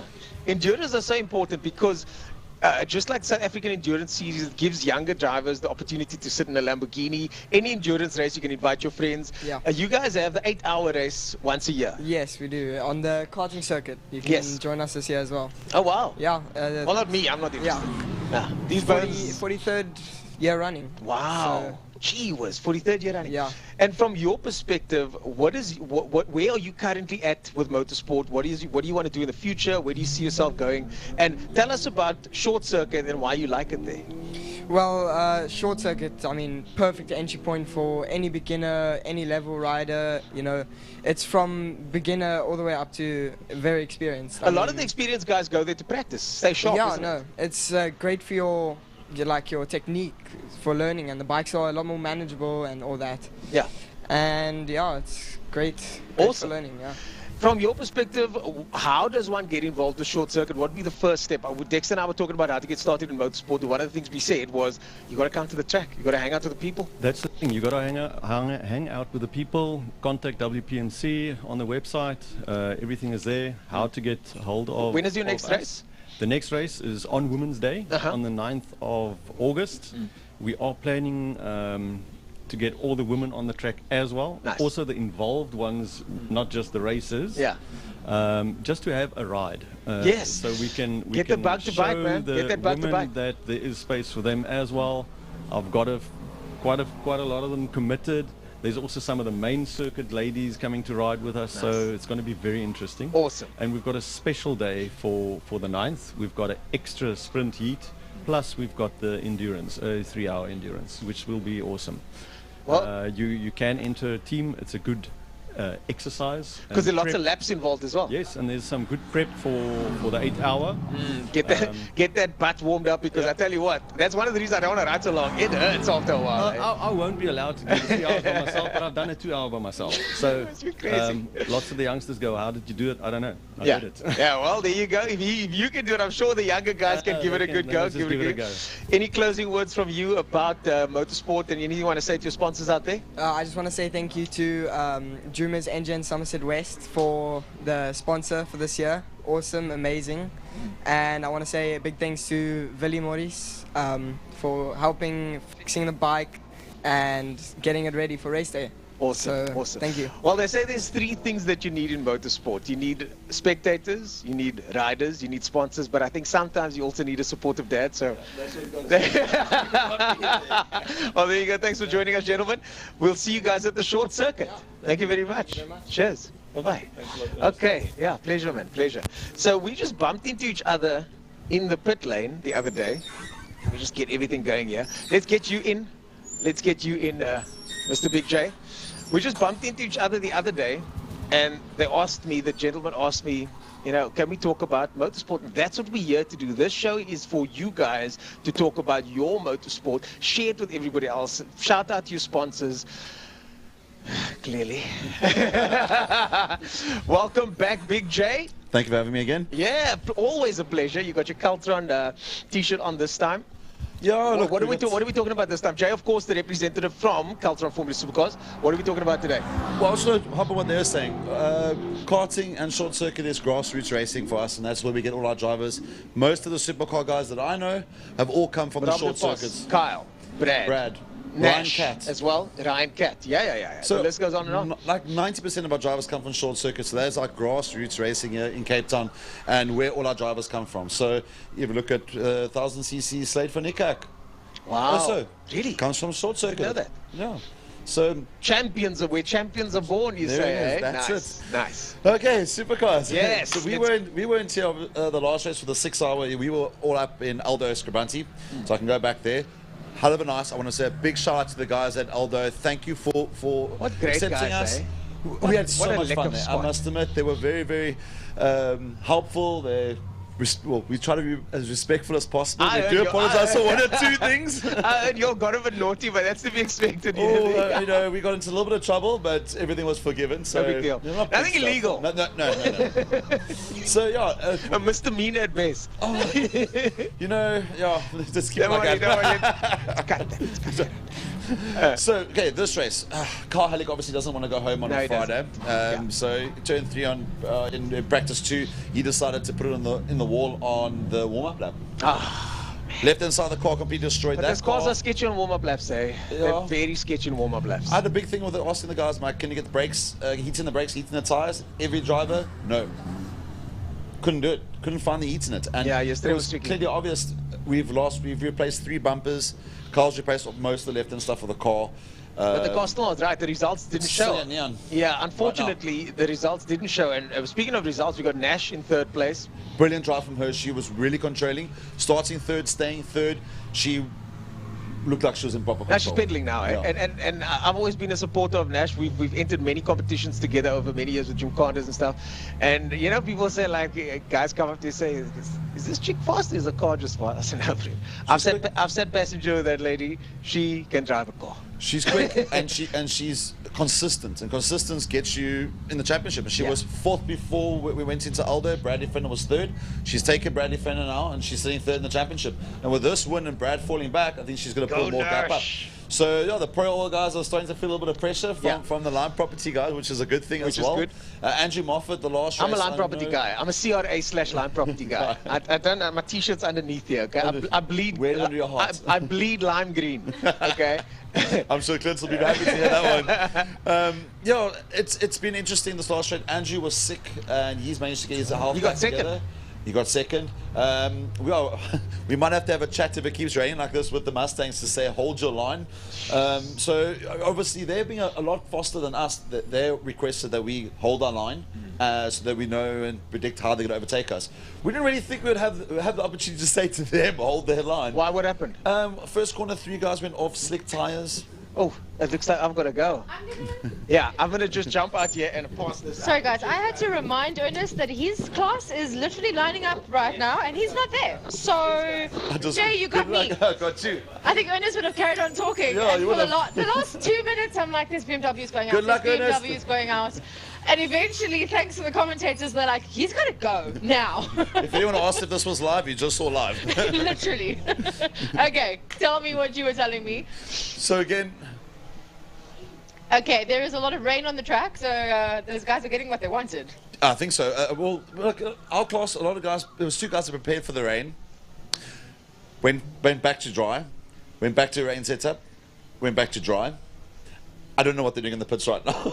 Every time I go there, the wing angle changes. This is Cape Town. You don't know what to expect. But I was so misinformed because I was talking to Ernest this morning, and he was just like, no, I don't want rain. I don't want rain. I don't have the right tires. And every other driver I spoke to, they're like, we want the rain. We've set up for the wait. We want the rain. So we had a vote because supercars they're notoriously difficult to handle in the wet. So we spoke about it now in the week. Are we going to do the race? Aren't we going to do the race? Are we going to do qualifying? Are we not going to do qualifying? The vote literally went 50-50. 50% of the guys said they don't want to do qualies. 50 said they want to do qualies. And the guys that want to do qualies were all here during the week doing practice. And so William van Ransen van Rensburg in the wet is faster than Bradley Fenner, who's sitting 4th in the championship. And he's lost. In the wet, he's 2 seconds quicker. In the dry, he's not 2 seconds quicker. So it just shows you like a lot of guys are really hoping for the wet weather because they know it'll slow down. And the guys that have really put their practice in during the week in the rain are wanting this wet race. They're prepared for it. So I get why they want to race it. Supercars, traditionally in the rain, is not a good package. I mean, rear-wheel drive cars, slippery, basically almost like cut slick tires. They don't put a lot of water away. I know Glenn Phillips basically races on almost slicks tires. He wears those tires right down. How did he do today? I didn't manage to catch the results. He was first. He managed to pull away. He did a fantastic race. The Mustang got in between them holding them up. But I mean, Glenn was overtaking Mustangs today, so that just shows you how fast he was today. Absolutely correct. I'm surprised that we didn't have as many oopsies that happened today, but we did have, I think, 2 significant ones, at least one that I saw. We had in the Formula Libra class today, we had Joshua Smith. I think, if I'm stand corrected, sorry if I'm getting your age, I think you're about 14. He's 14 years old. That was a biggie. I saw that car coming off of the flatbed trailer, and I literally almost ran towards it. Well, I did. And I just said, where is the driver? Is the driver okay? Because that thing was crumbled. Okay, perfect. So we are just getting news from the commentators that they're going to do a minute of silence. So we're going to wrap up this show and then hand over to the commentators. So yeah, the driver is fine and the car is needing work. But just a quick one. I'm going to update you. So I had to grab my phone. I'm really sorry, guys. As we said earlier, we have been running a competition today. It's vote for your favorite competitor for the day by WhatsApping. The number has been on the screen throughout the live stream that we've had today. And so far, I'm just giving you an inkling, okay? So far, top 3. Jason Zander Talliard. Number 2 in the top 3, Dexter Bruce. Woo, go Dexter. And number 3, Bradley Musto. So that's who we have in the top 3 thus far, but we still have the rest of the afternoon to vote. So please do get your votes in. WhatsApp the number. If you're seeing it on the screen now, you'll see it on the screen later. But I think we have to wrap up now for the moment of silence. So guys, thank you so much for being with us here on the Lunchtime Show. And I will hand back to our commentators. Thank you so much, Jay. Thank you very much, guys. Awesome.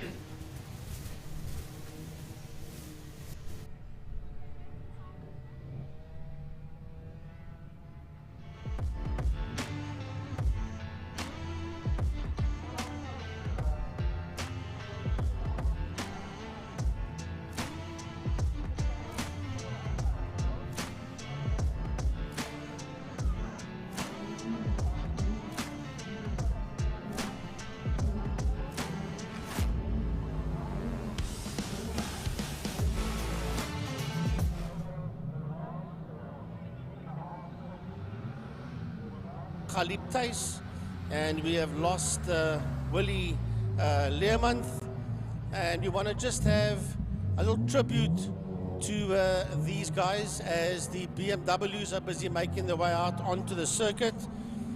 They're going to stop on the grid and then we're going to do the minute silence. Gaza joins me up here in the commentary box.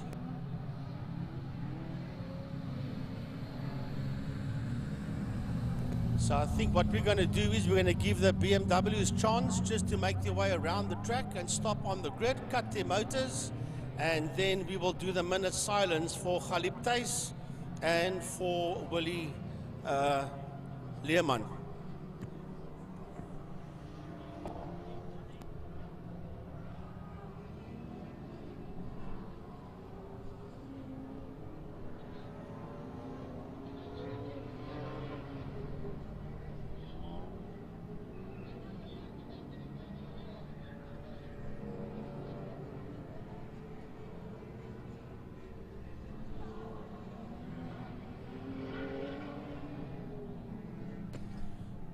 All right, we're going to start off with Willie Leermann.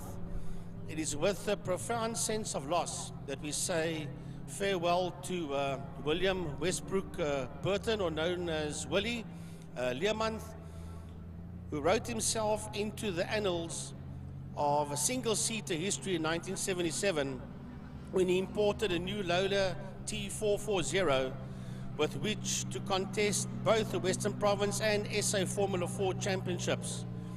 The new car replaced Willie's older T200, a sister car to the one in which Jody Scheckter had won the 1970 SA Formula 4 title, and with it the Driver to Europe award.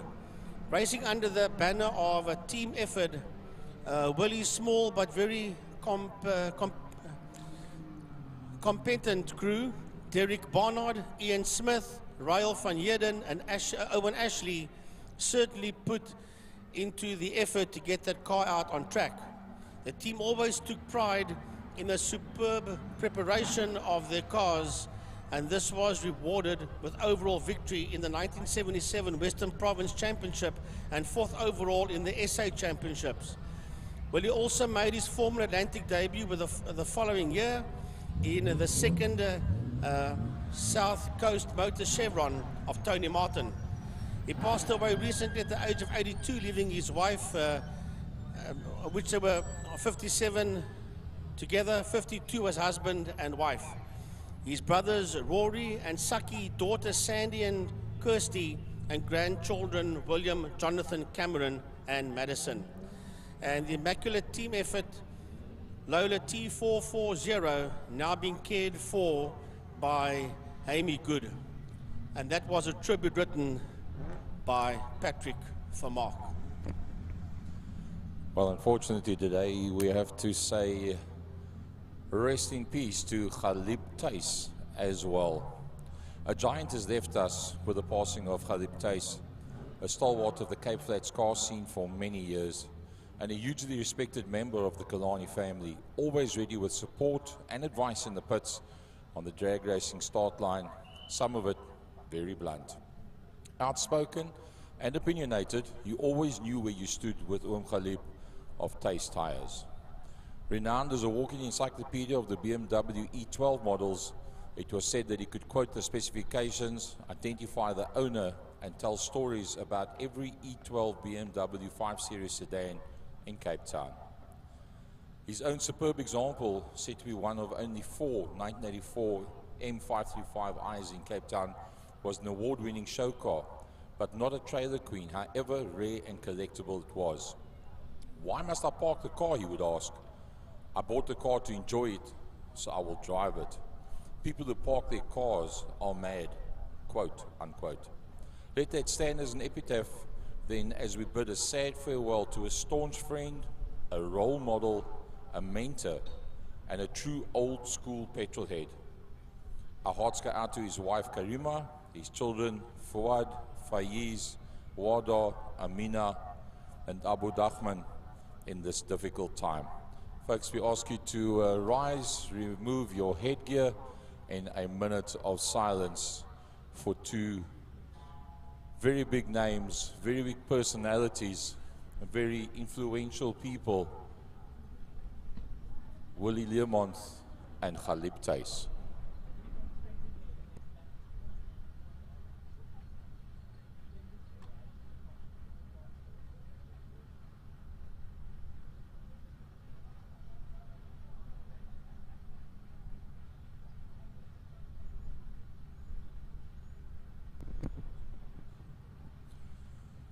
To the family of Willie and Galip, from all of us at Killarney International Raceway, from our racing family and what we stand for, West Bromwich Motor Club, rest in peace.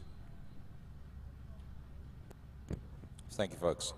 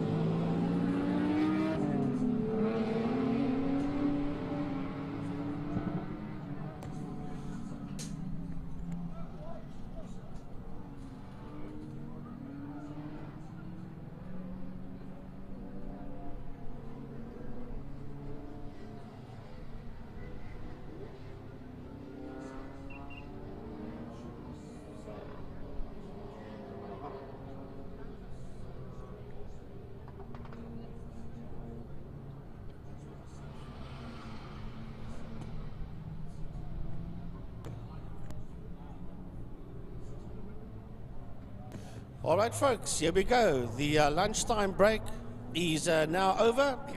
And we're going to start off with race number 2 in the BMW Car Club Cape Town series. The cars are now beginning to make their way behind the safety car out of turn 3, out of Damstep, rolling up the Tygerberg Straight behind the BMW safety car. They're heading through turn 4, saddle sweep. And this one will be over 8 racing laps as they work their way down the back straight. One Class A car out there being Neander Toy. No Class Bs. One Class C in Anand Naidu. Class D would be Dylan Jabé, Marco Retta, Dexter Bruce, did very well in race number 1. Class E, Ernest Page, Kwesi Swanepoel, Yusuf Hendricks, James King, and Honor Michaels.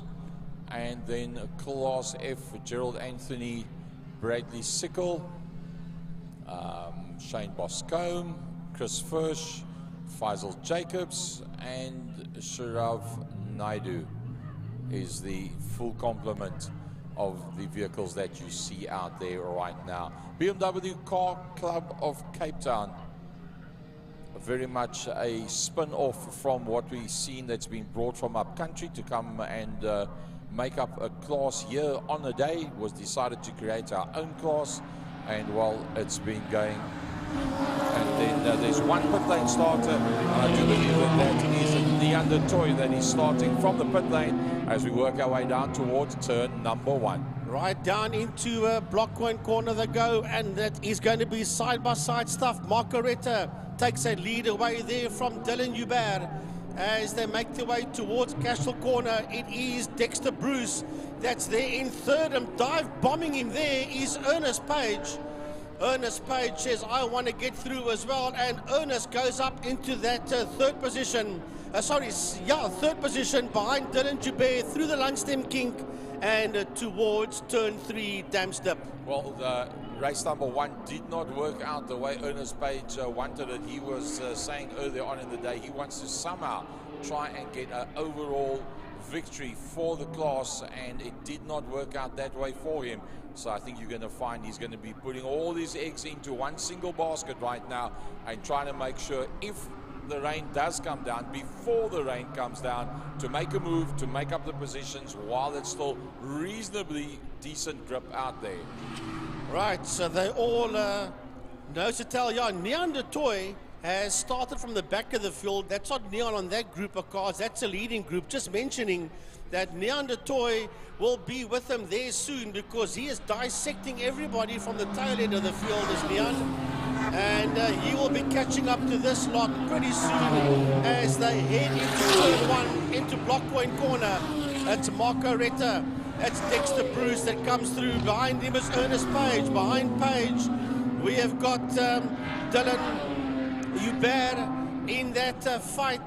Kwesi Swanepoel, they're all in that fight. Zach Leyden, the whole lot of them are working their way now into Cashel corner. Oh, Neander Toy, somebody forgot to tell him that you've got 8 laps to work your way to the front. He's already passed literally half of the field, and that having started from the pit lane, he's already up into that 4th position. Oh, that's very, very close to actually make contact.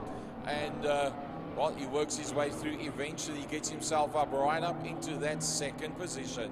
Well, from absolutely nowhere, he sits there behind Marco Retta as they go down the back straight and behind Dexter Bruce, but that's not going to be for long because he just blew around everybody. It took him just over 2/3 of a lap to hit the lead down the back Kilani straight, and that is in P1, the Class A car of Neander Toy. Goodbye, thanks for coming, have a nice day, says Neon. I want to have a look at Neon's times. It's a 1:14.632 so far, but Gaza, that's going to get quicker. Oh, yeah, no doubt about that. Marco Retta and Dexter Bruce find themselves fighting it out for that 2nd and 3rd position. Marco Retta had a car which is a lot quicker than the one he's got now, and decided to move to this motor car while they were waiting for parts to arrive for the quicker BMW that he has in the garage. And right off the circuit, gets it back on. I think that could have been Honor Michaels that got it pretty wide like that. So this is a secondary vehicle of Marco Retta while he's waiting for parts, and they've done quite a bit of work on it, and wow, even this vehicle is getting very quick. Not as quick as Neander Toy, who is flying down the back straight. If you turn that thing upside down, I think it will take off.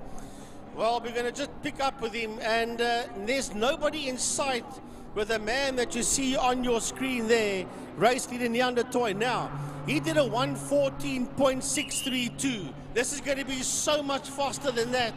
When he crosses the line now, it's going to be a 1:12.341 by Neander Toy, and he is light years ahead of everybody else that's only working their way now through the kink towards the city of Cape Town Bridge. Marco Retta got it completely sideways, getting the power down. It is Dexter Bruce that's in there behind him. Dexter Bruce doing just 1/10 slower on that last lap. Naidu, the leading Class C car, in that 4th position. And then the leading Class E car is in fact Ernest Page. Yeah, and he's sitting in P5 as Ernest Page. So we go to Cashel corner, and that is Marco Retta going through there with Dexter Bruce behind him as they come through. Then it is Anand Naidu that you see there, Bosco, that's incorrect. It's actually Naidu, so the strap is wrong on your screen. That is Anant Naidu that's in that 4th position, then Ernest Page, then Dylan Jabir, then Kwesi Swanepoel. So we go back to this fight for 2nd, 3rd and 4th that is working its way through Saddle Sweep.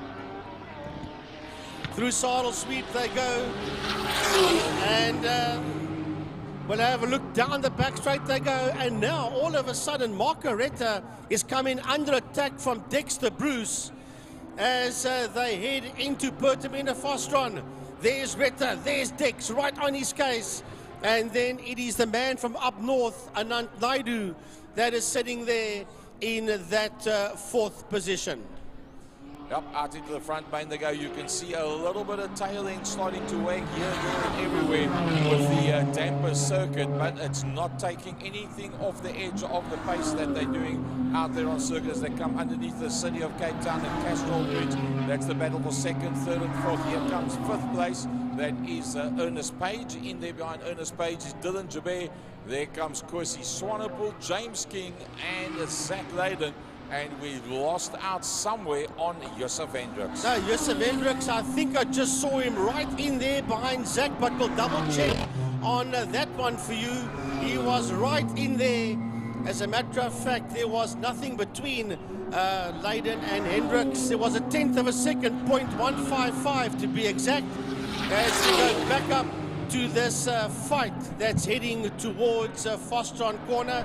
And Neanderthal making his way into one, but the rain, Gaza, is now slowly but surely beginning to come down. Yeah, it's just a fine drizzle at the moment, but you'll see the lap times will now start to taper off. The best of the grip is now gone as the 2nd, 3rd, 4th place battle moves down towards Pertamina Fastron. You'll see some of the cameras, depending on which direction they are pointing, have already picked up a little bit of dampness. Marco Retta and I must say Dexter Bruce has dropped into that 4th position, but I think he's going to have a go when they come down towards turn number 1. He's already dived out in the slipstream. Now he's going to have a look.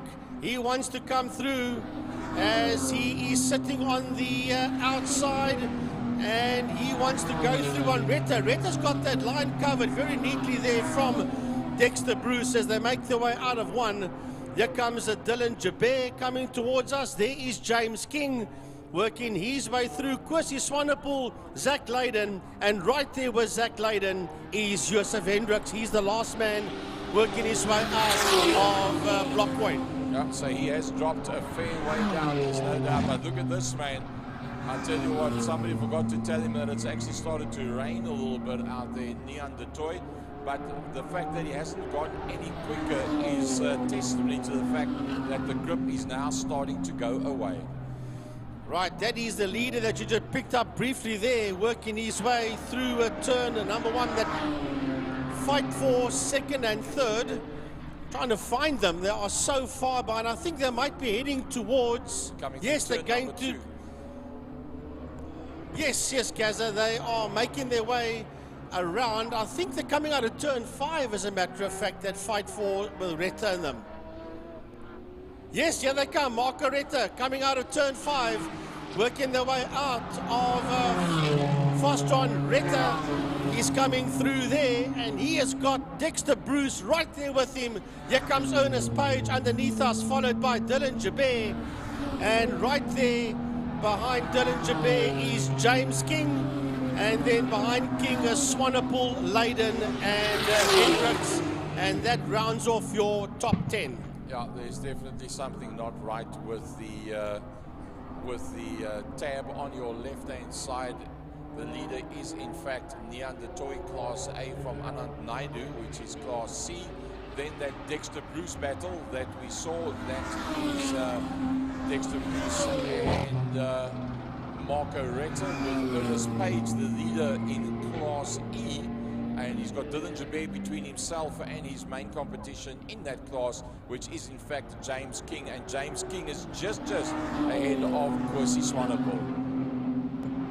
Just picking up on the race leader that is just leaving everybody behind. I think at the end of the day he's going to lap everybody, but just saw him flash on your screen there very briefly and that is Neon the Toy.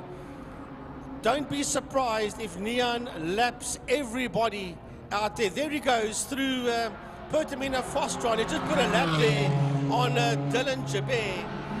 I cannot think he's going to beat 1:12.341 because he's now got traffic ahead of him.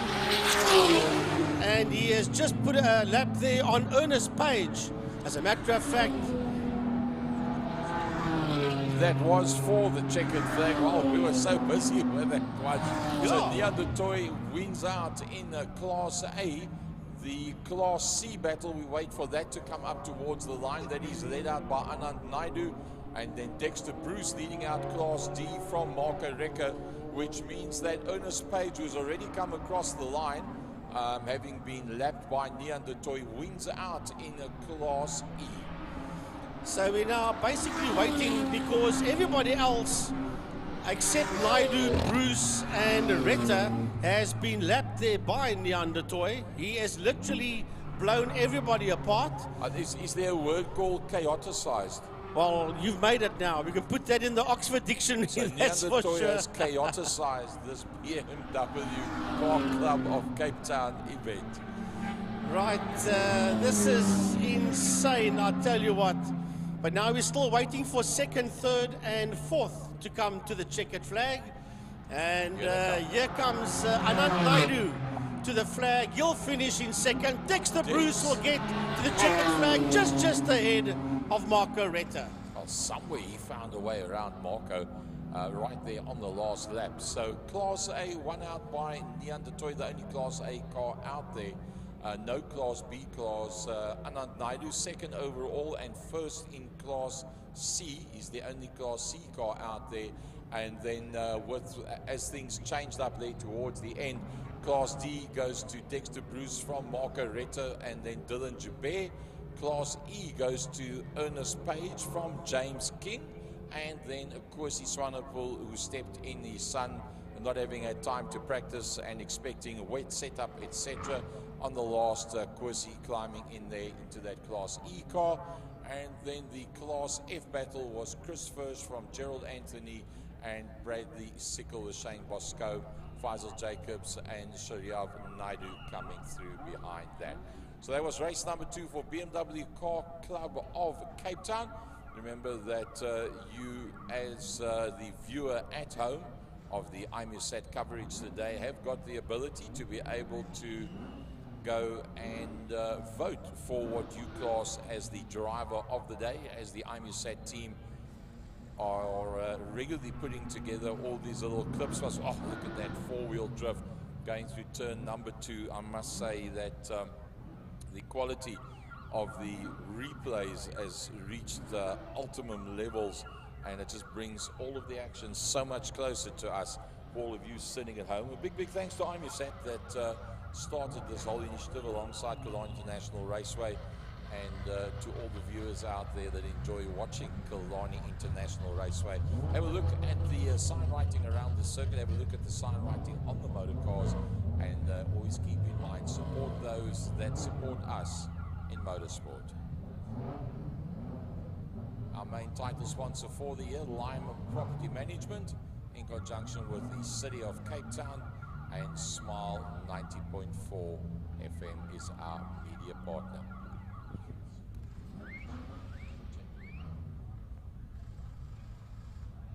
Right here, it's come out.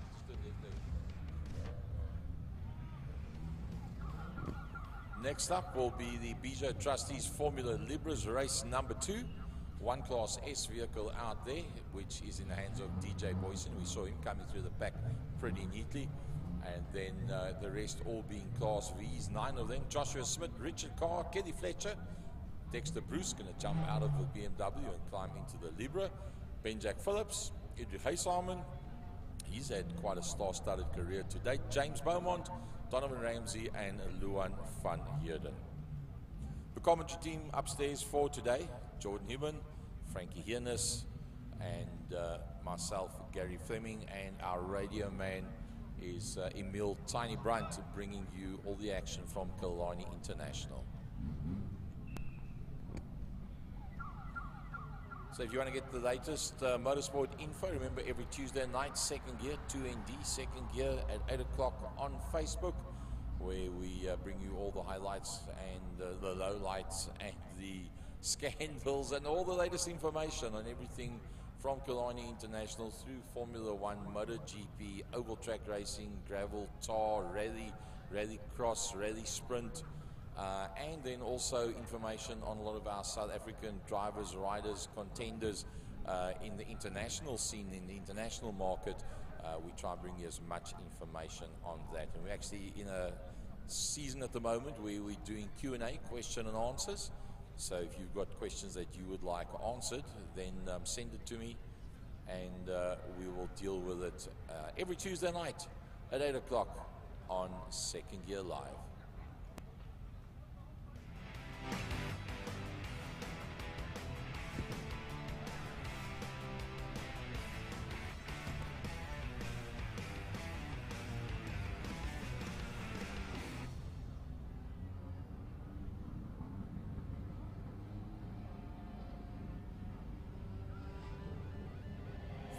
This is hard.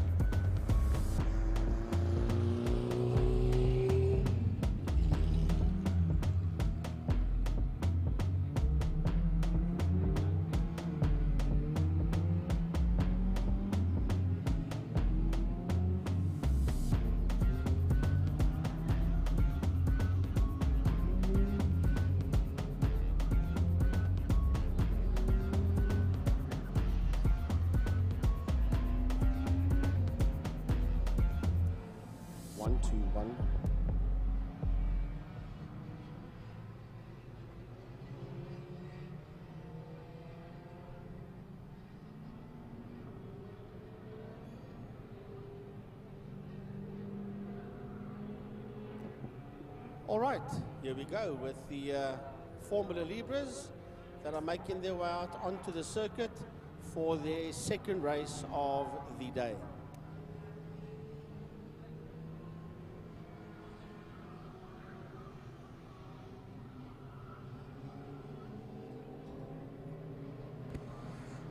All right, so DJ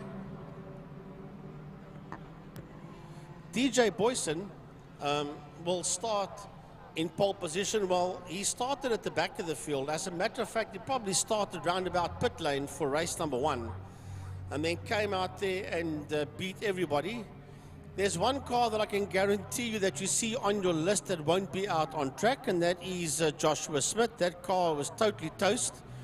I am glad to report, though, that from what I last heard, that Josh is fine. But there's a lot of damage to that car, but I'm sure between his dad, Jason, and his granddad, Vota, they will get that car sorted out once again. So Richard Carr will be out there. He was the early leader, Richard Carr, and he and Josh actually had one heck of a fight out there until Josh had his little incident.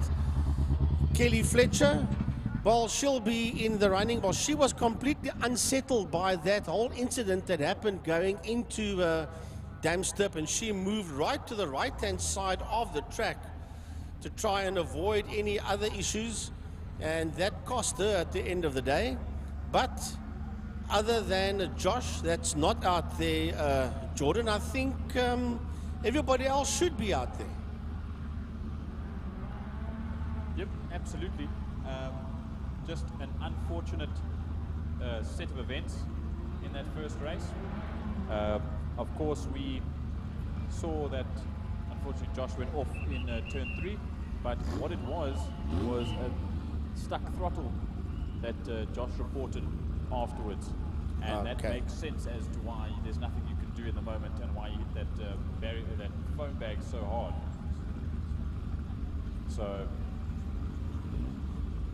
luckily enough, I mean, he is all right. I can only imagine that's quite a winding that you'd get from something like that, coming to a complete stop.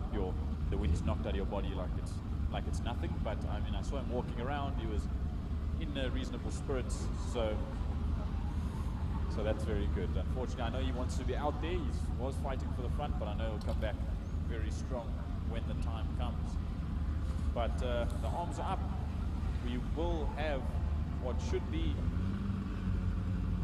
8, 9 open wheelers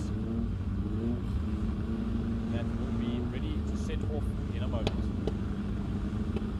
Right, we do have a pit lane starter, and that will be DJ Boyson. He will start once again from pit lane, which is basically the back of the field in any case. And he will start at the back. The lights are off, and away we go once again with the BJ Trustees of Formula Libra Race 2. As they make their way into turn number 1, you can hear that Formula S, or should I say the Class S, Reynard of DJ Boyson rev as it makes its way out of the pit lane to join up with the back of these group of Formula Vs that is heading now into turn 2 into Cashel Corner, being led there by Richard Carr from Kelly Fletcher. Oh, and chopping and changing between Bruce and Ben-Jack Phillips as they go straight out of Castro Corner. But now we have to watch at the front end for Miss Kelly Fletcher, because in race 1 she was quite far off right at the beginning of the race, and she managed to claw herself back to the front end with Joshua Smith and Richard Carr. But now she's right up with Richard Carr already. I think she was just getting a little bit tired come the end of that race, but now she's right up there at the front once again. She just needs to get into the slipstream, and her and Richard Carr can pull away, and hopefully for her she can get the edge out on him and beat him to the line. Well, I want to see what's going to happen between Ben-Jack Phillips and Dexter Bruce, because right there with them is that red car of Edrich Heisamen. There the two of them go through, and there's Heisamen that's right behind the combination of Dexter Bruce, Ben-Jack Phillips, and of course Edrich Heisamen, as lap number 1 is done by Richard Carr and by Kelly Fletcher, and on to lap 2 we go. And another thing was this morning, it was a mixture of tires. DJ Boyson had wet tires on. That obviously that's why we sort of saw him struggling, because you can't race a dry track with wet tires, because it just runs through those things like it's nothing, and then you have a useless set of wet tires whenever the rain comes. Yeah, they get hot, they break up, and there's nothing you can do with them afterwards. But now this time full slicks, and he's out and charging through the field like it's nobody's business. Yeah, he's already up to the battle there between Bruce and Ben-Jack Phillips. He's right there with Ben-Jack Phillips, as a matter of fact, as the field makes its way through. There he comes, just ahead of Edrich Heisamen. is DJ Boyson's. It won't take DJ long before he hits the lead as the field makes its way out of Saddle Sweep, heading down the Kilani Straight. Still, for now, being led there by Richard Carr. Down the back straight they go into Pertamina Fostron. Richard Carr, right there with Richard Carr is Kelly Fletcher. And Dex is there. Dex is in that third spot, right behind Dex. Now we've got DJ Boyson. He's got his nose ahead of Ben Jack Phillips. Yep, so maybe for Dexter Bruce it could be a little bit of a tone, a little bit of a push there from the Reynard for his Formula B as they cross the line now and start another lap. We've got 8 laps to go as of this lap. So let's just see if Dexter Bruce can close up to the back end of Kelly Fletcher. But so far, cutting and weaving through the case, DJ Boyson gets past Dexter Bruce. Now he's on to his next target. Right, and that next target will be Kelly Fletcher as the two of them work their way through Castile Corner. Just ahead of Fletcher is class and overall leader Richard Carr. He'll know that that screaming Reynard will be right there with him. As a matter of fact, DJ still sitting in there behind Kelly Fletcher, just waiting for the right time to pounce and move up into that second spot as they work their way through Saddle Sweep. But it still seems to be chopping and changing between the time, or more so the gap between those two. We'll see, look how big that gap is now. And it seems that Kelly Fletcher's just slowing down ever so slightly, maybe just to move out of the way for DJ Boyson. But now we see, look at her falling into the clutches of one of the synonymous bumper boys that we saw himself and Ernest Page battling it out in the early stages of the previous class, the BMW Car Club of Cape Town series. Now he's back in an open wheeler and he's about to fight with Kelly Fletcher in front. Yeah, as DJ Boyson eventually hits the lead, Richard Carr crossed the line, Fletcher crossed the line, Dexter Bruce, Ben Jack Phillips. Then we got that red car of Edrich Heisamen that crosses the line. But this is the fight we're looking at. The one between Kelly Fletcher and Dexter Bruce. I know on your strap it says Dexter, but that's actually his first name. His surname is Bruce. And Dex up on the inside of Fletcher, forcing her wide and stealing that position away there from Fletcher. That Rob Elof car very well prepped there by him and his whole team. Getting that car ready for Dexter, absolutely putting on an incredible show and giving him an incredibly quick car that is currently outperforming between himself and Kelly Fletcher. So he just needs to try and pull that gap. It is quite a difference between himself, Dexter, Fletcher. Then you got Phillips, Haysalmon, Beaumont, and then Van Heerden and Ramsey. That will be Luan Van Heerden and Donovan Ramsey at the back end of the field. They're also fighting it out back and forth between themselves. Well, I'm going to tell you this for nothing. DJ Boyson might have the lead, but he's not getting away from Richard Carr. He's not getting away from Dex, and he's not getting away from Kelly. Kelly takes a lower line as Dex runs a touch wide out of Fostron Corner. And these three Formula Vs that you see on screen is right on the case of Boyson. Now, Dexter and Kelly are absolutely side by side. And who's going to come out trumps? It's Dex that gets ahead there of Fletcher out of Blockcoin. Now we'll see if it chops and changes once again as they come back into Castile Corner. The previous lap, Dexter dived off the inside. Will he do it again? Oh, sorry, the other way around. Will Kelly do it this time? Dexter goes a little bit wide, but they carry on. And now you see there's James Beaumont, Ben Jack Phillips rather, and Edrich Haysalmon, and just behind them as they'll come into picture in the background, there's James Beaumont, and then Donovan Ramsey and Luan Van Heerden will be battling it out just in the back side of the frame. Yeah, and here we go as we keep an eye on these two that's making their way up the hill and into the backstraight as the leaders head into turn number 5. Heading into Pertamina Fostron.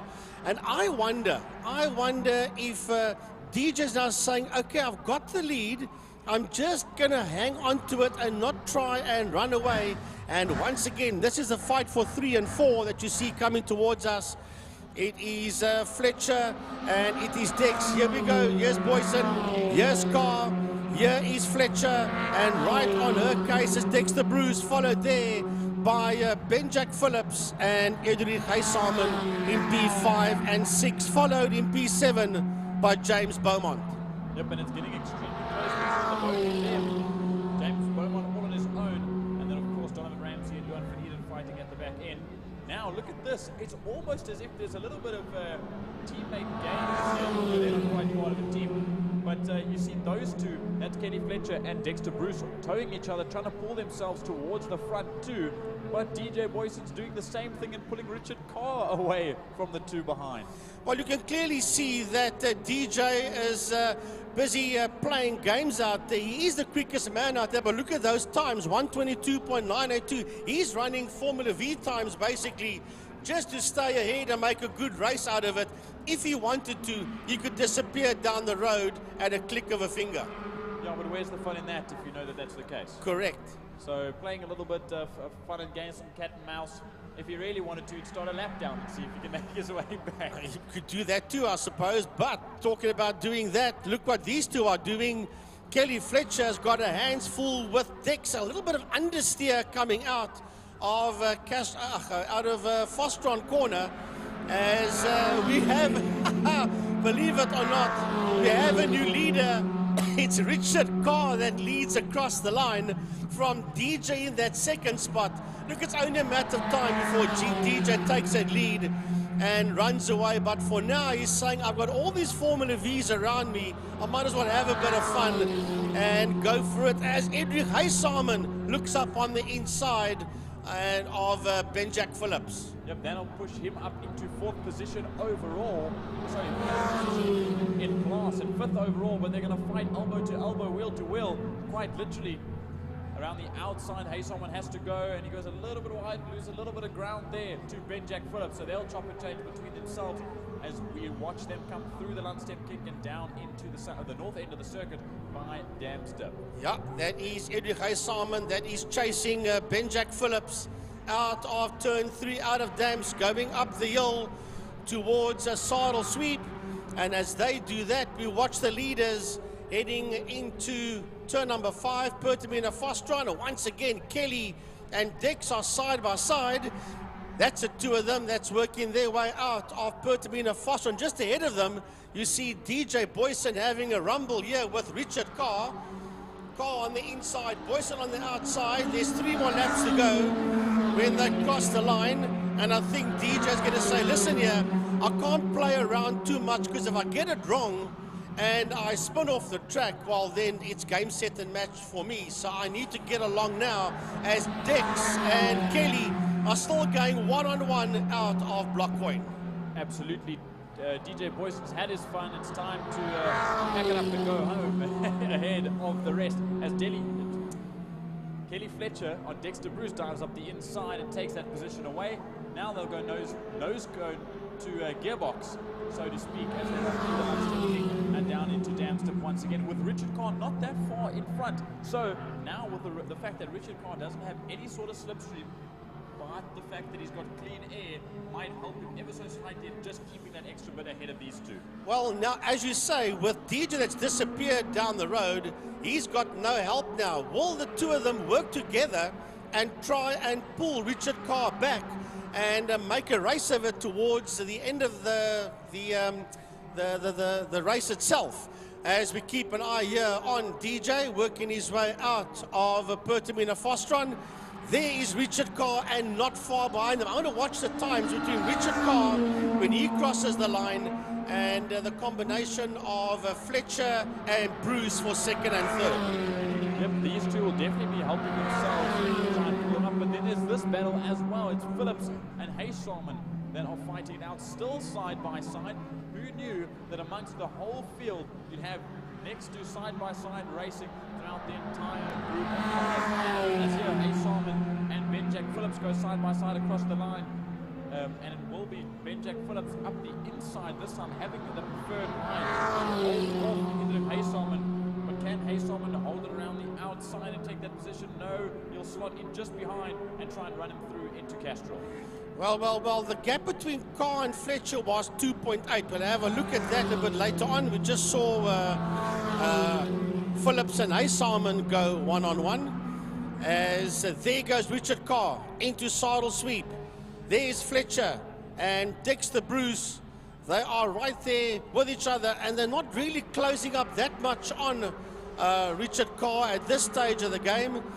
They are trying to help each other to get to the back end of the Formula V of Richard Carr, and they are side by side now, the two of them, as they work their way into Pertamina Fostron, and that looks a bit better for DJ Boyson, a 118.783. Yeah, I think he feels better as well. I think maybe he was getting a little bit tired from going so slowly compared to the times that he generally does. It's good weather for those motors, so you can just put down the times, as there is either Haysom and Benjack Phillips once again. This will be the last lap for everybody out in the circuit, so there isn't much time left for them to do anything there between themselves, Richard Carr, Kelly Fletcher and Dexter Bruce. And then of course either Haysom and Benjack Phillips also have a fight to the line. So with a half a lap left to go, yes, I know what you and I can see out the window, but we've got to focus on this man that is making his way around, because the folks at home can't see what we're seeing out the window. They're seeing this guy working his way around, and that is race leader DJ Boyson. Yes, he was playing around early on, doing 122s, 123s. His last lap, which is the best, is a 118.783, as he works that Formula VW Reynard out of Pertamina Fostron through the kink towards the City of Cape Town Bridge, and class and overall victory will go to DJ. Surely this is going to be quicker. No, he doesn't beat the 118.783, but back to this fight a bit further down between Fletcher and Bruce. Yep, DJ made it 2 for 2 today, but we see this is the checkered flag for the V's. Richard Carr's just pulled ahead enough of the two behind there. Carr takes overall victory once again, ahead now of Fletcher to Dexter Bruce. 3/10, just under 4/10 of a second was the gap between Kelly Fletcher and Dexter Bruce by the end of that race, after nose-to-tail action the whole race. Oh, here comes Edrich Haysom, all on his own. Edrich Haysom to the line. So where's Benjack Phillips? This must be Benjack Phillips coming towards us, just ahead of Beaumont. Yes, it is. That is Benjack Phillips that crosses the line, just ahead there of James Beaumont, P6 and 7. And then there's only two left. It's Donovan Ramsey and Luan van Eerden that didn't get lapped. But for whatever reason, this is just Donovan Ramsey. I believe Luan van Eerden's actually pulled off the circuit on this final lap. I saw a car going to Park Ferme that wasn't the Reynard of DJ Boyson. So a little bit of a last lap drama there for Luan van Eerden, as you can see his name drop down the timesheet behind by 1 lap. But that was that. 10 laps of Formula V action, and it wasn't bad at all. And a personal best on the last lap for Beaumont, 128.072. So that was the second race of the BJ Trustees Formula Libra single-seaters.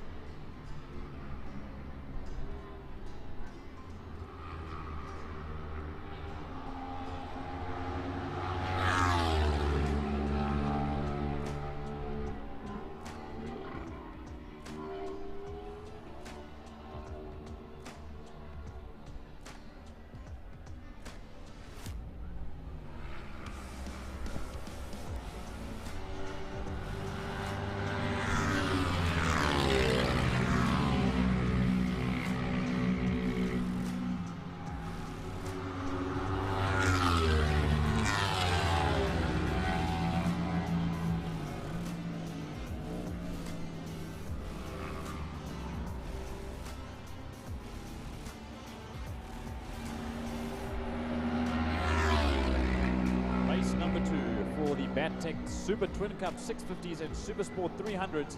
This time, a dry race, Frankie. This morning, they had a bit of a mixed bag. It was grey, it was greasy.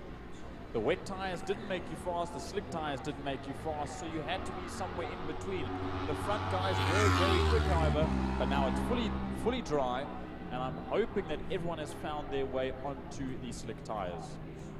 Well, I'm hoping, as we see tyre, I think that maybe support vehicles that might have gone off to check something out either yesterday or this morning early. But I want to see if Abigail has got that bike of hers sorted out. Now she's back out on track because, man, she did not deserve what happened to her early on. But we'll have a look, see if she's out there. It looks like that might be Abby going into turn 3 now, into Damstip. But we will verify the moment all the motorcycles get to grid proper. They've done their 2 warm-up and sighting laps just to see what the track conditions are like. Within this, we've had some on and off weather already. It's clear for now. There's a bit of a breeze. The mountain of whatever you call it, the Kopi towards Melkbos is clear. Table Mountain's a little bit grey. But, however, we saw in the BMW race that halfway through it started to sprinkle. It wasn't enough to cause any problems. But just like that, hopefully it's a clear enough race as they all begin to line up on the grid. And it will be Nicholas Hutchings on pole once again.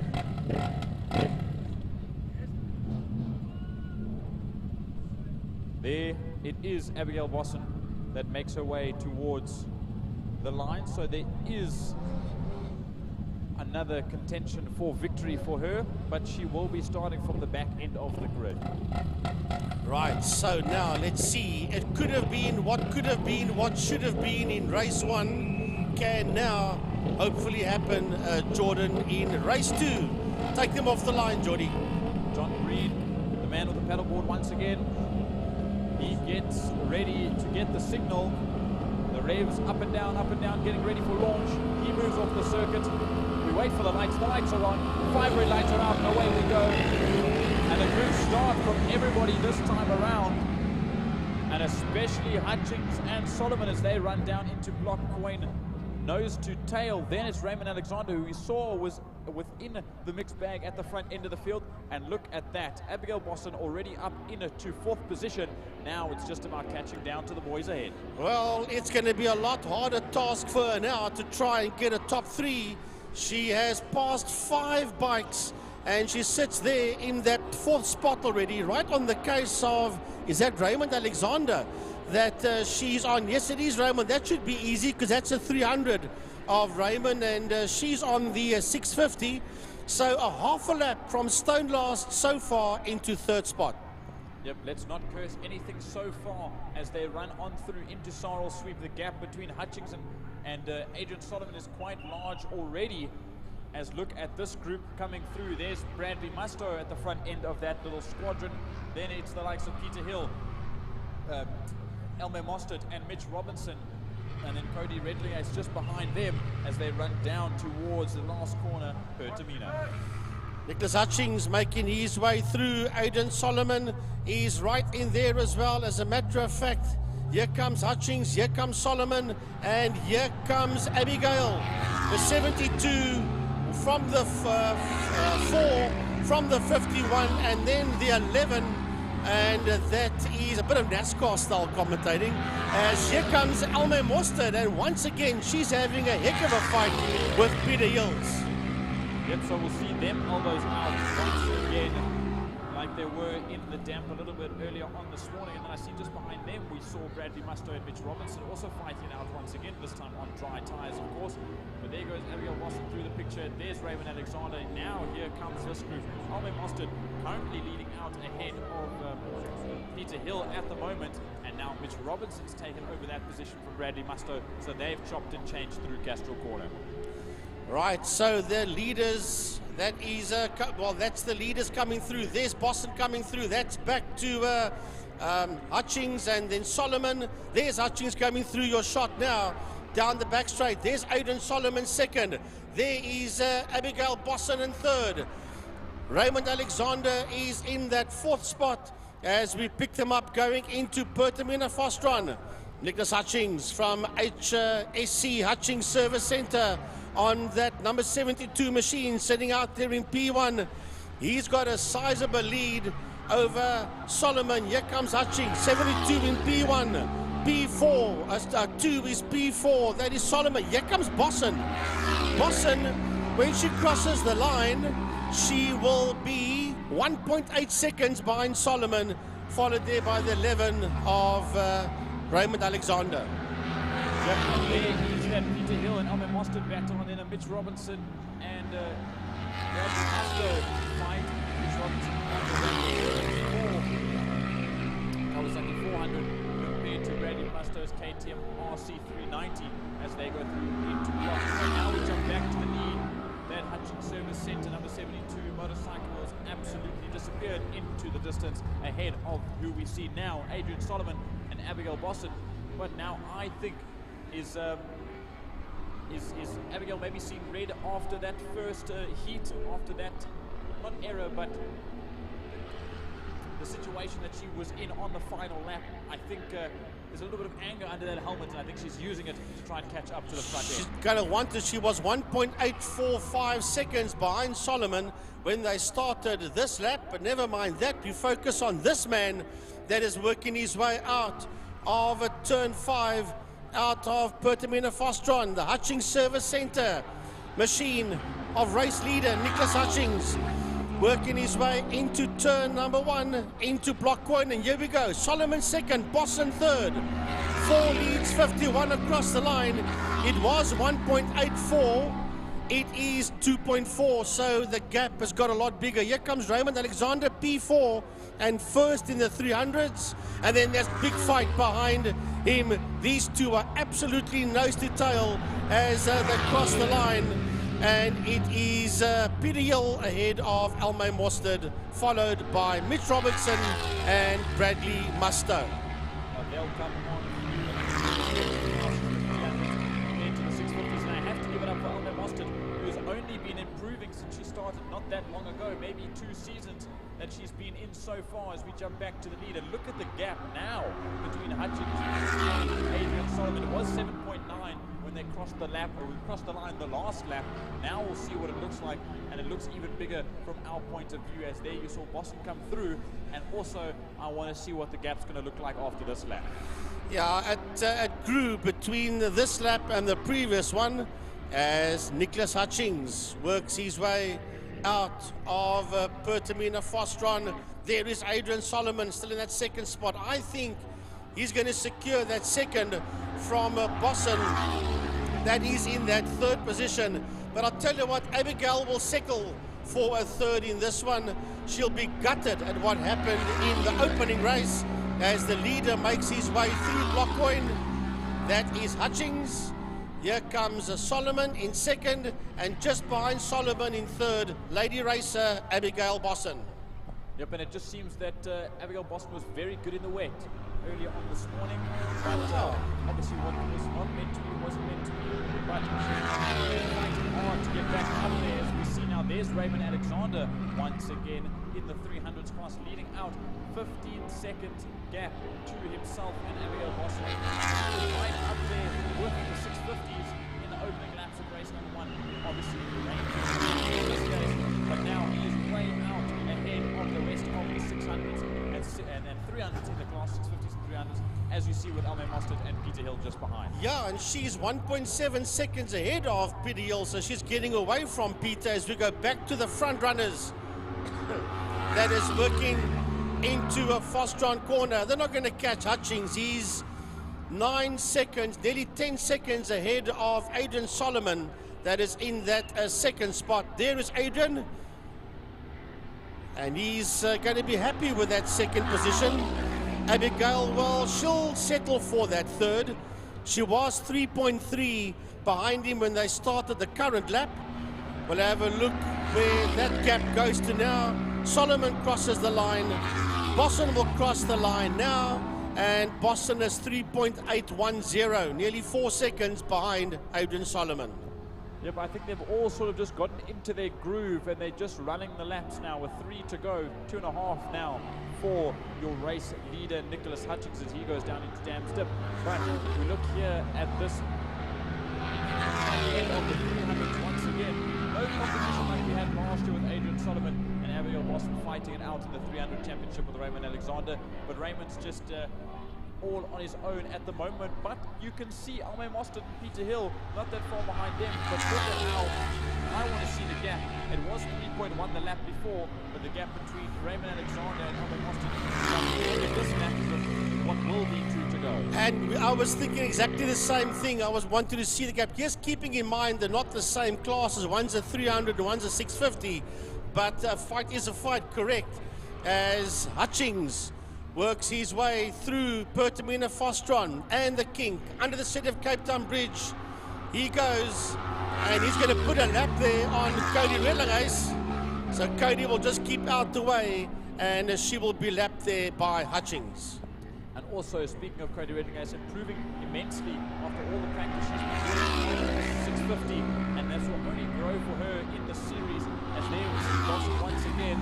The gap now 5 seconds between herself and Adrian Solomon, but Adrian Solomon's 11.5 seconds between himself and Nicholas Hutchings ahead for the lead.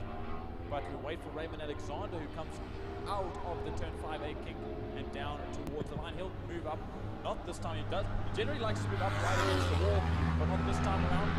There's Alme Mostert, and she's closing. It was 2.7, it's 2.1 now, 2.6. So she definitely is closing the gap with 2 laps to go. And Peter Hill, 4.2 seconds behind Mostert. He sits there in that 6th spot with 2 more laps to go. And they will be followed by Mitch Robertson and Bradley Mustoe. But back to the front runners. Down that Killarney straight. There'll be a lap to go when Hutchings crosses the line, sitting right there on his ace. He's 11.467 seconds ahead of Solomon with 1 more lap to go. He can roll off slightly and victory will be his in the Hutchings Service Centre outfit. He comes around to start his last lap for the race and for the day in his class. And he is eons down the road ahead of 2nd place man Solomon that is coming into view now. As a matter of fact, here comes Solomon. Yeah, he's put a lap there on Redlinghuyse. So she's just keeping out of the way. And then behind Cody is the 3rd place rider, Abigail Bosson. Yep, everybody looking super comfortable as they ride through now. There is Solomon, and I believe maybe it's a good thing that this race is coming to a close, because I see in our commentary box window there's a little bit of spots of rain, but diving up the inside goes Abigail Bosson on that 34 of Cody Redlinghuyse. They run on through Outer Castrol into Dam's Dip now for Solomon and what will be Bosson and Redlinghuyse. And then, of course, Raymond Alexander, who's now 27.5 seconds between himself and Abigail Bosson as the leader heads down to the final corner for the final lap, for the final time for the class today. Race leader Nicholas Hutchings all on his own, nearly 10 seconds ahead of Solomon. 1 man in your shot. That is the leader, and that is Hutchings that goes through the 5A kink out of Pertamina Fostron under City of Cape Town Bridge, and victory will go to Nicholas Hutchings by, geez, I don't know about how much, but it's going to be a pretty decent margin over this man that crosses the line in 2nd, Adrian Solomon. It is nearly 10 seconds, 9.3, and at least Abigail Bosson gets to the flag, this time 5 seconds behind Solomon. Absolutely, and a good ride from her as well. Cody Redlinghuyse also crosses the line now.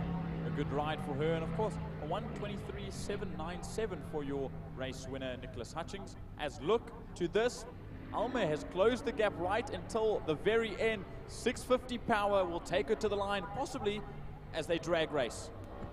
Well, yeah, they go. They're going to be side by side. You should have the power across the line, but yes, it's going to be It's going to be Mostert ahead of Alexander by 0.2 of a second, followed by Peter Hill. As Peter finishes his race, he will end 5th in class and 6th overall.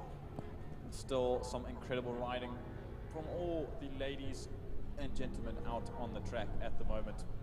Now we'll just wait for Mag Workshop man himself. Mitch Robertson Hill coming home 7th overall and 2nd in class, so that's a very good result for him. And then Bradley Musto, young Bradley Musto, comes home in 3rd in class, 8th overall. ATM Morrison 390, and a good ride from him after also a struggle this morning in the tricky conditions with wet tires on a immensely drying track, but still incredible results overall, and I would be very happy for the Battec Super Twin Cup 650s Super Sport 300s race today. Yeah, this is just a replay. Here comes Peter Hill, and he was involved in that fight there with Elmay Mostert. So that was the Battec 650 and Super Sport 300s.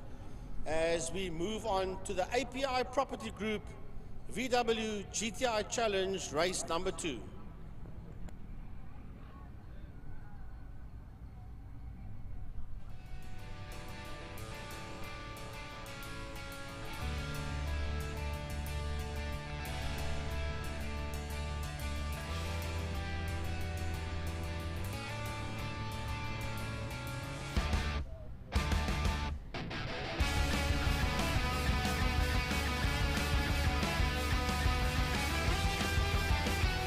I will say one thing, I don't give it the commentator's curse, but the heavy rains that we were talking about early on has not materialized, and it's more than welcome to hit us after the race event, not now.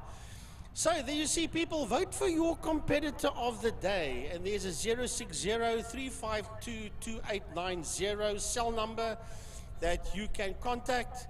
And then the IMUSAT people will hopefully put it up on the screen or send us a WhatsApp or whatever the case may be.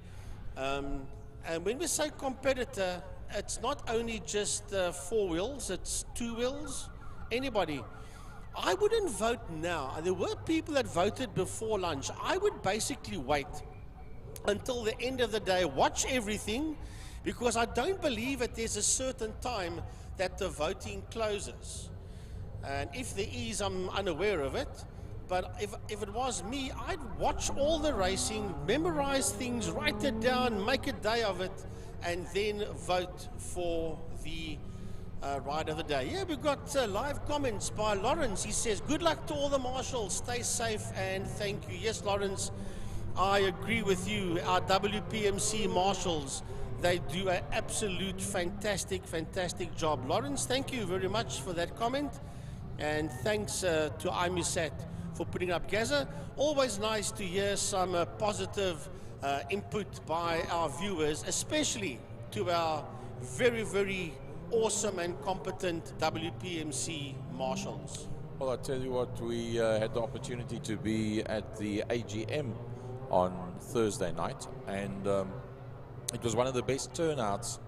Well, it was actually quoted, it was 11 years ago that we last had the amount of signed up members, paid up members in the club, and it was also pretty much one of the best turnouts for the decade in terms of the amount of people at the AGM. Yes, it was a year where there was voting involved, but irrespective of that, even Mariska Redane was saying earlier on this morning while we had a cup of coffee, she was saying, you know, there was such a feeling of goodwill last night. It was really inspiring, and that is fantastic. And I must say, things is going very exceptionally well right now at Killarney International Raceway in all spheres, in all sectors. There's a good couple of classes that are also going very strongly, having good socials. There's more and more people that are following GTI Challenge, API Property Group GTI Challenges type of format of promoting their specific class as well. It's happening more and more.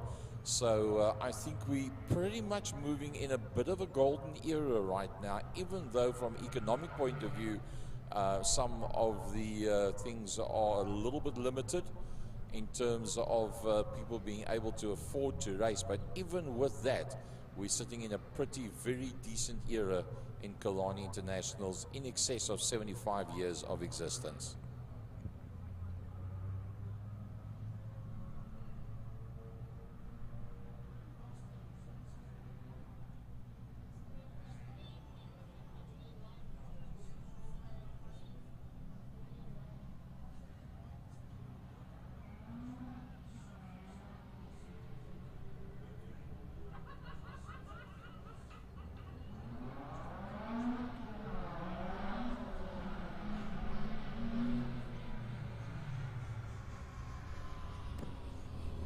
All right, folks, here we go with Race 2 API Property GTI Challenge, and Ollie Hintenhuis in the Coastal Engineering Supplies Polo will be in pole position. Right behind him in P3 is Kilani. Nathan Victor of Summit Racing will be there in P4, and that is the first three. We're still waiting for the rest of the cars to come through. Where is Mr. Shane Williams? But I can tell you, pole position in Class B is Mohammed Kalfi and Faisal Jacobs. And then in third spot, looking out the window, is Zaki Hendricks. And then Dani Sandenberg is there as well. Then we've also got Zach Leyden, Voland Volskenk, and then Sean Liebenberg in the 75 car. Oh, the Zach Leyden car is starting in 10th overall, right in the middle of Class B, and that car prepared by none other than Chase Herald. He's got 4 vehicles out on circuit today, hence him not racing himself, because he is intending to get back out on circuit again. And Chase Herald, in fact, a man that's brought radio-controlled drifting to the Joubert pits in the last 3 weeks, and it's been pretty strongly attended as well. API Property GTI Challenge, race number 1, one light off the line we come. Will this be all about Nathan Victor? Well, not initially, because it's an invert. Well, let's have a look and see who is the man that's up front. Skalky's up front as in Class A as the field rolls. Remember that Mark Fontini that won Class C, he'll obviously be somewhere in the top 6. He won't start in pole for Class C. Oh, they're sideways and they're bumping each other. Those Class A cars as they exit turn number 2, Caltex Castrol corner, sorry. And there's no love lost as they work their way into turn 3 into Damstep. Getting pretty tight, there's no doubt about it. The Class A battle's going to be good. The Class B battle is always a good one. And I think Class C with this invert could be a bit of a showstopper this time around. So down the back straight they go. And it is indeed Nathan Victor that sits there in a P1. So he's muscled his way into the lead as Nathan Victor in the 71 car, as we watch this Class B and Class C cars work their way down. Here we go. Look at these Class B cars. They're right in there. Zaki Hendricks is in that fight. They're all in that fight. Wayland Volskenk, Zach Leyden, Faisal Jacobs. A lot of them are in this fight behind the 76 of Ollie Hintenhuis. Oh, it's very, very close, and that's Faisal that's climbed out towards the inside lines. You see the Class A cars go through. Can they all get through Bullock Coin Corner together? Well, it looks like somehow they are going to make it through there. Kalfi from Jacobs from Sandberg, who did exceptionally well in race number 1, just ahead there of Zach Leyden, and it is Kilani that's dropped down amongst the guys that would normally have been right behind him. Well, yes, he's stuck in that Class B mess now. He's in P7. He's ahead of Zaki and behind Leyden. Zach Leyden, but it's all about Victor Hintenhuis in Class A. But let's go with this lot. Here we go. Class B, Mohammed Kalfi will lead them into turn 4. into saddle sweep. Mohammed Kalfi has got them right in there with him. And Mohammed Kalfi, there is Faisal Jacobs in that yellow car. Man, these Class B cars are crawling all over each other as they race down towards Fastron. Well, I was predicting it was going to be Class C that was going to be the showstopper, but it's Class B. That's what it's all about. And Kalfi has got himself a bit of a gap now. Not that bad, but I must say Sunderberg, to my mind, is the one that is way ahead of what we would have expected on paper, looking at the entries going into today's racing. Nathan Victor and all the Internals have broken away at the front end. Yeah, they have pulled away, and Mohammed Kalfi will lead this lot through the 14 car of Kalfi. Look at Zach Leyden. He wants to go through on Donnie Sundenberg Jr. And right behind them is the 7 car of Zaki Hendricks. Zaki darting to his left as they work their way through. Behind him, we have got 3 more cars, and that is Faisal Jacobs is in that yellow outfit, trying to find a way through with Waylon Volskink. He's right in there behind him. Here are the Class C cars led by Daniel Muna, Mark Fontini, and Ross Schroeder. We picked them up at the top of the screen as they race down towards Damstep. Yeah, we didn't see much of the Class C battle. They were a little bit spread out in race number 1, but here it is. You would expect that it would be starting off, you say, leading Class C. You would expect to hear Mark Fontini. No, sir, it's not like that today. Yeah, well, it shows that Muna is ahead of him. Well, Muna was, but no longer, because Mark has now taken that lead by the time they got into turn 4 saddle sweep. So he is now leading Class C, but back to this Class B war out there. And look at Zach Leyden. Zach Leyden and Zaki Hendricks. They are all over the back of Sundenberg Jr. as they race down towards us. Then behind them, Mohammed Kalfi has got Waylon Volskink in there as they work their way into Blockcoin Corner. Oh, 3-1 in GTI Challenge doesn't normally work, but they managed to make it through there. And I do believe Sundenberg is having the race of his life right now. Kalfi is definitely in a class of his own at the front end of Class B.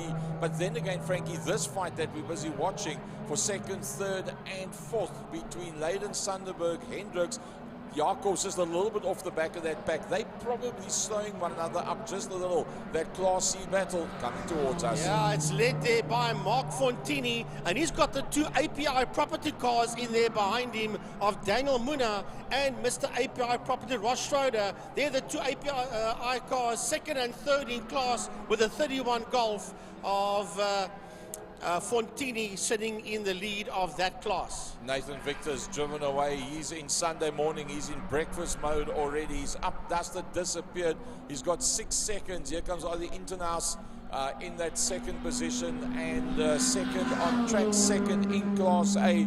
Then Battle Royal. It is Kalfi that comes through. He's broken away. Zach Leyden leads now that group. He's got Sundenberg right in there behind him. Sundenberg is being tailed by Hendricks. Hendricks is now starting to put the pressure on. He's going to have to close that inside line.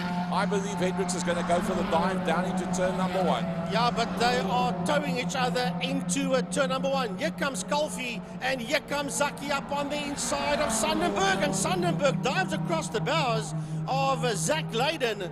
And he says to Zach, not now. Then behind Leyden, we've got Waylon Volskink. And behind Volskink, we've got the yellow machine there of Faisal Jacobs.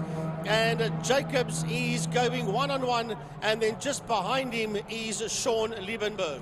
Jacobs needs to shake off Liebenberg. He needs to run the fastest line. You see the way up the Joubert straight towards turn number 2. If there's somebody that's right behind you, you've got to stay on the right-hand side of the circuit. He's got, getting it sideways, but holding it all together. He needs to break that one so he can go and fetch this lead group. And in the distance, you see 1st, 2nd and 3rd of Class C coming down towards us, being led there by Mark Fontini. And right on his case is Daniel Muna, Ross Schroeder. They are hassling him and he's getting away from the API property cars. Let's go back to that Class B battle as they go down into Potamina Fastron. It's starting to open up just a little bit, but it's still closer racing than probably any other class at Killarney International Raceway. Line of stone, they work their way through, 3 to go. Mohamed Kalfi will lead them across the line. Never mind Victor Internas. There's 10 seconds between them. They're so far down the road. We have to stay with this one. It is Mohamed Kalfi. Second spot goes here to Zaki Hendrik, Zach Leyden, Wayland Volskenk. Then it's Dani Sandenberg. And right on his heels is Faisal Jacobs and Sean Liebenberg as they exit Blockcoin. I think we must go back to, you've got to get away from this one. We've got to watch what's happening with Class C as well. And first and second in class is still Fontini from Muna, from Schroeder, as the rest of the Class C guys come through. Bonnet pins are off one of those Class C Golf bonnets. It's the 53 then of Conor Hubert.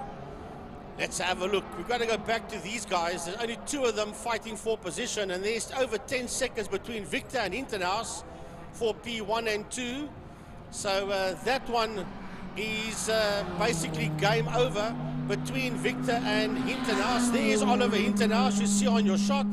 But we're waiting for Mohamed Kalfi, who is the leader of Class B, to bring this other Class B train into Fastron corner. And wow, Zaki Hendricks has been overtaken by Zach Leyden and by Wayland Volskenk. So he is dropping a little bit back. Is Zaki Hendricks. Oh, this is a turnout for the books. He's Zaki.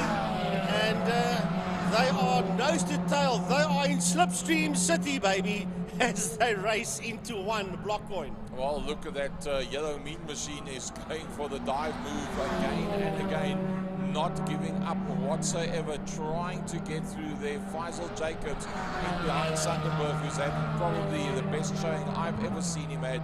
It's only Mohamed Kalfi that has been able to break away from this Class B group. Don't forget about Victor and Internas at the front end of the pack. They're the 2 Class A cars. Keldnace has dropped completely off the picture, and there's our lead car on its way down into turn 5. As we said, he had the better part of 10 seconds. We're now looking at 12 seconds, and the action is moving down towards the Class C battle into turn 3.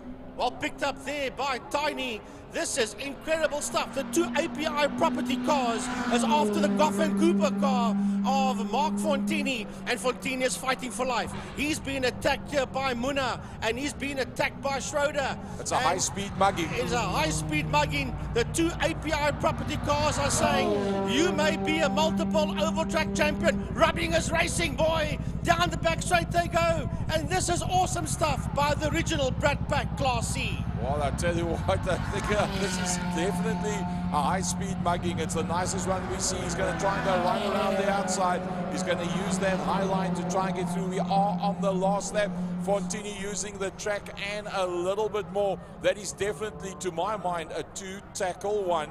Although, at this stage of the fight, they're just about touching as they go down the straight. Let's hope that this one does not turn to tears, because it's touch and go as they go down into Blockcoin corner. The Class C battle working its way through one. We're going to pick up the Class A leader as he works his way down the back main. Remember, this man, his name is Nathan Victor. He's having a Sunday morning breakfast already. He's so far ahead of everybody else. He's in fact 14 seconds ahead of second place in Class A. Only 2 Class A's out there and still running as he comes up towards the line. Yeah, we've got to break away, folks. I know you want to see that fight in B and C, but we've got to take the winner to the line because he deserves it. Nathan Victor will win this one, dominating from Ollie Hinternaus, that will finish in that second spot. Here comes Ollie to the line now, and he will finish second overall, second in Class A. But what is Mohamed Kalfi doing? He's going to win. Mohamed Kalfi is going to win Class B, and we've got a car slowing down there. Here comes Zach Leyden towards a checkered flag. It is Zach Leyden coming towards the flag. Then it's Wayland Volskenk that is coming towards us. And then, yeah, Zaki's the one that's dropped off because Sonnenberg will end ahead of Jacobs, Hendrick, and Liebenberg. But Gaza, here we go. The fight, yes. first, second, third for C. Oh, they're going to make it to the line. It's not going to be, it might be late touching. It's Fontini by 17 thousandths of a second. Did they do the high-speed mug? They tried it. Fontini beat out. Munner and Schroeder helped one another. They did everything they could. They tried everything. They did a brilliant job to be able to go one-on-one with Fontini. Is already a victory in its own right. Well done, Mark Fontini, Daniel Munner, and Mr. Schroeder that was in there as well. A brilliant, clean, fair, hardcore, high-speed mugging. 100th of a second. He beats the two API property cars to the line. And I'm telling you now, in Park Fermé, Ross and Daniel and Mark will say, God, what a lovely stuff. They'll be giving each other hugs and high five in Park Fermé. That I can promise you. See, Dion Goch is down there as well. He's in fact right there in the Boma with the man with the black cap on. And he'll be cheering his man Mark Fontini on as he comes through and say, well done, my boy, well done. Well, I hope they've got some kind of a portable radio or something there if they're not under a speaker, because, yes, Mark beat the two API property cars by 100th of a second, but they were mugging him. There's no two ways about it. And that's where Marky's oval track experience came in. He was not going to let them push him around. But you know what was nice about that, Frankie, was we referred to it as high-speed mugging, but in real terms, they played it very fair, very honest. Rubbing is racing. Very legal. There was intimidation. There was no impeding of Mark's speed whatsoever. Correct. They tried to work together one-on-one to go and make a plan to be fast enough. Look how close they were to one another, but never made contact. That is brilliant stuff. That is what GTI Challenge is all about, and that is what happened on the last corner. Yeah, that's Zaki Hendricks that ran wide. That's why Zaki dropped all the way down, because he was on the loose stuff there. You think he's going to pick up a bit of chirp from the boys, taking a little bit too much pressure and pace? Ooh, there was almost contact on the home straight here between Daniel Munner on the outside of Mark Fontini. There, Munner was still ahead of Fontini, but about 100 meters down the road, it was the other story. It was 100th of a second that Munner lost out to Mark Fontini. Yo, brilliant, brilliant, brilliant stuff. Excellent, excellent racing.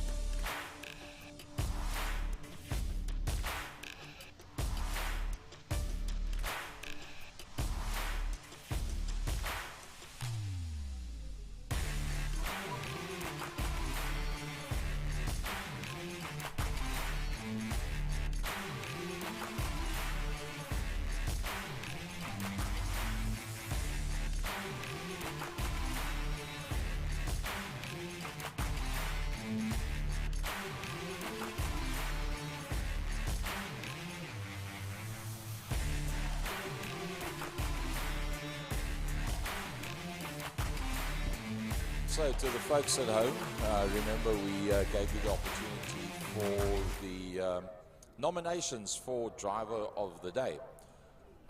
We did also say you can vote right now if you want to, or you can wait until the second round is over and vote at that point. So a lot of people jumped on the lines, and thank you to everybody that's voted. I didn't realize there were so many people that was into it.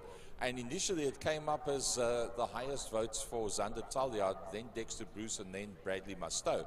Then the second round of races started, and all of a sudden two ladies were put to work to start tallying all of the votes because it became so many. And that's turned right around in favor of Ethan Diener from Zander, dropped down to second, and Dexter that's dropped down to third. So for the folks at home, yes, we are not finished with the second round of racing yet. We do have two ladies now on board that's tallying up all those votes. It is changing all the time, and as the results of the different races come through, I'm pretty sure it's going to change from there again. So every single vote counts, and yeah, let's see how this one turns out.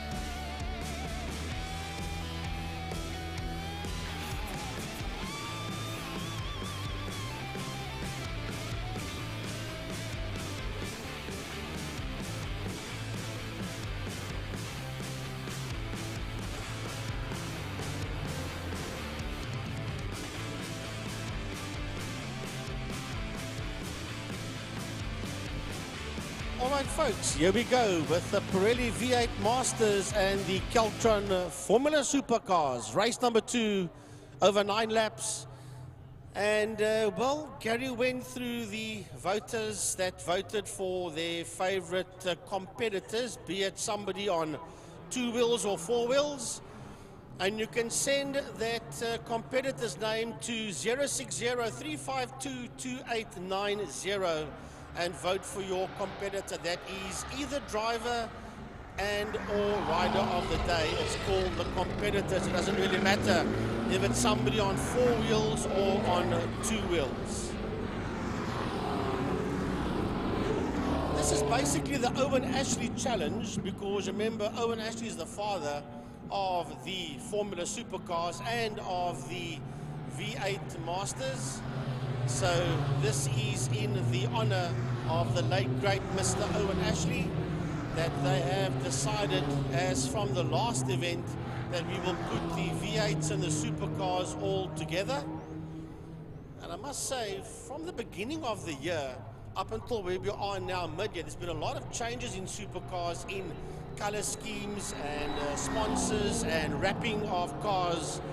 Nothing is the way it was at the beginning of the season. And the numbers have improved as well. Supercars especially, yes, and a big thanks to Clint Ridden, who is a chairman of the Supercars, therefore on Sportcom as well, because he is Supercar chairman and now as well on the management commission. And this is a man that's got lots of plans for the Caltron Formula Supercars, together with people like Ryan Catt. Well, he did, for those of you that do follow the class, he did make a number of predictions at the point where he took over the management side of Supercars, and pretty much what he predicted and what he set out to try and achieve, he has. And one of those things is to create a whole lot of, a whole base of spares which is available with immediate effect to all the drivers in the class. And there was a worry, because the class has been around for a long time, that certain of the items is not that readily available. He has done the necessaries, bought in quantities of different items to be able to make sure that they have whatever they need, and that is also helping to increase the size of the fields. Sean Moore, Mark Ridgway, front row, we've got Alistair Brown and Ian Parsons from Ken Finneran and Gary Thompson as they come up towards the line, Frankie. All right, the lights go off. This one is underway as the Supercars work their way to the line. Let's have a look at the V8s. It is Sean Moore that gets out there from Mark Ridgway in second, and then behind Mark Ridgway is Alistair Brown as the Supercars work their way through one.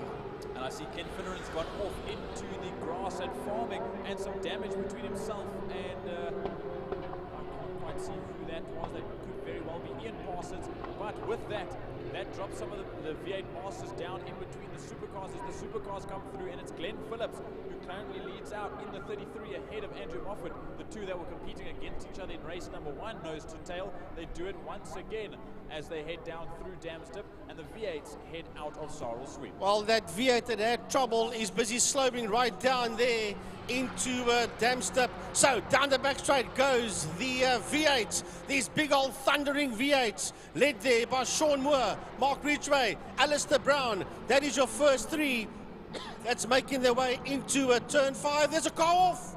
There's a V8 off there in Pertamina Fostron.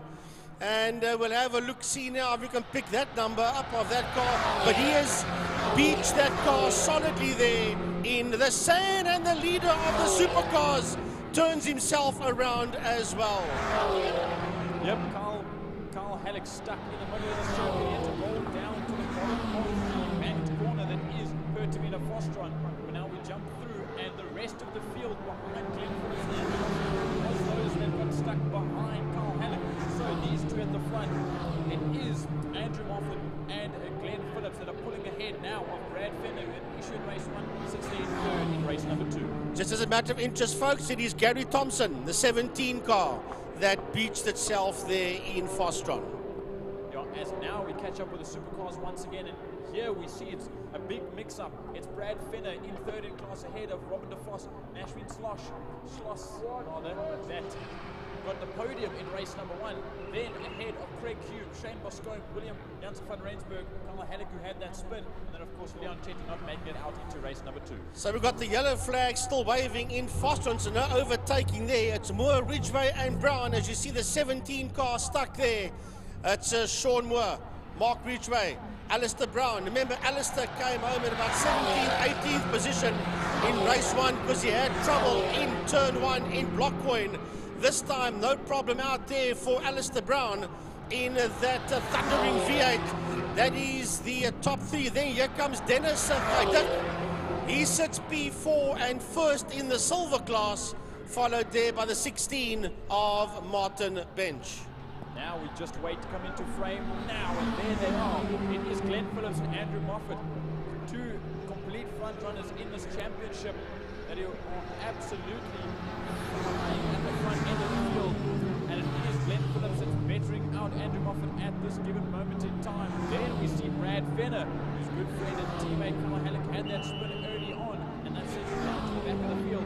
But then you see one of the Armour Guard cars and the Lime Property car. It's De Vos and it's Schloss that run through now in that 3rd, 4th and 5th. Then you see Craig Hume in 6th, Shane Bosco, William Janssen van Rensburg, and then Carl Halleck has dropped down the order. Well, I'll tell you what, it's lovely close there by the supercars, and we'll keep an eye on them as we watch 1st and 2nd and 3rd for that matter.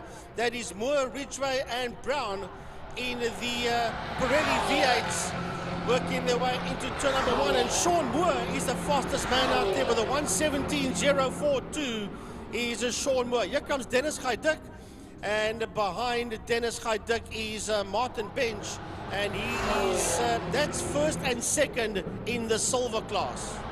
Well, there's still that yellow flag into Pertamina Fostron due to Gary Thompson stricken number 17. That means no passing, which they've got to be careful of as Brad Fenner gets a little bit of a fight there on the outside by Robin de Vos. It was a pass in the yellow, so I don't know what that's going to be after the fact, but it's side by side between Fenner and de Vos.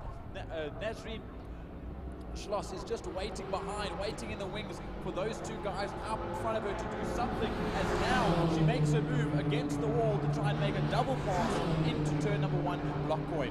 And Craig Hume is also closing the gap on them as well, so we're going to keep an eye on this lot.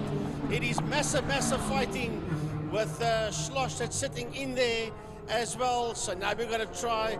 Here comes the rest. Here comes, that's Boscombe that's coming through. Halleck is in there, and then Janssen van Rensburg as the leading V8 makes his way into Blockcoin, the leading V8 coming out of turn 1, and that is through Blockcoin. That is Moore, Sean Moore, and he is way down the road from Ridgway, Mark Ridgway. There's Mark coming out of Blockcoin now, and right behind him in 3rd is that red V8 of Alistair Brown.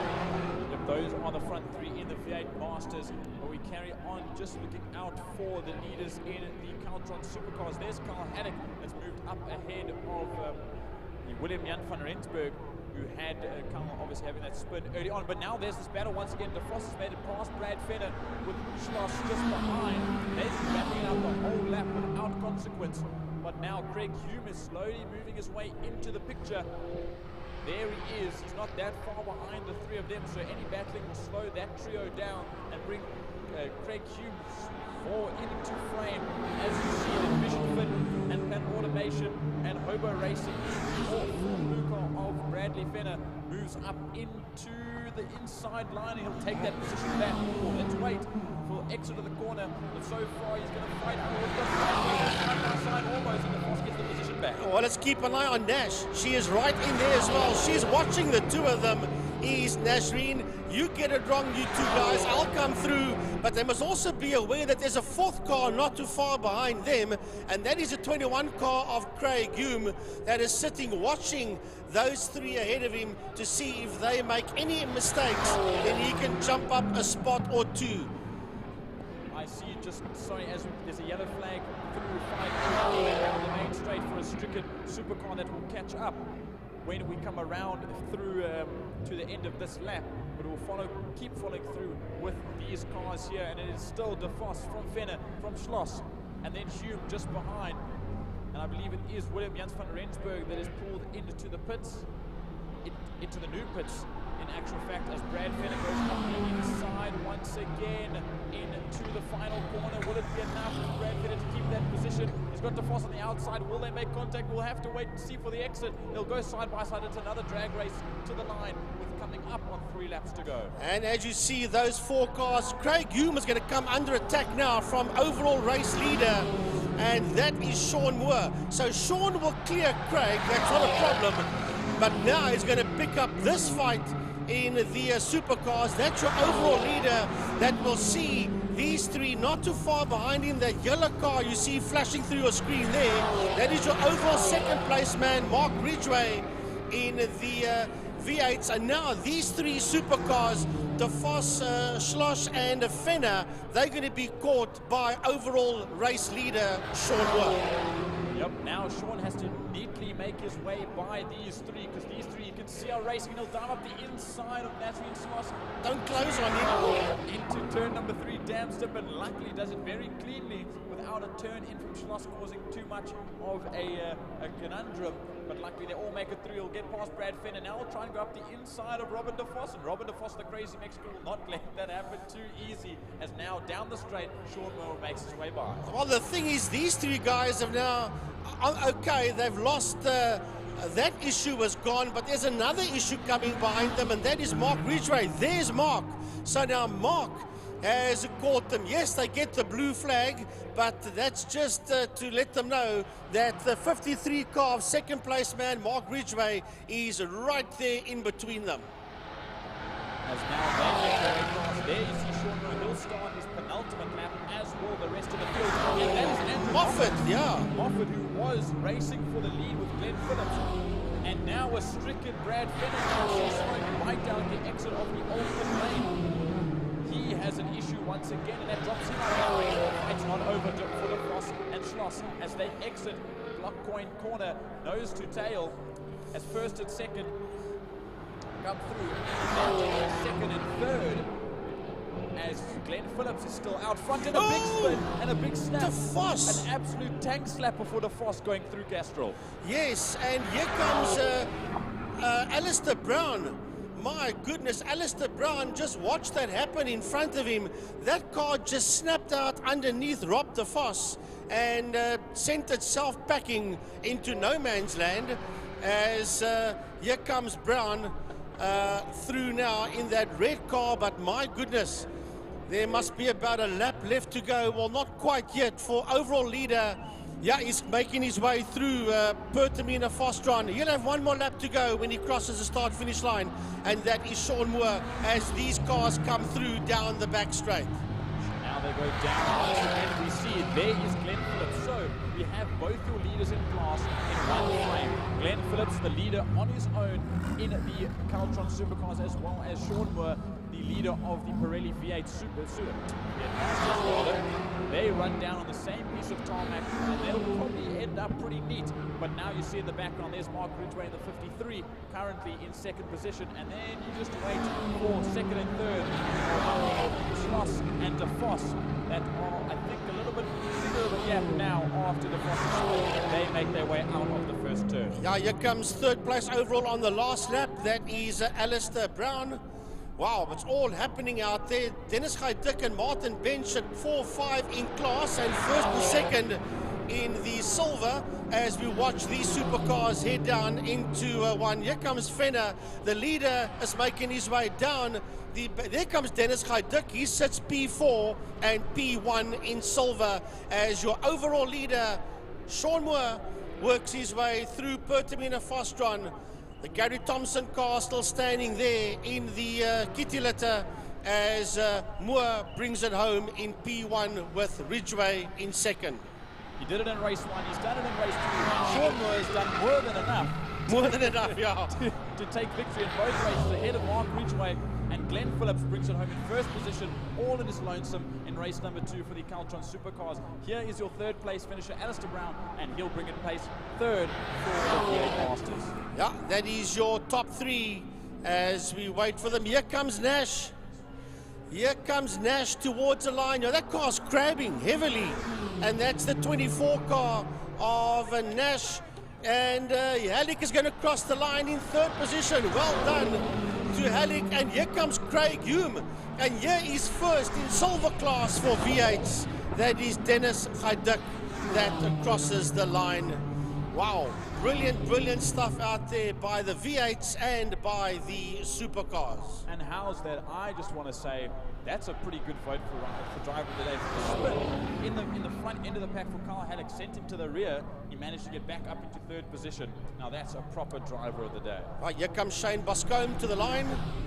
And Shane will finish his race, but yeah, I'll tell you what, it gets interesting the moment these thundering V8s start to mix it up here with the supercars. And then you've got to have eyes all around your head if you are sitting in either a V8 or in a supercar.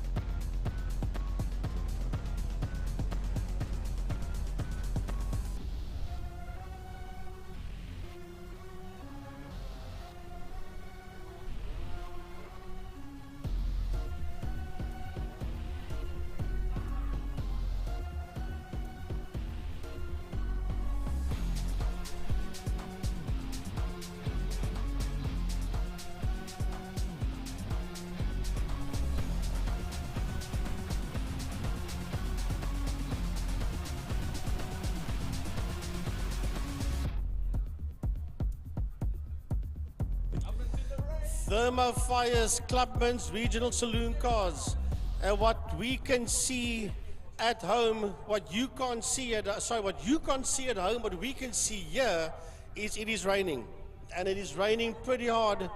They did say about 70% chance of rain from 3 until about 6 o'clock this evening on Google Weather. Are you sure? And there's it one is problem. pretty accurate. There's one problem. The guys that are supposed to go out now lined up about 2.5 to 3 minutes ago. On slick In tires. the last minute and a half, the rain has come down. Yeah. What happens now? Does the clerk of the course give them a bit of time that they can go to wets? Have the guys got wets available? Because with what's happening now, if this carries on for just a little bit longer, this is not going to be a dry track circuit at all. One of the comments that was made on the Clubman's group was, if you don't have the right tires, put on a good set of road tires and you would still be better off than a hard set of slicks. But now it's anything can happen at this moment in time, because how many people might just come into the pits and not want to race? So we might lose a whole bunch of drivers if that is the case. Doesn't it sound like Murray Walker? Anything can happen at this point. Yeah, well, it does. And it usually does. Yeah. Hey, apparently I'm going to Silverstone, so I might be there anyway. Well, I don't know whose suitcase you're going to climb into to get to Silverstone, but okay. Apparently so. But we're first going to get through Austria tomorrow at the Red Bull Ring before we can go to Silverstone. To the best of my mind, qualifying is a little bit later on this afternoon. I think it's 4 o'clock, if I'm not mistaken, because the GP is 3 p.m. tomorrow afternoon. But before that, at 2 p.m. is the MotoGP feature race. And I know we're not MotoGP now, we're Clubman's car racing now, but it's been a dominating performance so far by the Marquez brothers, by Mark and by Alex. And apparently there was an interview that was held. This has got nothing to do with what we're seeing on screen now, but I'm just mentioning it. A lot of people were wondering why Pecco Bagnaia in general is not there with the Marquez brothers. Yes, he said he did use his tires up completely at the last event, but he says the front end of his Ducati is not working for him in 2025 compared to what it was in 2022, 23 and 24. So there's a reason why Pecco is not where we would expect him to be. But we're not MotoGP racing now. We are Thermo Fire's Clubman Saloon Cars racing in the wet over 8 laps for race 2. And Jess Huggett has made it out again. And if I'm looking correctly, I see Zach Groenewald running very slow down the back main with his hand out the window. Now, to my mind, he's probably around about the 3rd quickest car out there behind Stephen Heidenreich and the very quick Polo that we've seen up front there with Jaco Lambert. Jess Huggett did have a tire explode, a brand new tire. They put it on the car. He drove out. He rode once around the track.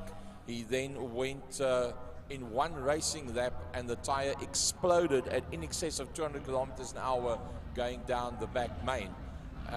My question to him was, can you claim against a tire like that, being 1,011.27 rand for a tire?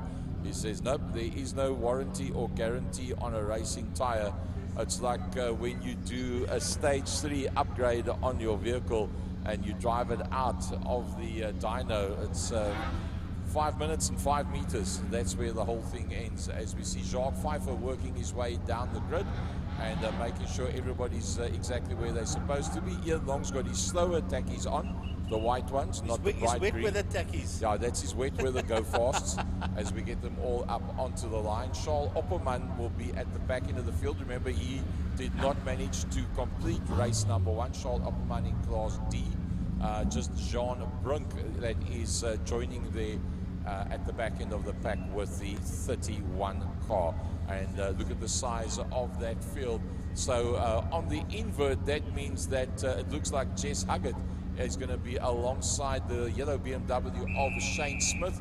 Then it'll be Jaco Lambert and Carl Visser. Now, we saw Carl Visser had a bit of a problem, to my mind, with the back end of the car that was very, very loose, and he had to use all his racing acumen and experience to catch it on numerous occasions. The first of the Class B cars there being the new man Graham van Rooyen. Zach Groenewald was lined up as 6th position. I'm not sure if he did actually make it to the grid proper. Okay, so he's dropped right to the back end of the pack, which probably to my mind means that he might be on slicks and he doesn't want to damage the motor car. Well, yeah, it's just a guess. I think you may be right. You're just sitting there on the inside of that Mazda MX-5. Right, so here we go. Yeah, there's Zach, the 143 on the outside of the MX-5 Mazda of Francois Breers. So Gemma Aline will be the leading Class C contender with Faisal Jacobs and Mia Bench, the 2 ladies versus 1 gent. That's the 3 front on the grid grouping of Class C, which is going to be a pretty big one because Trappist van Tonder, Dylan Joubert is also in there in that Class C grouping as well. All right, we had a shower that came down which just dampened everything, and it's now gone away for now. So the track is now not wet, it's not dry, it's greasy, and this is not exactly what these drivers want at this point. There's Dewald Lambert in the new generation Beetle, I suppose you can call it that. It isn't a new Beetle anymore, it's been around for many, many years as the cars filter through.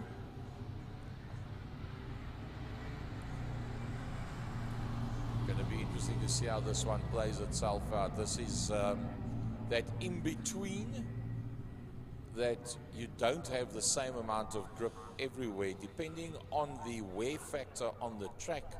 How rough or how smooth it is worn away can vary the amount of grip that you get from the entrance to the exit of any single corner. So it's varying conditions, and this is where just I'm not going to put accommodators curse, the likes of Jesse Huggett's experience comes into play with something like this. I don't see the Skyline out there. There's 2 drivers that's not out there, Steven Heidenreich, yes, and Paul Munich isn't out there neither. That's the 2 cars that I picked up. Well, I picked up on Paul, Tiny picked up on that Steven wasn't there. Remember, Paul's car was on the back of the flatbed with the incident with Gemma, so correct, that's on too much damage for them to fix it in time. I'm pretty sure they had a go at it.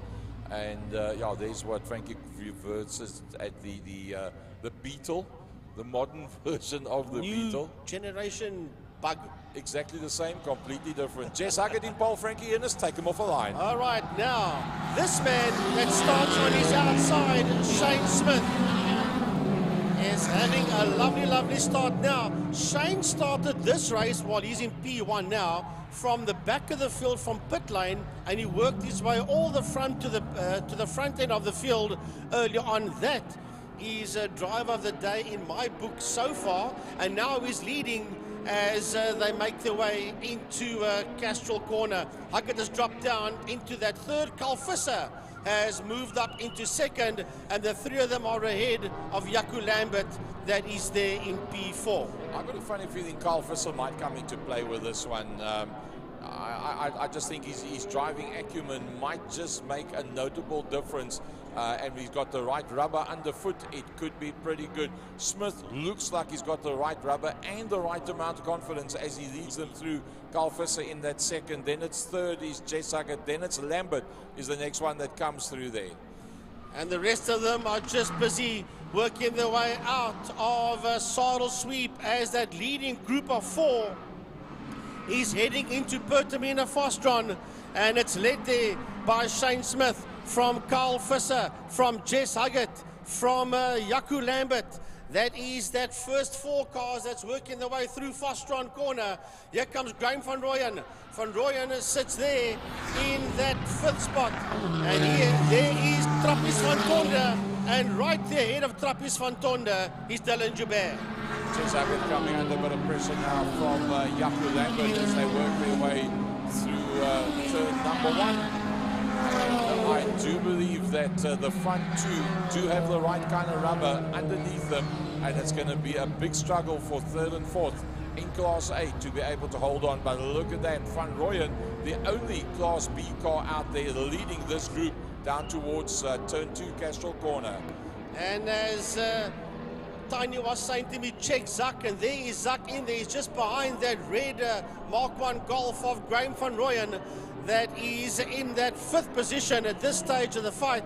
Well, he's going to be overtaken by that Class X BMW of Zak Groenewald pretty soon as the rest of these cars just falter through. There is Firsch, there is Deelwoud Lambert coming through, and there is that orange BMW of that is Chris Firsch in that BMW. Well, looking at the way this one plays itself out, I do believe there's not going to be any more rain. I think anybody that started on wet weather tires is going to be at a major disadvantage towards the end of this race. In fact, any time from here on out, slicks should be the predominant tire out there. Well, here comes Zak, and have a look at this, because Van Rooyen is right in there in this fight. Faisal Jacobs is right in there as they come down towards us.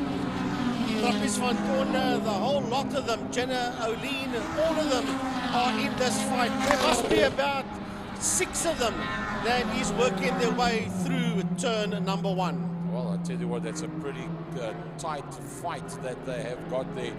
Nothing much in it. Nobody's really got excessive power or excessive cornering ability head and heels above the others around them, and that is why it is pretty equidistant at this stage of the fight. Van Tonder right in the middle of that pack there, so it's Gemma that leads out Class C right now, and behind, sorry, it's Jacobs that leads out Class C from Gemma, then Trappist, Van Tonder, Joubert, and then Bench. Right, racing down towards turn number 5, Fostron. There is your leader, Shane Smith, leading the field out of Fostron with Carl Visser in that 2nd spot. Jess Huggett is there in P3. Where is Jess? As they come down towards us, Huggett and Lambert. As a matter of fact, it was Huggett and Lambert. It's now the other way around. Lambert is ahead of Huggett. Yes, eventually, because Lambert was in that 4th spot. He's now cleared Jess, and he's gone up into that 3rd position. Here comes Groenewald now. Here comes Faisal Jacobs. Behind him, it's Graham van Rooyen. Then it's Gemma O'Lean. Here is Dylan Joubert, Trappist van Tonder, Mia Bench, all coming down towards us. And Andrew Michaels is having a massive fight there as well as the field roll through into turn 1, Blockcoin. Well, as that lot is playing itself out, here comes our leader. Smith is doing a brilliant job. Shane Smith, has he got wets or dries on? It looked like he had wet weather tires, as he was very dominant initially. I would have thought that this would have then turned against him. Well, he must have had slicks on and done it all right in the beginning, because as the track is drying out, he's actually pulling away from the rest of the pack. This is a Shane Smith from flag to flag as far as I can see so far. And a puff of smoke coming out of the Visser car. Maybe a bit of a lock-up there. I don't think there's anything too serious with that car of Carl Visser, the Charlotte Electrical Engineering outfit. He sits there in that 2nd position. And Lambert will be in 3rd. Jaco Lambert, here comes Jaco Lambert. Jess Huggett in P4. Coming through, those are the first 4 Class A cars. Then you got the Class X car of Zak Groenewald sitting in P5. Here comes Zak towards us now. And then Faisal Jacobs, Graham van Rooyen, and then Gemma O'Lean. Behind Gemma O'Lean, it's Dylan Joubert. Here comes Trappist van Tonder and Mia Bench. He's right there with them, followed by the 31 car of that's coming through, followed by Andrew Michaels. Yeah, Andrew Michaels leading out on that Class D battle from Jacobs. Opperman that started a long way back. That's going a lot better. I think that was Shane that was going slower and has pulled off. So is that Shane? That's Shane Smith that's gone off. It's Shane Smith that's slowed down and gone off. So that means that this car coming down towards you now in Carl Visser is the man that is leading out. And then we have got Lambert Jr. And then Jess Huggett then inherits the 3rd position. And he's got a big piece of open track behind him, so he can really concentrate on trying to hold on to Lambert. But then again, remember, just a lap and a half back, Lambert caught Huggett and is now driven away from him as well. So I don't believe that Jesse Huggett is going to be able to catch onto the back end of Lambert. Well, all Jess will want to do is finish in that top three, because here comes Faisal Jacobs and Graham van Rooyen. And look at the fight behind the two of them. Mia Bench is involved in that fight. So is Dylan Jabir. So is Trappist van Tonder. So is Mia Bench. What a rumble we have out there. And then it is Jean Brunk in the Golf that's also closing up on these four cars that's heading into Block Koi now. Well, I tell you what, that Class C battle is something else. It's Jacobs Faisal that has managed to get away. There you can see there's the Smith car that is parked. And I think Class C is the biggest battle right now. Right, here we go. And Mia Bench. Sorry, Gemma O'Lean, apology. He's coming under severe attack here from Dylan Jabir and from Van Tonder. There is Jacobs and Van Rooyen. Here is Gemma O'Lean, Dylan Jabir, Trappist van Tonder, Mia Bench. The four of them on nose to tail as they exit turn 3 out of Damstip. Still pretty inconsistent. Nothing much is changing up there, I must say. Well, I say the rain is gone. It's not going to rain again, but it might actually just start raining again. It's not impossible. As Carl Visser goes through, Lambert, Yaku, the second on track, second in Class A, and then Jess Huggett, Class A. The next man coming there is underneath the City of Cape Town Castrol and the Lime Property Group bridge. That is a Zach Groenewald that started off the back end of the pack. He waved everybody past on the start. Faisal Jacobs, can he hold on to that lead in Class C? Well, this is what it's all about. Faisal Jacobs, Graham van Rooyen, and then behind the two of them, they are P5 and 6. Here comes 7, 8, 9, and 10 towards us. And Dylan Jabir. Dylan's up on the inside of Gemma. Gemma says, okay, you go now, but you must be careful because here comes Trappist van Tonder. Trappist is right in there. They're darting all over the place. Trappist moves to the right, moves to the left. And he has got Mia Bench right in there as well. It is a massive, massive fight between the four of them. And there you just saw the Golf of Jean Brunk. Mia's actually closing up on the back end of Trappist van Tonder. It was pretty much a three-way battle. It's now become two-way battles with Bench on the back of van Tonder and Ali on the back of Jabir. But that does not affect Faisal Jacobs. He's got Van Rooyen in the Golf behind him to fend himself from Van Rooyen is what he's using to fend himself from the rest of the pack. He just has to stay ahead of Van Rooyen, keep open ground in front of him, and he's looking good for a class win. Through Pertamina Fastron they go. Faisal Jacobs leading out the class. And that battle royal still, I just hope that they don't make contact and we lose out the visual enjoyment of watching a battle like this. Well, we've got to pick up the leader. He's making his way into Saddle Sweep. This is the final lap, and that is Carl Visser. There goes your overall leader. We'll get to that fight now. We've got to bring Visser home. He's got about a quarter of a lap to go. As he works his way down the back straight, does Carl Visser. He's got a back marker, a slower Mark 1 Golf there ahead of him. And I'm not sure that may be Adam Omar, but either way, it makes no difference because there is the man that's going to win at the Charles Electrical Engineering Polo. Number 337 of Carl Visser is going to bring it home in P1. Well, a brilliant drive, a masterful drive, and the changing conditions, he made it his own, and he takes away the checkered flag. Lambert tried everything that he possibly could. Yaku Lambert will come through ahead of Jesse Huggett, who picks up a third for him as a birthday present for himself on his birthday. Let's see what comes through behind that. And I do believe that is lap cars. The next one coming through should be Zach. There he is. Zach Groenewald doing what he does best. That's not losing it. That's having fun and spinning a bit of rubber at Killarney International. Right, here we go. As Zach Groenewald finishes in P4, it is going to be, that's going to be Van Rooyen. He's going to get to the flag ahead of Jacobs, ahead there of Dylan Jabé, and then it's going to be Gemma O'Lean across the line, Trappis van Tonda, Mia Bench, and right there with him is a 31 Golf of Jean Brink. Yeah, the back end of Brink's car looked like it was swaying around quite a bit, but came safely through. Behind Brink, we honor Michaels. There comes Anton Jacobs. Charles Opperman coming through. And Chris And First. behind that is Chris First. That's the orange BMW. Then that should be our modernized Beetle. That will be the next one that will come into view. There, Frankie, there's your modernized Beetle. Yeah, and he has got the Beetle. He's got Weldon, John Weldon, right there with him as they cross the line.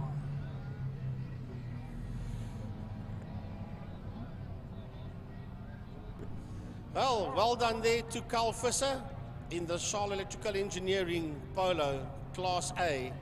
And he was the quickest man out there with a 122.280. So Class A, Carl Visser from Jaco Lambert from Jesse Huggett. There was only that one Class B entry out there. And I must say he did do a pretty good job in Class B. Class C, Faisal Jacobs from Dylan Jabé and Gemma Olin. Class D, Honor Michaels from Anton Jacobs and Charles Opperman. No Class E cars out there, 2 Class Fs and a couple of Xs behind that.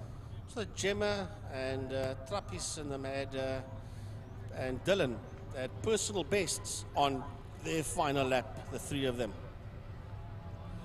So that brings to close the Thermofries Clubman's Regional Saloons race number 2.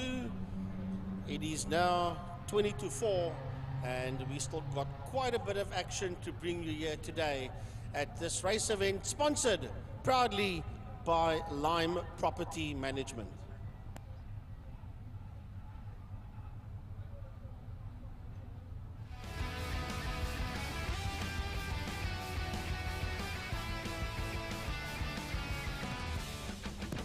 Welcome to Lime Property Management, where the efficient management of your community scheme is at the heart of everything we do. Our dedicated team provides superior property management services, ensuring that your property is in good hands and that your investments grow. With Lime Property Management, experience vibrant solutions, transparent communication, and a squeeze of innovation in every interaction. Call us today or visit lime.cape town and let's cultivate your community scheme's future together. Lime Property Management, leading, innovative, motivated, energetic. Oh, that's Clinton of Lime Property Management. Want to say big thanks as well to the Porsche Club. They are just to the right-hand side of the start-finish line, the Porsche Club, and they sponsor the main straight to Blockcoin, the new kid on the block, if I can call it that. Excuse the pun, on the block. A big thanks to them for the sponsorship of turn number 1. To Castrol, they sponsor the tower, the spinning pitch, and they sponsor turn number 2. They sponsor Quarry Corner. And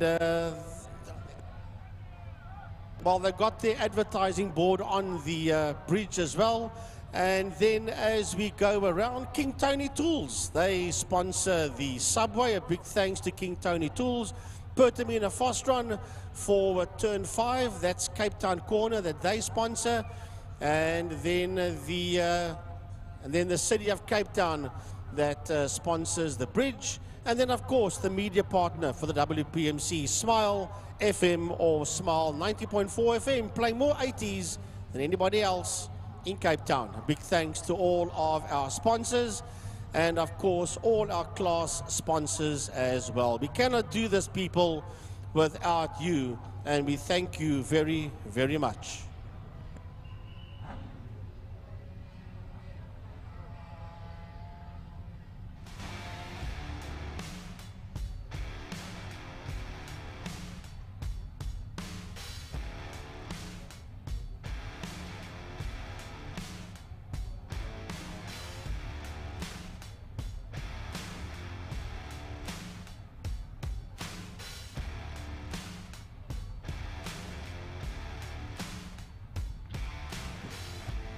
Well, Lauda Classic cars and Cultron Fine cars. Race number 2, 26 cars in total. I don't think we're going to see Zak out there in the fine cars, so make it 25 if everybody is there. Well, you don't know. Maybe he just hasn't got out the car. Yeah, I think I was just going to say, I think half of the rubber is somewhere around this 3.267 kilometer Killarney racetrack. Well, not quite, because it's been wet, so you're actually saving tires, so it sort of evens itself out. So maybe he's got enough for another dry So race. we've gone to a bedded circuit, to a green track, back to a bedded circuit, back to a green track. It's been chopping and changing all the time. The only thing we're missing is mud and snow and gravel. Maybe we must just what do you call it? But put in an order. Put an order for gravel for the entire track, and we have one big rally day. Well, they can do the rallycross section there. They've got gravel. A big thanks to everybody that's interacted with us. There weren't too many people that's interacted. I know that there has been. And that the IMUSAT people, Stephen Rhodes and his crew, have put it up on our monitor. So a big thanks to Steve, a big thanks to IMUSAT. Man, what a fantastic job, everybody at the production center just to our left of the commentary box. What they have done today, I think it is, like Line Property says, leading and innovating, and I think that is exactly what those people are doing there.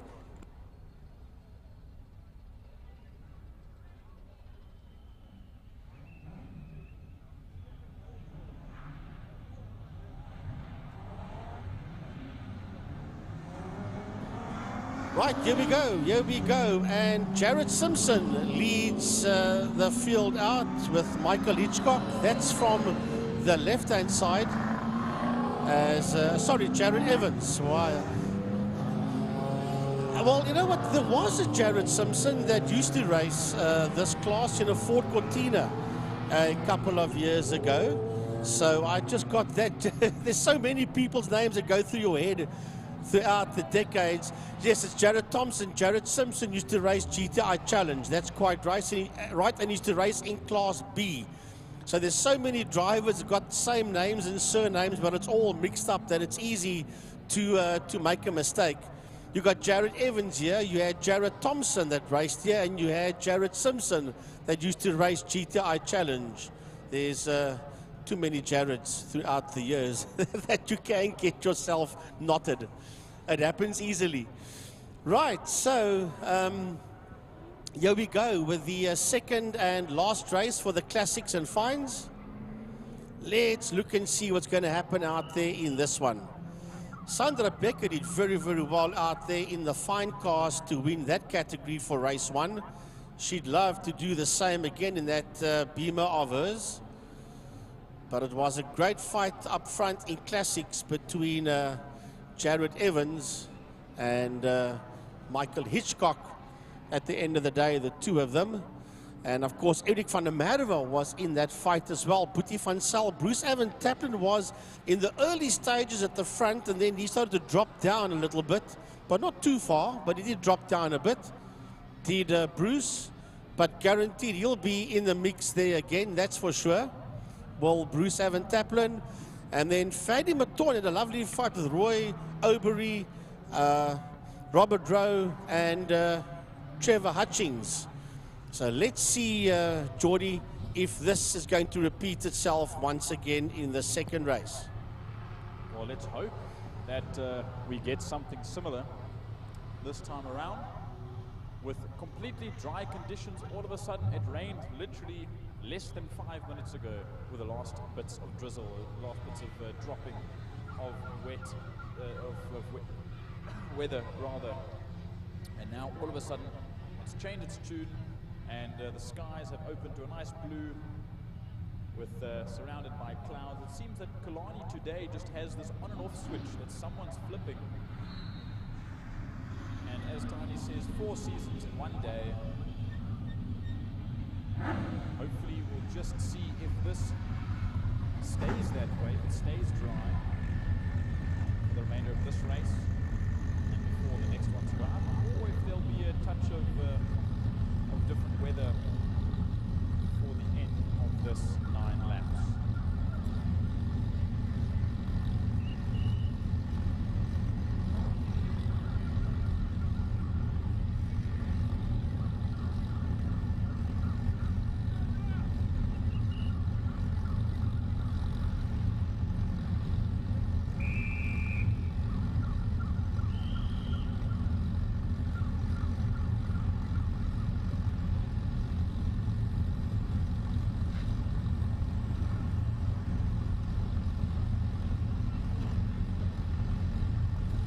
Right, so we are about to go racing. Who is in pole for fine cars? Well, it's still Mrs. Becker that is in pole position, Sandra. I'm sure Ruan Chippy is saying, just go out there and do what you do best, yeah? So, where is Tasha? There is Tasha.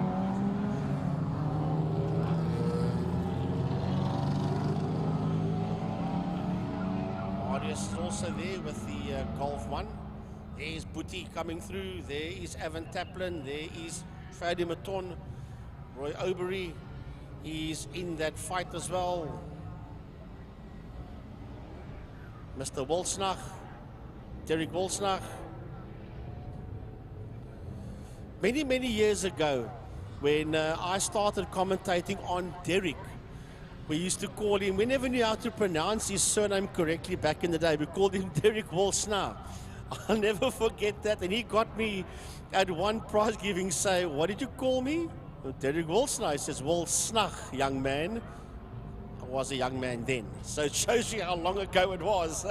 Hey, like Michael DeToy said, you were talking about Michael DeToy earlier, we're still learning every day. The learners, yeah, that's true, eh? Always.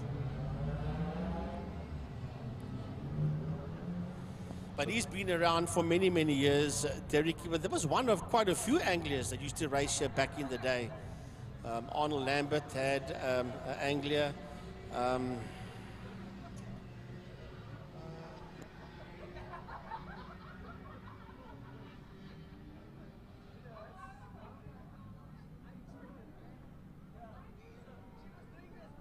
Yeah, Claude Justice. The late Claude Justice also had Anglia. Of course, Claude was a legend in oval track racing, Cape Bell drivers in a Beetle decades ago when they raced at the old Goodwood Showgrounds, now where the casino is. So those are just a few of the names that had Anglias out there. There are more, trust me. I just can't think of all of them off the top of my head right now.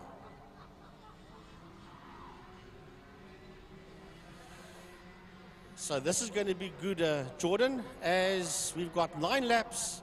They roll out of Fostron corner. Here they will come for race number 2 for the Lauda Classic cars and Caltron Fine cars. And it will be up to Michael Hitchcock once again to lead them away when the lights go off.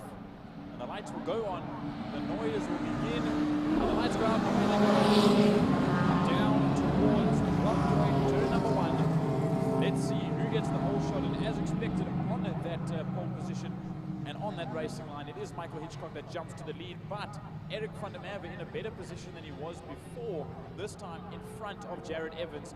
But Jared Evans has just made it around the outside as the rest of the field goes through, as do the fine cars. And I just happened to pick up at the back of the field that Marius Fourie and Sandra Becker in the fine cars, they literally were next to each other when there the two of them are. That is the Jetta 1 and the Beamer. They were side by side out of turn 1. Blockcoin, however, we go back to the overall leaders working their way through Lundstem Kink and into Damstip. And it's been led there by Michael Hitchcock from Jared Evans, from Eric van der Merwe and Bruce Evan Taplin. Yep, so they'll run through quite a bit of smoke coming out of that Datsun of Jermaine Badin. He had an even bigger moment in race number 1 where there was a lot of smoke coming out of that car, but it seems that they just patched that car back together, or it's just rubbing on a fender, or whatever the case may be. So hopefully that's not something that would be terminalized. There goes Roy Obery on the inside of Bruce Evan Taplin, almost on the inside of the other Porsche, that being the 944 of Eric van der Merwe compared to the 924, the GTP of Roy Obery. Putting on sale, the picture already, and using that V8 muscle to then we've got Trevor Hutchings, Rob Rowe, Fadi Maton coming through. There's that's Bradley Rowe. That's picked up some problems already. And then the second group of the cars has been led there by Derek Wolsnach. And I happen to just see there as well, coming into shot now, the fine car of Sandra Becker. I see Calvin Bierkmans pulled into the pits just as I looked over my shoulder, but Sandra Becker still leading out. Wilsnacht's there in that second spot ahead of Marius Fourie. Then it's Jermaine Burdine that still has that little bit of a smoking issue that hopefully they don't black flag him for. Then it is Daniel Lotter Jr. ahead of Natasha Tischendorf at the back end of the fine cars field. Back to the overall leaders that are working their way up the Tygerberg Straight and into Saddle Sweep.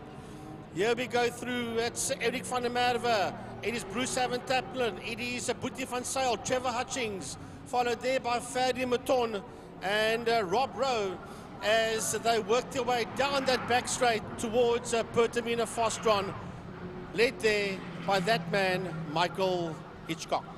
And Hitchcock pulling away at this moment in time. Ahead there of, as you can see, Jared Evans. No Brian Evans out today.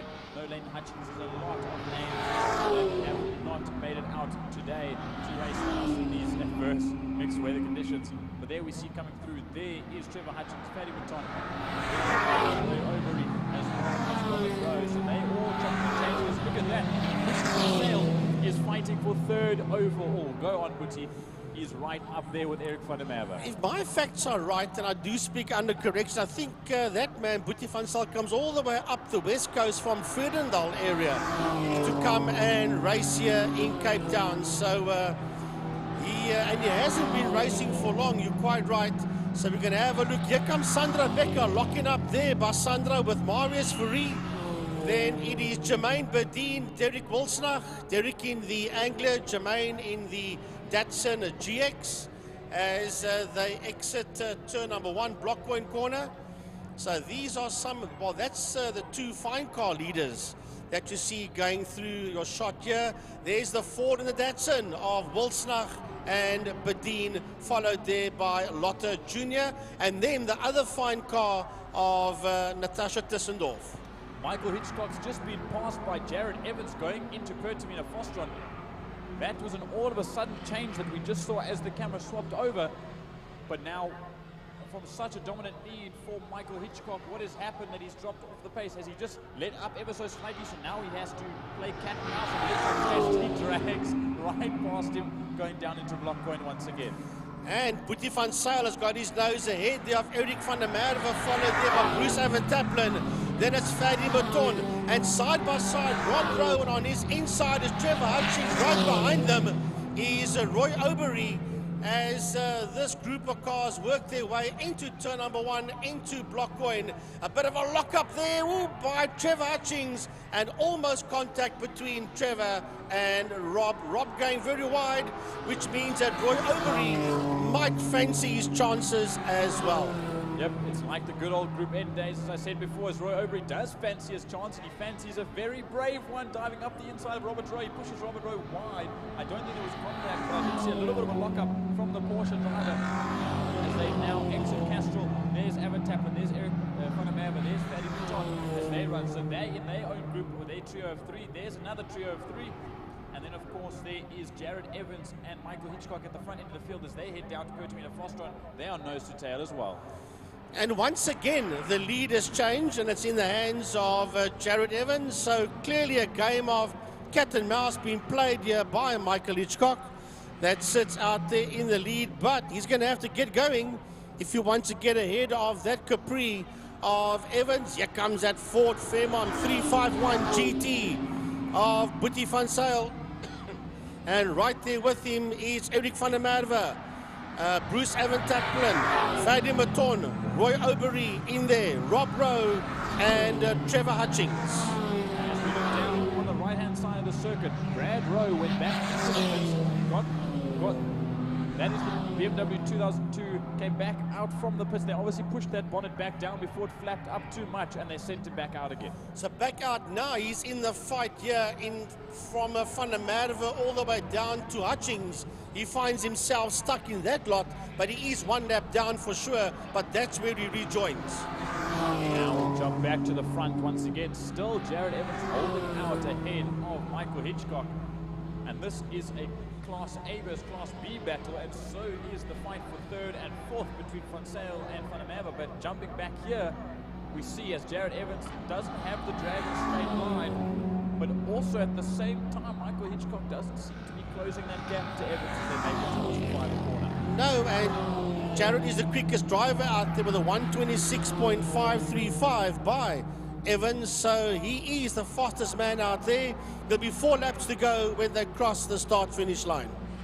There's Boetie van Sail in that bright orange Fairmont GT with massive GT tires. You almost think it's a classic NASCAR with the way that it looks. An incredible build of the light ablaze as he heads down now towards the start-finish line to start another lap. There's 4 laps to go for the whole field. There's now a fight between the Porsche and the Toyota. It's Eric van der Merwe and Bruce Tappert, and right behind here comes a hard-charging, a fast-charging Matty Bouton in the Mustang. Yeah, and we're going to keep an eye on him. Here comes Roy Obery just behind that Mustang. There's the Porsche, the Toyota, and the Ford working their way out of Blockwain Corner. That's the GT Fairmont. And behind these 3 is Roy Obery, and on the grass there is Rob Rowe using Kilani and more to try to stay ahead there of the Golf 2 of Trevor Hutchings. And he's managed to pull away there from Trevor Hutchings. They had a good ding-dong battle in race number 1. They were side by side the entire length of the 9 laps that they did until the very end. But this time it just seems Robert Rose picked up a little bit extra pace, or possibly Trevor Hutchings has just slowed down ever so slightly. As Hitchcock now we see Jared Evans jumps to the back end of the fine cars class as he goes up the inside there of the classification door. So that will be the first lapping, as now Michael Hitchcock gains some straight line speed. He's in the slipstream, and there, Frankie, is your fine cars leader. Yeah, we've got to pick up on this lady. That is Sandra Becker sitting out there, P1 in the fine cars with Marius Fourie.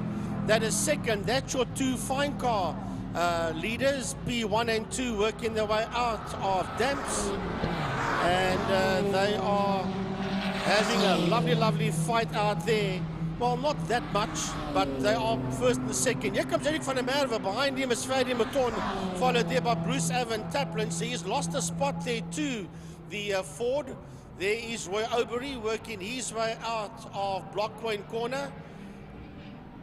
As they work their way towards us, these 4 cars heading into Castrol. Just behind them, you saw the boxy BMW. He should come into view now. There he comes. That is the Classic Car chairman, and that is Rob Rowe. And now, as we watch them go down through Dam's Dip, through the bank right-hander, and we jump back to the leaders who are going through the second banked right-hander around the circuit. The tighter, slower, but a faster entry.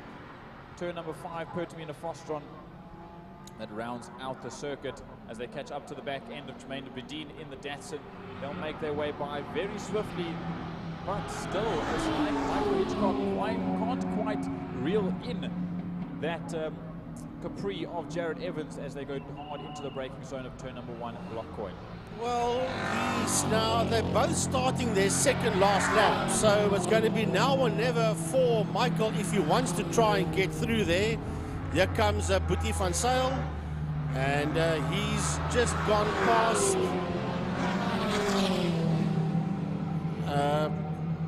the Anglia. But this is the fight that I want to watch. There is Eric van der Merwe, Ferdy Mouton, Bruce Tappert, and Roy Obery right there on the case of the Toyota as they exit Blockcoin. And also I see right in the background, I said that Calvin Beekman had exited this race and gone into the pits, but now he's back out once again. So Calvin Beekman joins this race again. Obviously he just wants to finish. There you'll sit at the back end of the field, but he gets passed there by Robert Rowe, as Robert Rowe is also dropping off that little group of drivers in front of him, the likes of Ferdy Mouton and Eric van der Merwe. Right, one more lap to go.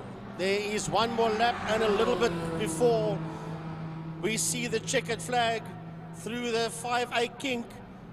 They come now, and here we go. One more lap. It's now or never for Hitchcock. He's the quickest man out there, 125.280. Has he got his nose up front? No, he hasn't. It is still Jared Evans that leads out of Blockcoin Corner.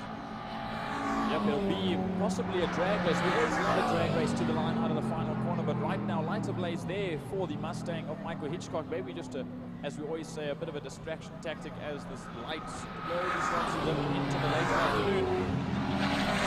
There's a battle there in the midfield. As there we see Boetie van Sail, a third place man, get by Jermaine Bedeen in the Danson as well. He'll just be running in that third spot all on his own. Then, as you're pointing, there's the likes of Panamava, there's Mouton, there's Aubrey and Bruce Evan Taplin. Yeah, as they come down towards us, it's Bruce Evan Taplin, followed there by Roy Aubrey. The two of them heading down towards us. Then we've got a back marker. Then the next car on the lead lap will be that boxy BMW of Robert Rowe that sits in P8. Natasha Tischendorf coming around. But this is the last lap, and the leaders are working their way into Fostron. Is that Marius Fourie just keeping right out the way? I don't know if that's going to leave enough room, and I don't think it'll be enough room. It would be V8 versus V6, but not this time around, as Jared Evans will run it to the line. Very close, will be less than a car length. Jared Evans wins out. A Class B car finishes ahead of the Class A Mustang of Michael Hitchcock. Now we wait for this bright orange Fairmont GT, all the way from Vredendal, coming down. Vredendal, I think it is, yeah. And that is Boetie van Sail. Vredendal is around the corner. Vredendal is very far away up the west coast. It's actually classified as Northern Cape as he comes to the line. And here we go. That's going to be Rob Rowe. And right behind him is Fadi Mouton, followed there by Roy Aubrey. And right there with him is Bruce Evan Taplin, followed by Rob Rowe. Yep, the boxy BM all on his own. He'll bring it home at 8th overall. Then the next place man, the 9 spot, goes to the 71 of Trevor Hutchings in the Golf. Ahead there of Sandra Becker. And we're just waiting for Sandra, who's about to round the final corner. And again, 2 in a row, 10th place overall and first in fine cars. She just needs to round this final corner and make it across the line. Right, here comes Calvin Beekman in the Morris 1000. And I think he is sitting third in class. Yes, he is. Sandra Becker, here she comes with that silver dream BMW of hers. Bradley Rowe will finish his race, but she will be the winner of the fine car section. Well, Sandra, well done there to Sandra Becker. That will be 2 out of 2 for Sandra Ki, finishing in P1. And she and her husband, Chippy, they will obviously have good celebrations tonight because she did what she had to do and she did it successfully.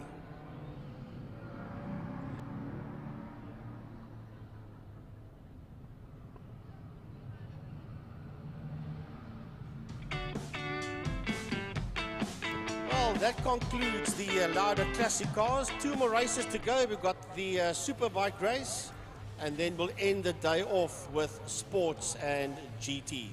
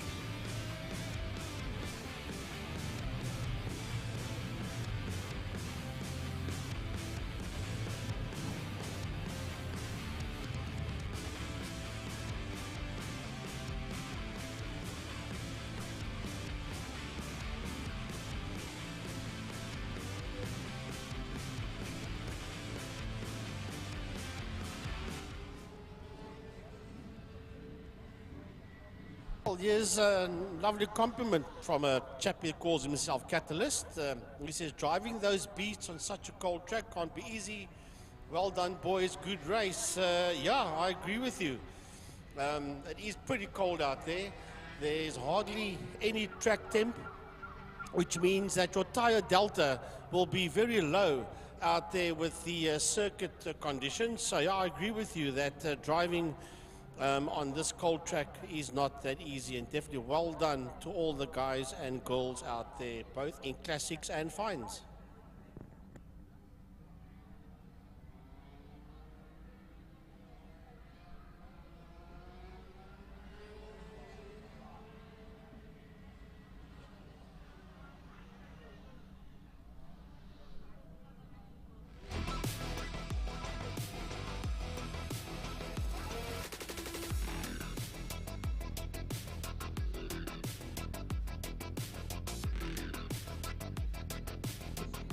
Well, we're still with the voting for the competitor for the day.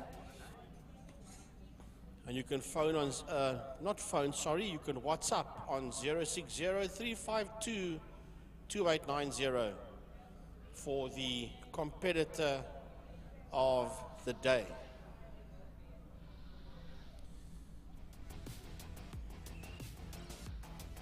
One more sprint race, and then the 100 kilometers.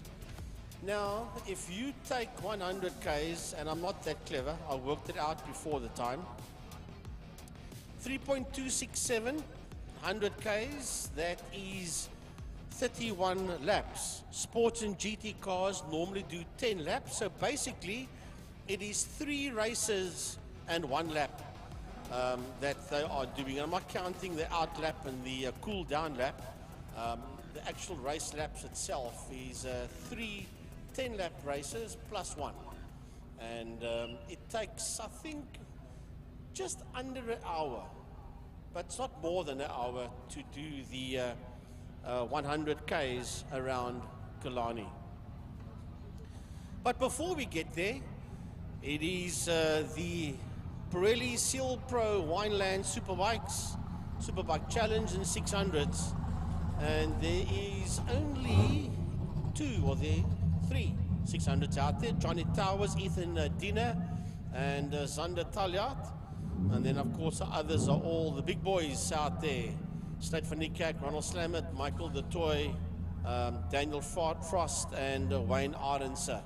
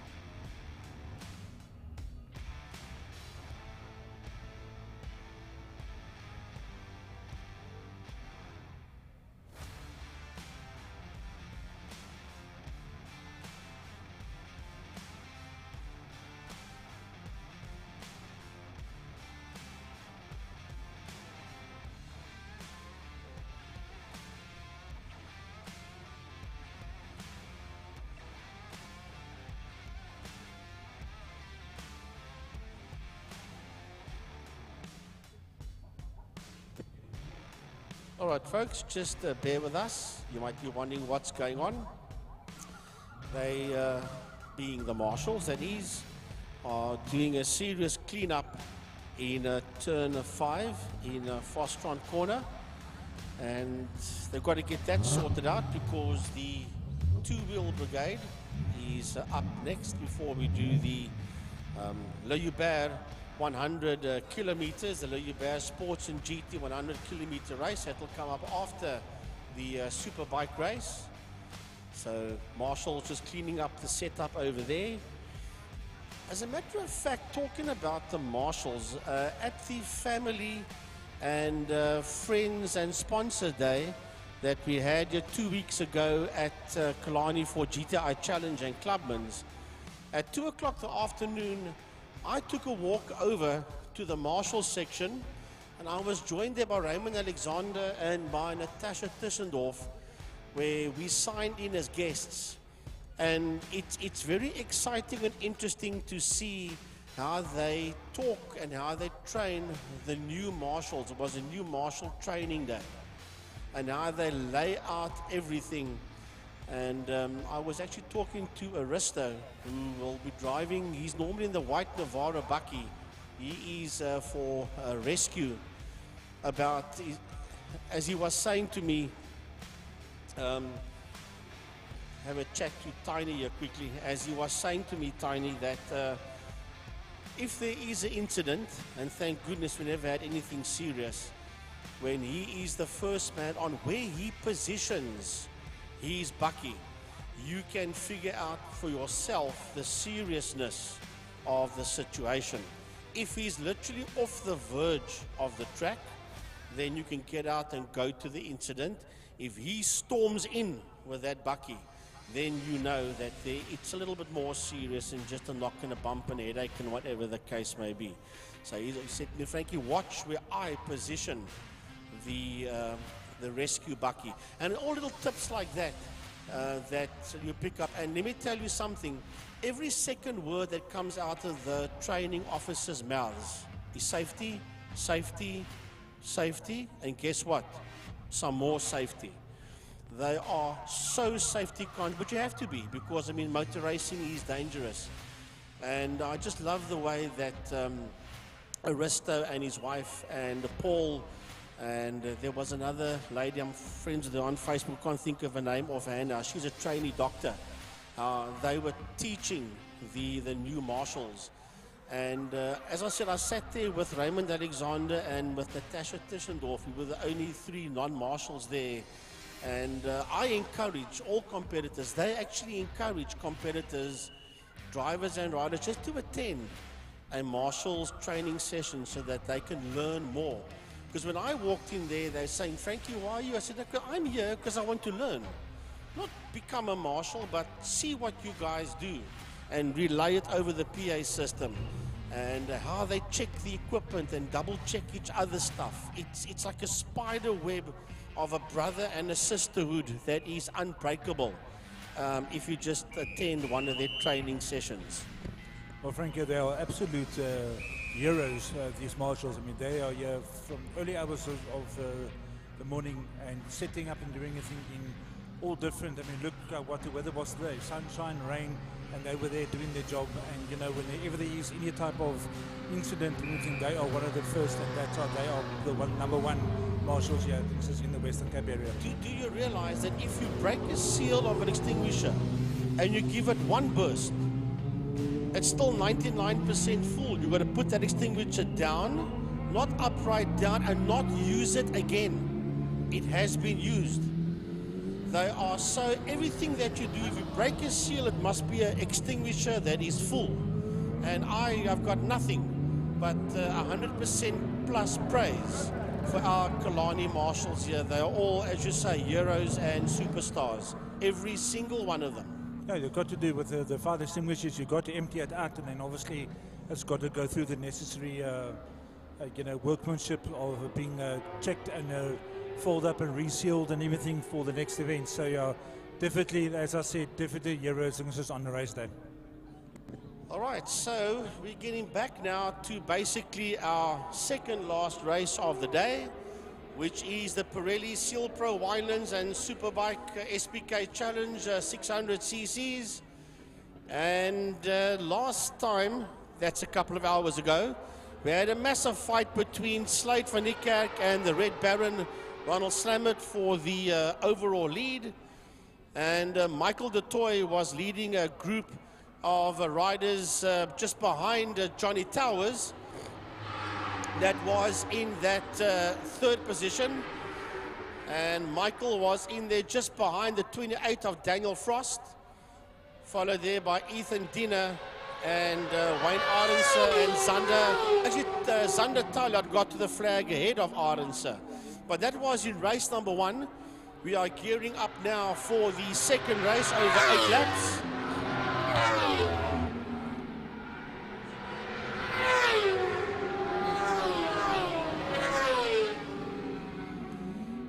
And this one's going to be pretty interesting stuff, to say the least, as we wait for them to work their way around.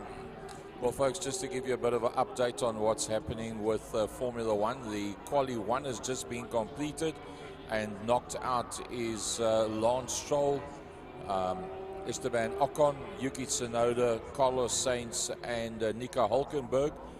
But what I can tell you is that Colapinto, that just made it through with the Alpine, just 0.6 of a second between first and 15th position. 0.6 on the very last lap that they were on. In fact, the timer had already gone off, and Russell was sitting down outside of the top 15, and then he managed to put in a lap that brought him in around about, I think it was about 10th position. Otherwise, Russell would have been out as well. So once again, Yuki Tsunoda not been able to make it out of Quali 1. Well, we're going to have a look and see. That was Q1 that's done. They'll obviously start now with Q2. But yeah, and as I was saying, I've got nothing but praise for our marshals. And Paul Lehman, you are, and your team, fantastic, absolutely fantastic. Paul Lehman, the chairman of the marshals and also the chief marshal. Also been around for many years, Paul Lehman at Killarney International Raceway.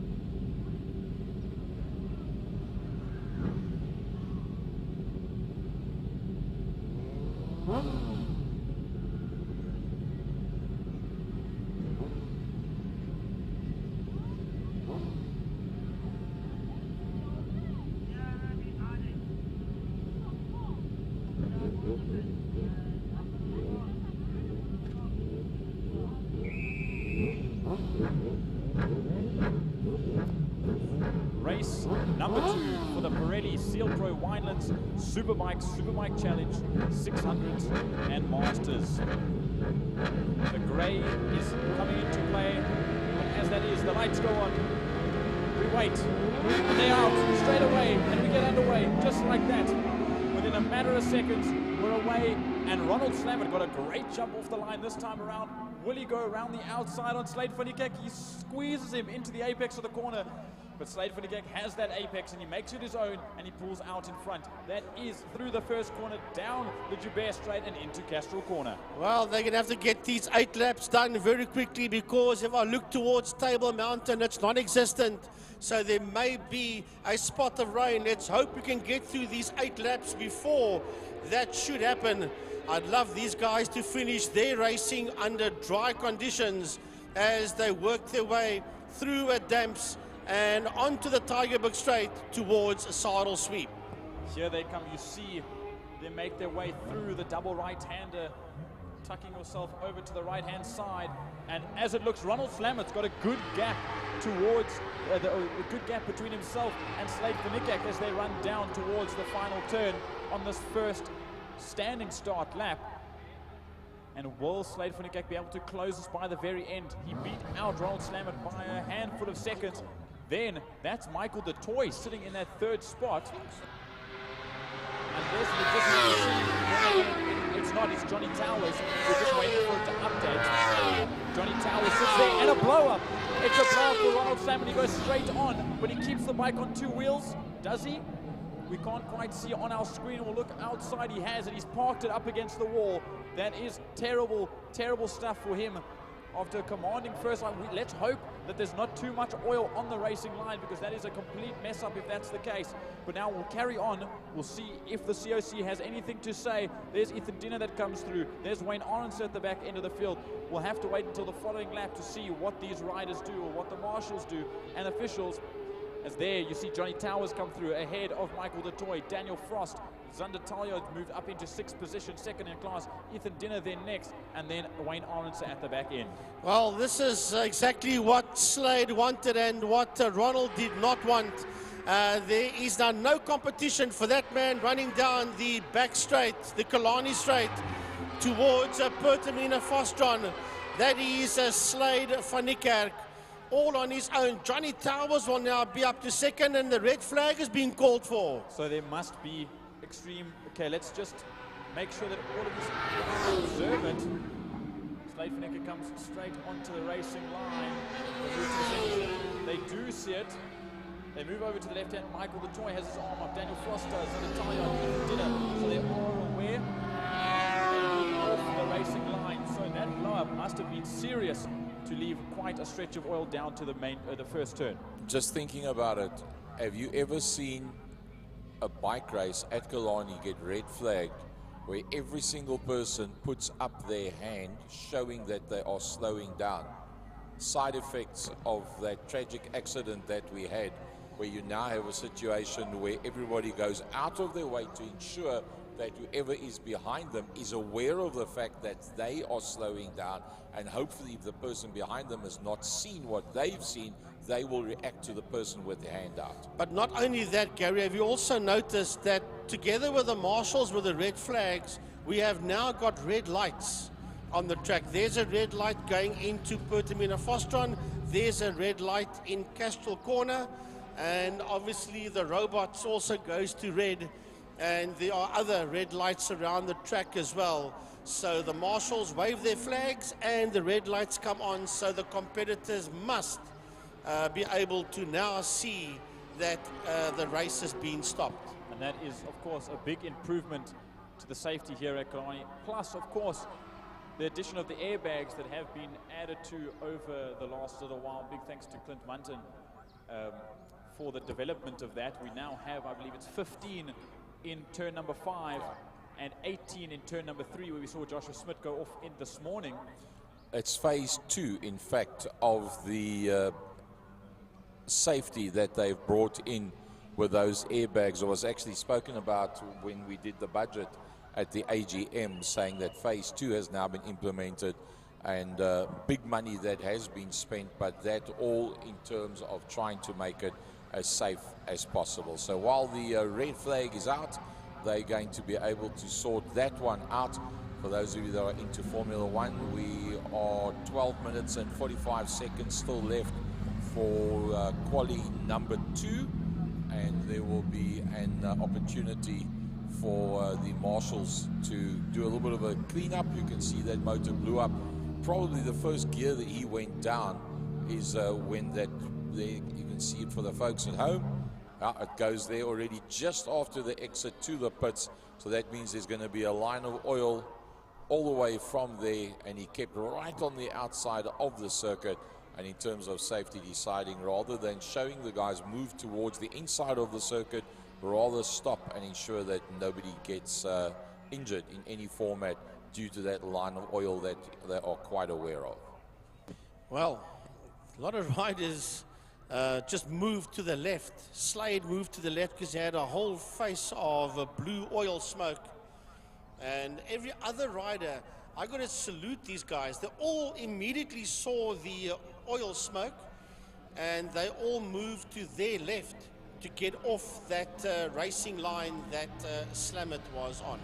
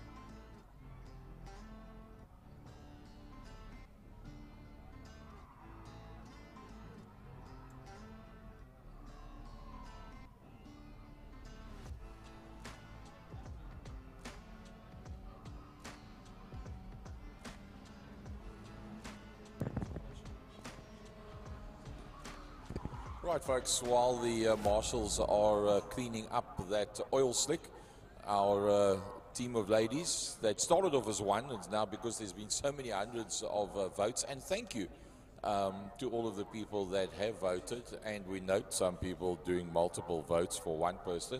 We note some people doing multiple votes for multiple different people. So I've got a young lady here on the microphone. Your name, young lady? Hayley. Hayley, your link to Kilani International?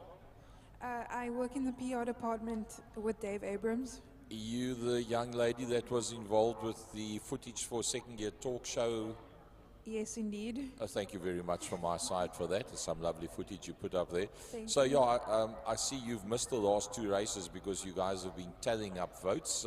Without giving too much away, where are we standing presently now in terms of the top three nominations for driver of the day from the folks watching IMUSAT at home? So Zander, who was in second, has now moved up to first with quite a few votes behind his name. Second place is Ethan Diener, and then third Dexter Bruce, who is, by the way, taking part in 3 different categories today. And those 3 categories are? BMW, Formula Libra, and Clubman's. Okay. Well, seeing you know pretty knowledgeable on motorsport, who was the Formula One world champion in 1972? Oh, don't worry about that. I'm just... Thanks very much for your time and effort. So, folks, there you've got it. Our ladies are busy still tallying votes. It is coming in through very, very strongly. What time are you going to announce the final winner of the nominations? So the winner will be announced via IMUSAT's live stream at 5 o'clock today, or just after 5. And at that point, will you be able to quote us who's the Formula One world champion from 1972? I'm pretty sure I can Google. Thank you very much. Look forward to that.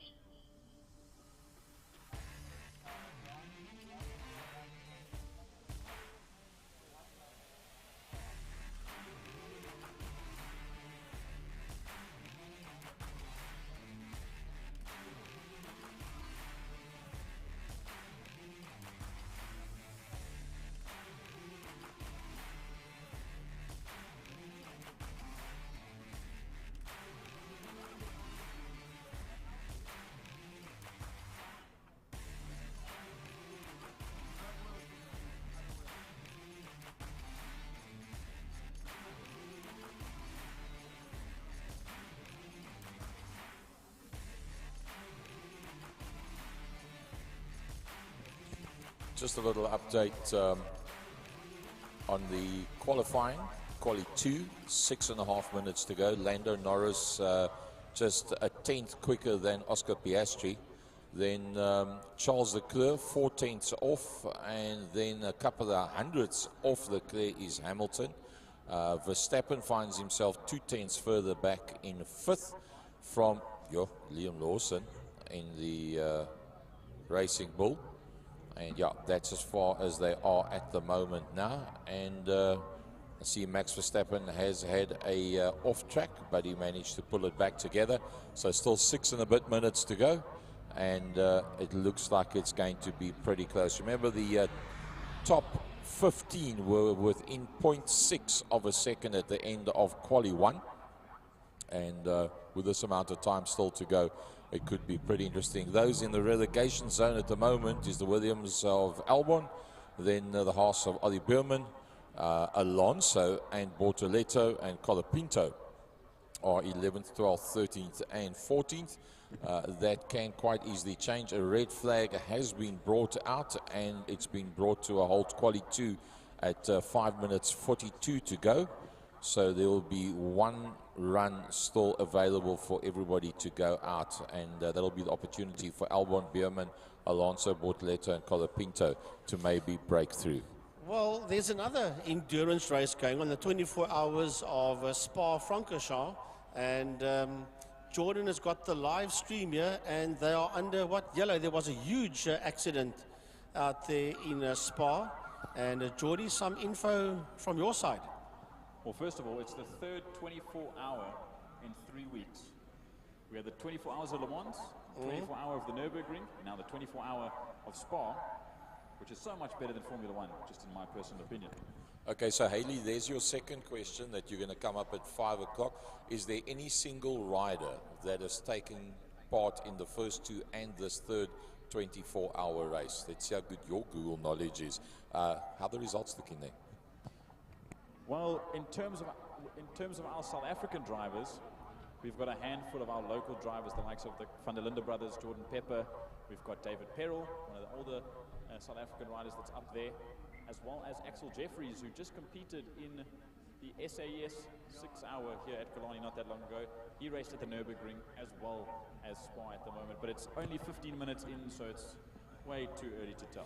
And let me tell you, David Perel, he used to race karting at the kart circuit here, and back in the day I used to do commentating on David Perel, and he cut his teeth here at the Western Province karting section before moving on. And he was one of very few South Africans that took part in World Rallycross 2017.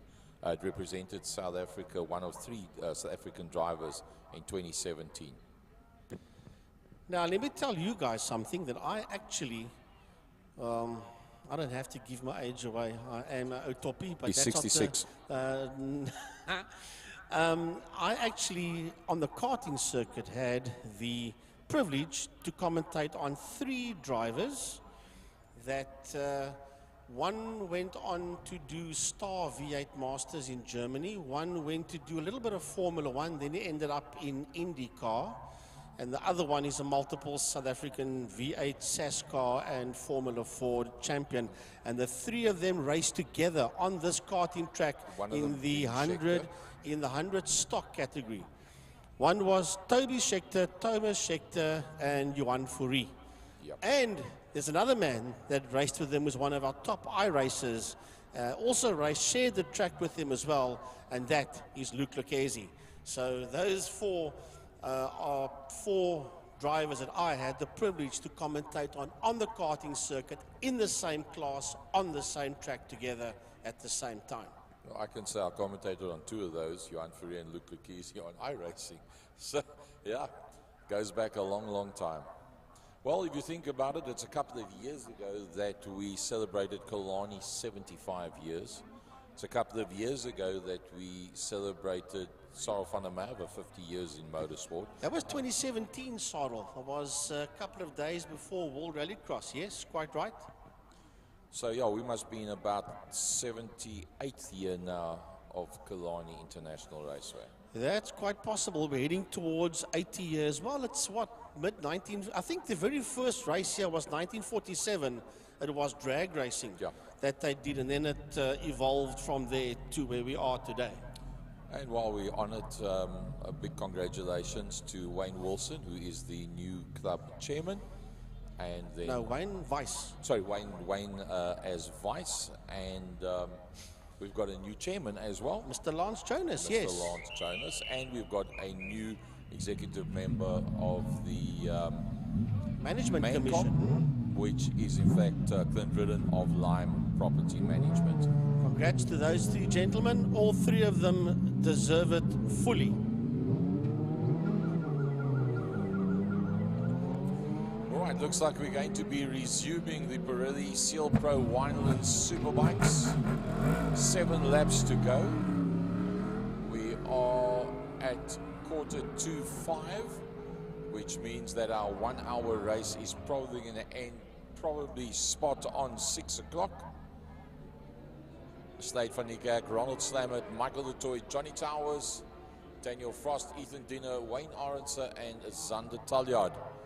The folks that's out on All right, circuit. Gary, you're not wrong in what you said, because you couldn't have known the information that I got now.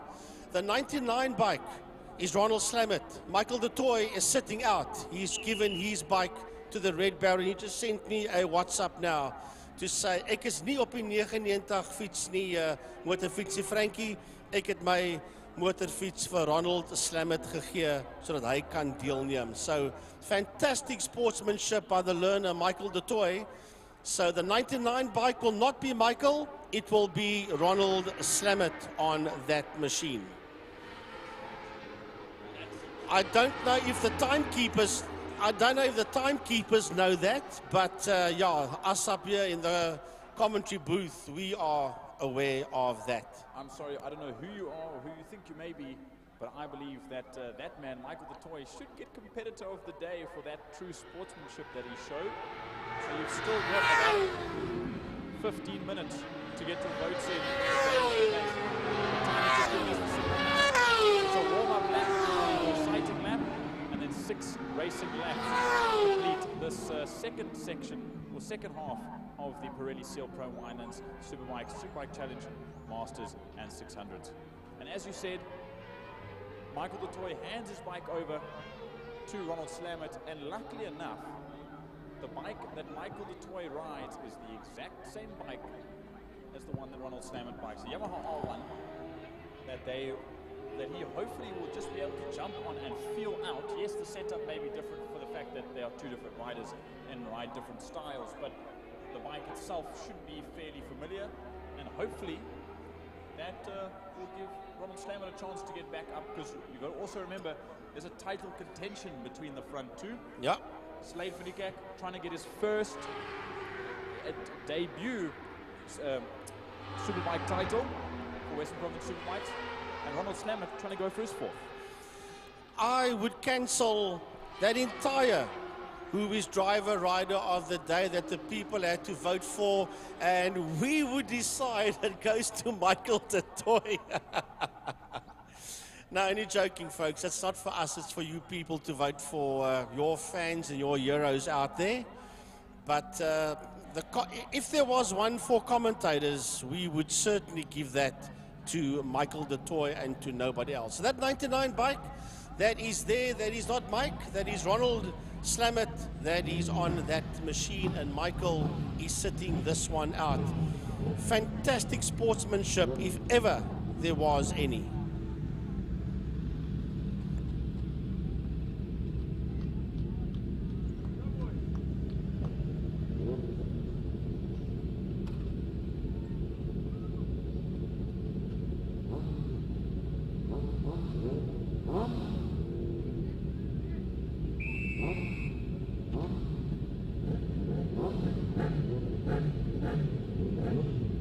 Here we go for the second part of race number 2 for the Pirelli Seal Pro Winelands Superbikes Challenge. 606 laps. The lights go on. They go out, and away we go once again this afternoon with borrowed bikes, and a look at the drag race to the first corner. Ronald Slamet straight out of the gate, right up alongside. He's gone around the outside straight away. Ronald Slamet on the 99. Thank you very much, Michael the Toy. He's saying in his helmet, he moves to the lead and he's pulling away from Slade van Niekerk. And Mike is probably saying, come on, Ronald, go. Take my bike and go win with it. That's for sure. And if not, why not? Michael's probably saying, if it's a win for you, it's a win for me. Hell yeah, for sure. So let's have a look and see through the lunchtime kink. They work now towards Damstep. Slamet, it sits out there in P1. Van Niekerk is second. Johnny Towers is in that third spot. Then it is Daniel Frost that comes through. That is the top 4-5 riders as they work their way through Saddle Sweep. And here they come through the fast right-hander onto the gas, Thurl wide open and down, trying to tuck yourself in to the front visor to make yourself as aerodynamic as possible, moving across the track left and right on the best racing line possible and slamming hard on the brakes into the final tight hairpin that is Pertamina Fostron. Now it's going to be a drag race to see down onto the first flying lap who is going to make it into turn 1 in first position. Right, lap number 1 of 6 is in the bag as we watch them go into turn number 1, and now Van Niekerk is going to stuff it up on the inside. Yes, he shoves it up on the inside, and he takes that lead away from Ronald, but Ronald is right on his back wheel as they run down towards Castrol. What a move that was by Van Niekerk into the first turn. They go through Castrol now, and Ronald Slamet is right there regardless of whose bike he's on. He's right on the tail end, on the exhaust of Slade Van Niekerk as they go down into Damstep. Not that far behind, we'll see in picture. There's Johnny Towers once again sitting in third. Then it's Daniel Frost, Ethan Dinner, Zander Talia, Wayne Aronser, and then of course Ronald Slamet technically out, but in actual fact it is Michael the Toy. Yeah, so for the folks at home, you will see Michael the Toy in P1 on your strap. But as we said, and I'm sure you picked it up by now, that it's not Mike on that bike. It is Ronald. So down the back straight into Pertamina Fostron goes your two leaders. Slamet and, I nearly said Slamet and the Toy. Slamet and Van Niekerk. As the two of them come towards it, but Slade is now beginning to pull the pin, and he's beginning to pull away from Ronald as they head into Blockcoin. A 1:15.558 for your race leader, Slade Van Niekerk. They run now through Blockcoin corner, and the gap is 0.6 of a second. Anything can happen, as you say, over the course of 10 racing laps, but now we've been reduced down to 6. As the sun slightly comes out and warm up the track ever so slightly at the end of this day. But they make their way through Castrol Corner now, and they're leaving the rest of the field behind. Next up after him would be Johnny Towers. Then it is Daniel Frost and Ethan Dinner as they all make their way through Castrol Corner. Here we see the leaders down through Damstep. Slade Van Niekerk, as the Golden Highway is beginning to get a hint of gold on it. It is Slade Van Niekerk, P1, Ronald Slamet, P2. Down the Kilani straight they go. They are 5.6 seconds ahead of Johnny Towers. That is in that third spot, and he's also the leader of the 600s. Is Johnny Towers as we watch him go down into Pertamina Fostron. The man from the UK that is leading the 600 class in race 2. Proudly built by Missile Motorcycles in Kuhn Sneeman, who I'm sure is also watching the celebration. The top 3 as they run through now. Ronald Slamet now. Ronald obviously realizing that there is a limit to the bike and himself, that he doesn't want to put Michael's DeToy's bike under too much pressure as he runs there trying to battle for the lead. They make their way through Castrol as now Johnny Towers comes into frame, as well as Daniel Frost just behind, and Ethan Dinner. Now then around Blockcoin you'll see Zander Talia and Wayne Aronser. Now, so I'm keeping an eye on that fight between Frost and Dinner. There was 0.8 of a second between them when they started this lap. So we're going to watch out for them as we keep an eye here on our leading duo that's heading down the back straight. Slade Van Niekerk and Ronald Slamet. Down the back straight they go. That's a 2 in shot there, working their way through Pertamina Fostron. Johnny Towers is there in P3. He's in a lonely P3. Is Towers. Now, as the two front runners work their way through, yeah, they come towards us. That is Slade and Ronald. It's that fight at the back that you can see in your screen behind this man that I want to have a look at. Johnny Towers goes through, and this is going to be good. Frost and Dinner for P4 and 5. Daniel Frost and Ethan Dinner racing in two different classes. It's 1000cc versus the 600cc of Dinner. As you say, a dice is a dice, no matter the cc. They're running at the same speed and they're fighting in the same way. Ethan Dinner obviously coming down from PE as he usually does for the 600 class here, or the Superbike class in Cape Town. And he loves every moment of it, as now they rush down towards Castrol Corner and the gap closes ever so slightly, 0.8 of a second between the two, as they now rush through Castrol Corner and down towards Dams Dip. So it's going to be, that's about the only fight that we got on track at this stage of the game, is the one between Daniel Frost and Ethan Dinner, those two riders that are going through your shot now. But back to P1 and 2, that's the two of them that are storming down into Fostron Corner. Slate van die Kerk. And behind him, Ronald Slammert on the 68 bike /99. As the two of them work their way through. Johnny Towers in that third spot, and Johnny is nearly 9.5 seconds behind Slammert, that is in second. So they'll rush down now to the start. And here is this battle once again between Frost and Dinner. We'll see, it was 0.8 seconds. Now it is 1 second, so the gap is actually growing. And Ethan Dinner was on some pace, but now he's obviously seeing that Daniel Frost found his mojo and is inner to his own rhythm and may even just be pulling away. And that is that fight for 4 and 5 as we go back to the leader. He is way down the highway now. He's Slade van die Kerk. Ronald Slammert will say, man, I'm going to settle for 2 seconds for the day. This is not my bike. So 2 seconds for the day in class, both for Superbikes and Masters. I am going to settle for that, because that would give him the overall win in the Masters category. So he's not too worried about Slade. That is 3.5 seconds ahead of him down the road. Yep, exactly that is there. They run down. Do your leaders. Crossing the start-finish line once again. Checkered flag. Slate van die Kerk makes it 2 for 2 here at round number 5 of the Kilani Power Series. Ronald Slammert brings it home in second position on a borrowed bike.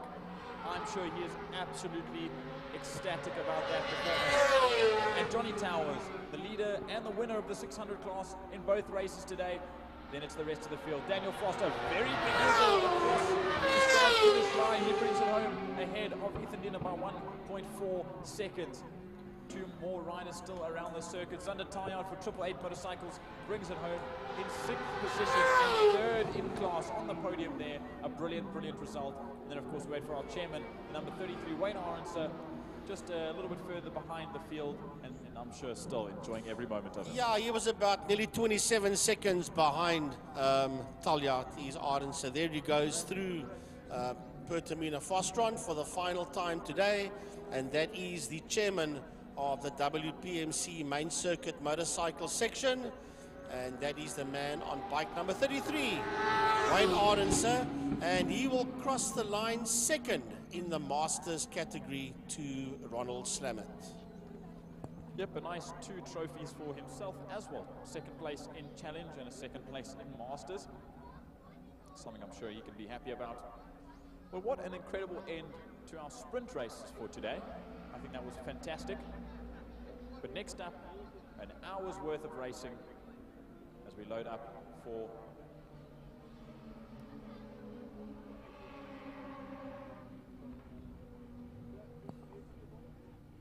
well then less than an hour. It was from 31 laps, but it's just going to get a reduction to 21 laps for this Le Joubert Sports GT 1,000 kilometer move to whatever 1,000 kilometers would be worth of length over 21 laps. A big thanks to Azil Souls. He's saying, great job, IMUSAT. Amazing live stream all the way from Johannesburg in Gauteng. So to Azil Souls, thank you. It is highly appreciated from the IMUSAT team and from us commentators up here in the commentary box. Thank you very much.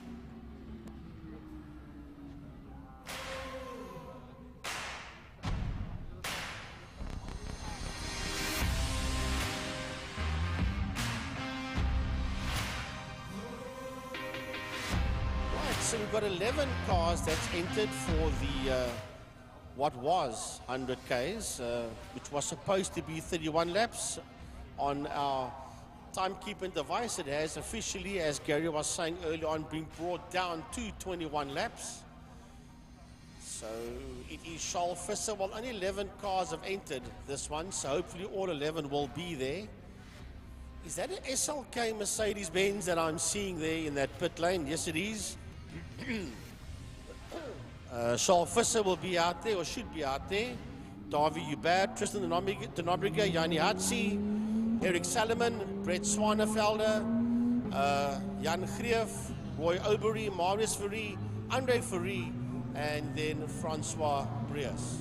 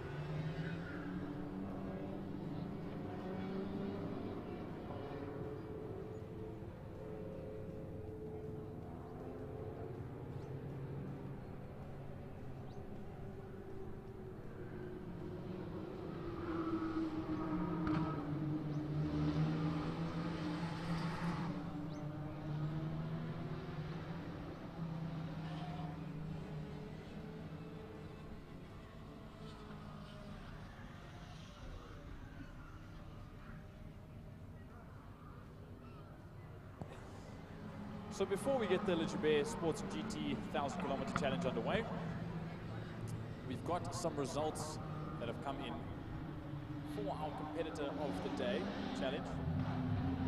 For those that have voted, thank you very much. But tell us, please, Hayley, what the results for the final were for the competitor of the day. Okay, so in first place we have Zander Taljaard, who moved up from, oh no, sorry, he was first last time. Second was Ethan Diener, and third, for the first time today, Almi Mostert. Congratulations, Zander Taljaard. Well, just like that, Zander Taljaard, the most fans you have. Great stuff. Thank you to everyone for all of your messages to our WhatsApp line, and obviously all getting involved with this first introduction to our competitor of the day. I think it actually went very, very well. And then there's a comment here from Amy Jane Gardner. Can you wish my son Richard a happy birthday? Amy, yes we can, and yes we will. Richard, a happy birthday from the Western Cape Motorsport commentators team, from Tiny's Pit Box, from Second Gear Talk Show, and from all of us up here, and from IMUSAT as well. Happy birthday, Richard, and we hope that you've enjoyed the day with us, together with your mother and other family and friends.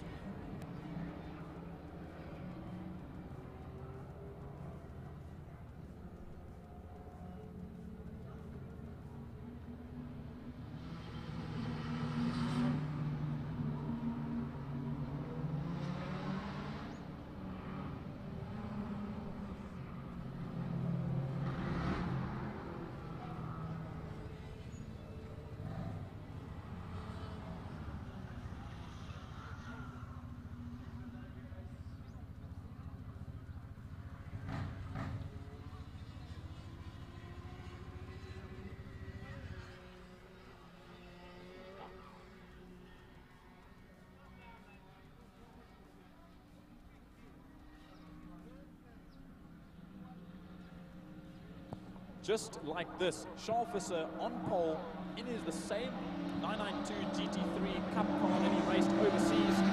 The lights will go on, the lights will go on.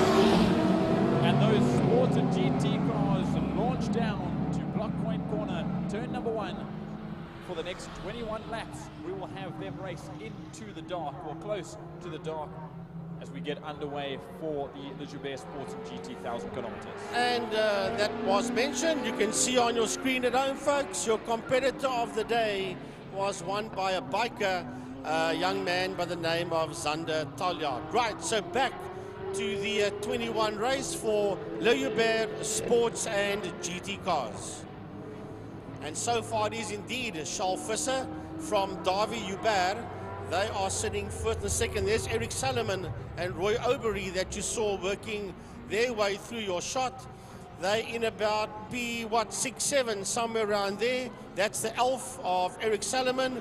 Roy Obery in there behind him as lights are blazing as the sports and GT cars work their way into Fostron Corner.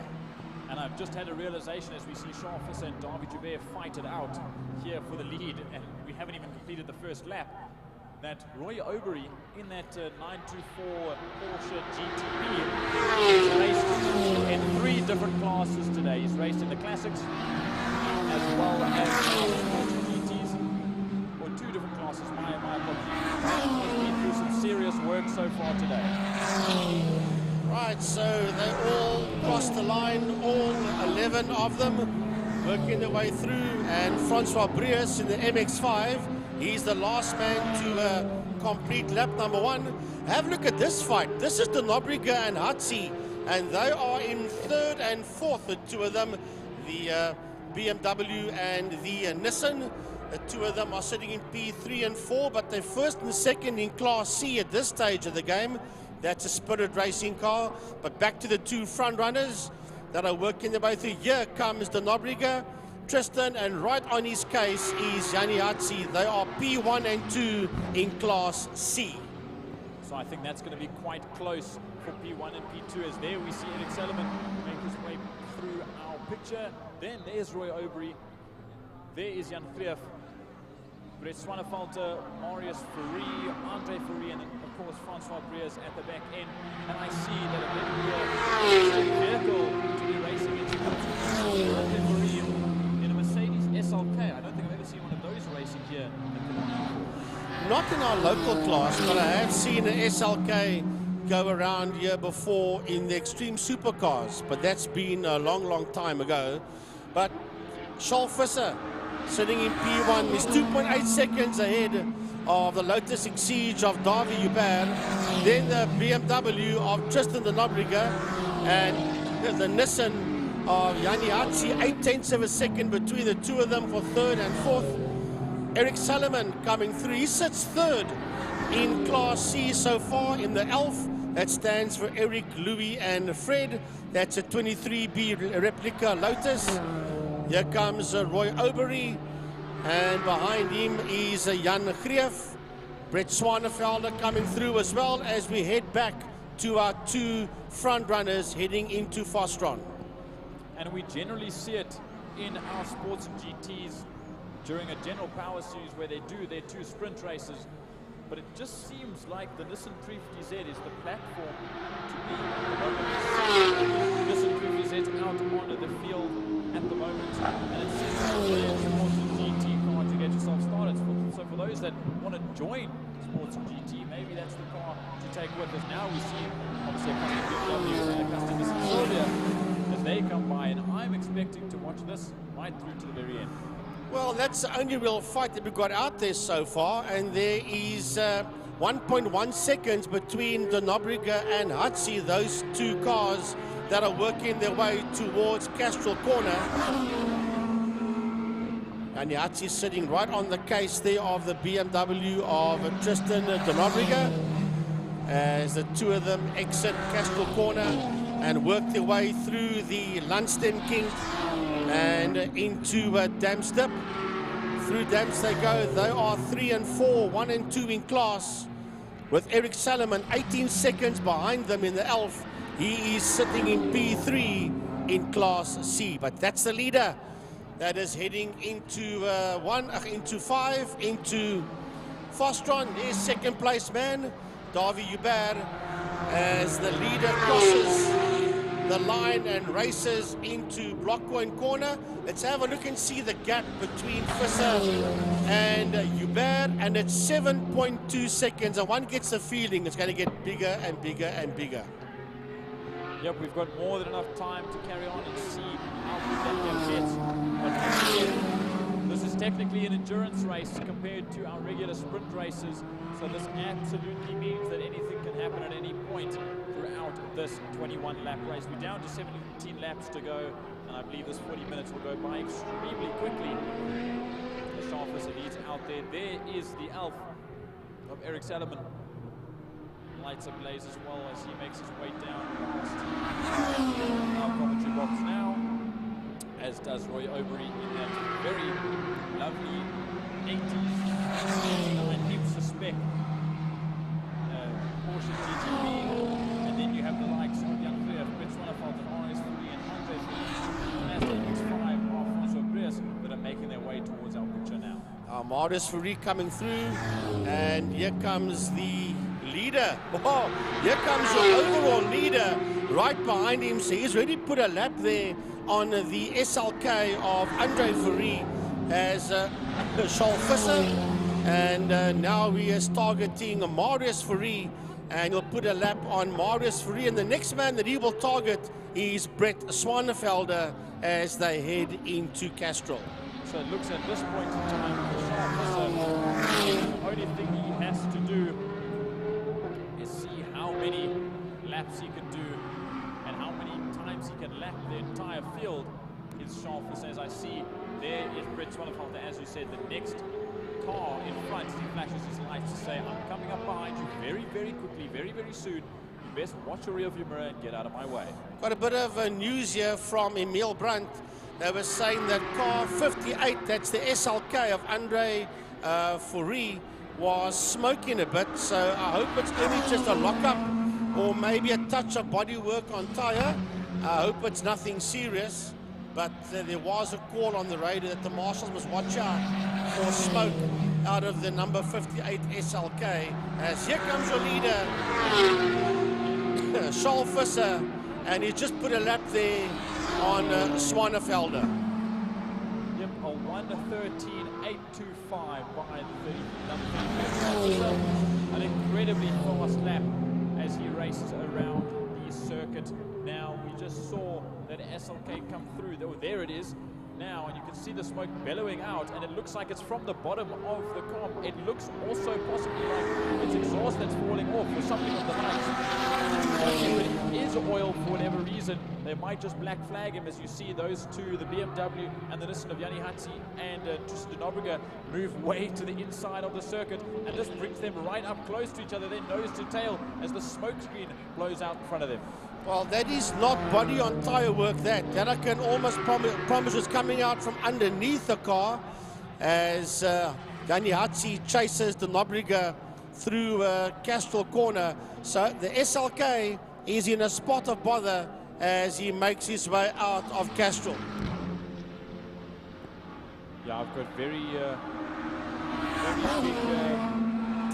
suspicions that he will get black flagged for the excessive smoke that it's bellowing out. I think they'll put his number out and just let him know. I'm sure you can see in his rearview mirror, but maybe it's not enough to constitute a black flag. As we watch him go through now, just catch up to where the rest of the field is. There he goes down the Kilani straight. And I watch, and even though that is the case, he is all on his own at the moment. Currently has Marius Fourie ahead of him by a good number of seconds, and François Briers quite a ways behind. Right, so they will show him probably the black flag with the orange dot on it to say that he must come into the pits. There is a problem as he works his way around, and that board, Tiny can confirm, has been showed to him, but we're going to wait for the leader. He's making his way through Pertamina Fostron. That is Charles Visser. Here comes François Briers in the Mazda MX-5, and he's going to be chewed up here by the Porsche of Charles Visser that puts a lap there on Briers. Yes, he does that. Now he runs through, exiting Block Point Corner and down towards Castro once again. There is Eric Sullivan, who's also been put a lap down, but that is the 5th place man. So right now, as it stands, as we see Darby Joubert come into picture, Eric Salomon, or Charles Visser rather, has lapped all the way up to Eric Salomon at 5th. And there we see Roy Overy as well as Jan Greef. Yeah, that is Aubrey that's coming through there, and Jan Greef behind him. They are in P6 and 7 as they head down towards us now. Tyne has given us some more information, and it is regarding the other Fourie 350Z, and it's also bellowing smoke out the back of it, working its way through turn number 1 out of Block Point Corner, heading towards Castrol. So there wasn't a lot of smoke that came out of it that we just picked up, but there was smoke coming out the back of that Nissan 350Z. Yeah, there you can see it. Yeah, you can see that haze coming off the rear, and it looks almost identical to what the SLK was doing. And as far as I can see, yes, that you're right, Tiny. The SLK has moved right over to the left-hand side, either just to slow down and make its way into Parc Ferme, but if he wanted to go into Parc Ferme, he would be on the inside of the circuit. Now he has to wait for all these cars to make their way by, and he'll stay far to the left of the racetrack. Yeah, I'll just keep right out the way. That is Fourie, sorry. That is one of the Fouries in the 58 car. That is Andre Fourie. That is trying to get back into the pit area. And he does so. He makes his way into the Joubert pit complex. But now back to this. This is the fight for 3rd place overall. This is the fight for 3rd place overall and 1st place in class. So 2 trophies, or actually no, I lie, 1 trophy, 2 different class wins that can be occurred at the moment. And look at Yanni Hudson in that S14 right on the tail. He drops off ever so slightly coming out of the Exeter Castro corner as Tristan de Nobrega in that racing spirit. BMW pulls ever so slightly ahead as they go down through Damsdale. That's the only fight out there on track, and there was 0.4 of a second between them when they started this lap between de Nobrega and Hutsie for P3 and 4 on the track as the sun comes out here between Bloberg and Melkbos, and now the Golden Highway is the Golden Highway as we watch this. And they are going to pick up Aubrey and I think Swaneveld, if I'm not mistaken, or could be Greef, that they are picking up there. So de Nobrega and Hutsie is now cutting and carving their way through the field, and their next victim will be the MX-5 of Francois Breers. They're both going for the same place tarmac into turn number 1, Block Point Corner, and Francois Breers just tries to stay in the middle of the circuit, but he did end up moving out of the way for both of them. And now they're side by side again into the braking zone, but Yanni Hudson will duck in front, and this time the change for the lead in Class C is taken over by Yanni Hudson in the Nissan S14. As there you see Roy Aubrey and Jan Greef in that black, white and red Nissan 350Z fighting with Roy Aubrey just ahead of him in class while they both get by Francois Breers. Well, this fight is not done yet between de Nobrega and Hutsie. There was 1/10 of a second between them when they started this lap. So let's have a look and see. And we've got 10 laps still to go in this one as the two of them work their way around. But it's lights are blazing because they've got to stay out the way of that man, and that is Charles Visser. Blue flags waving there for Breers, as once again he gets lapped by overall race leader Charles Visser. And that car in particular, 992 GT3 Cup car that he is campaigning currently, is the same one that he raced in multiple events in the important of South Europe. And he knew that car very well, that Charles Visser Jr., as he ducks in front of Roy Aubrey and Jan Greef. So they've obviously brought that car down from somewhere over in Europe and now are campaigning it this year. Possibly they'll build it for themselves and take it over to Europe once again. Well, it would have been nice to see him campaign in Le Mans, but I don't know if that car would be able to compete in a GT3 category at Le Mans. Back in the day, it would have been, yes. There comes Francois Breers through in that red MX-5. Lights are blazing as your leader makes his way through Sidle Sweep. He is nearly 30 seconds, 28.1 to be exact, ahead of Davi Hubert, that's in that second position. He's so far ahead down the highway, you don't even see Davi Hubert as a 350Z pulls into the pit area of Marius Curie. Yeah, I heard from Tiny Brunt that he also got the black flag, as did Andre Fourie for excessive smoke. So they unfortunately had to pull both of their cars off the circuit, with now 8 laps to go for the leaders. And there is your second place man, Davi Hubert, rushing on through in that all black Batmobile, I would quite call it, through the final corner and down to the start-finish line. Once again, to start another lap. And we've got just under the length of a normal race weekend sprint race here at the Power Series. Well, Hatzi and De Nobrega, where are they? 1.1 between them. They are right on our shop there. There's the Alpha of Eric Salomon just holding the line so that they can get past, and they, together with Eric, is going to be ripped apart by the Porsche of race leader Charles Visser as he gets past Salomon, and then he gets past De Nobrega, and now he's behind Hatzi, but it's not going to be for long, that's for sure. Yep, and just like that, Charles Visser has lashed all the way up to what will be now second place. It will only be himself that is 30 seconds behind that are on the same lead lap, opposed to 4 other 11 or now down to 9 competitors out on circuit. Well, he'd like to lap the entire field, but with 7 laps to go, I don't think he's going to catch that man in the Batmobile, as Geordie calls him. That is Davi Hubert in that number 18 car. He's going to put a lap on a few cars that is ahead of him. You see it says Wildrose Gin on that wing. That's one of the sponsors of Davi Hubert. Davi Hubert is Le Hubert Wine Estates. Yeah, very, very true.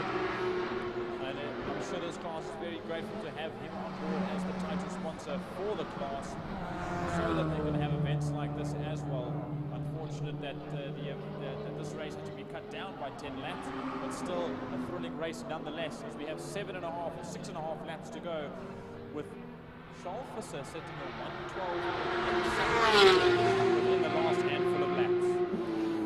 And you can hear him in our commentary box making his way into turn number 1, into Block Coin, as we watch this man coming through, second place man, Davi Hubert, heading into Pertamina Fostron, and there's a lovely dice behind him. They have been lapped, but that is the dice with Aubrey and Greef, yeah, for P6 and 7, and there was 0.3 of a second between them. They working their way out of turn number 5, out of Fostron corner, and that is another one to watch out for, together with the one that involves Hatzi and De Nobrega.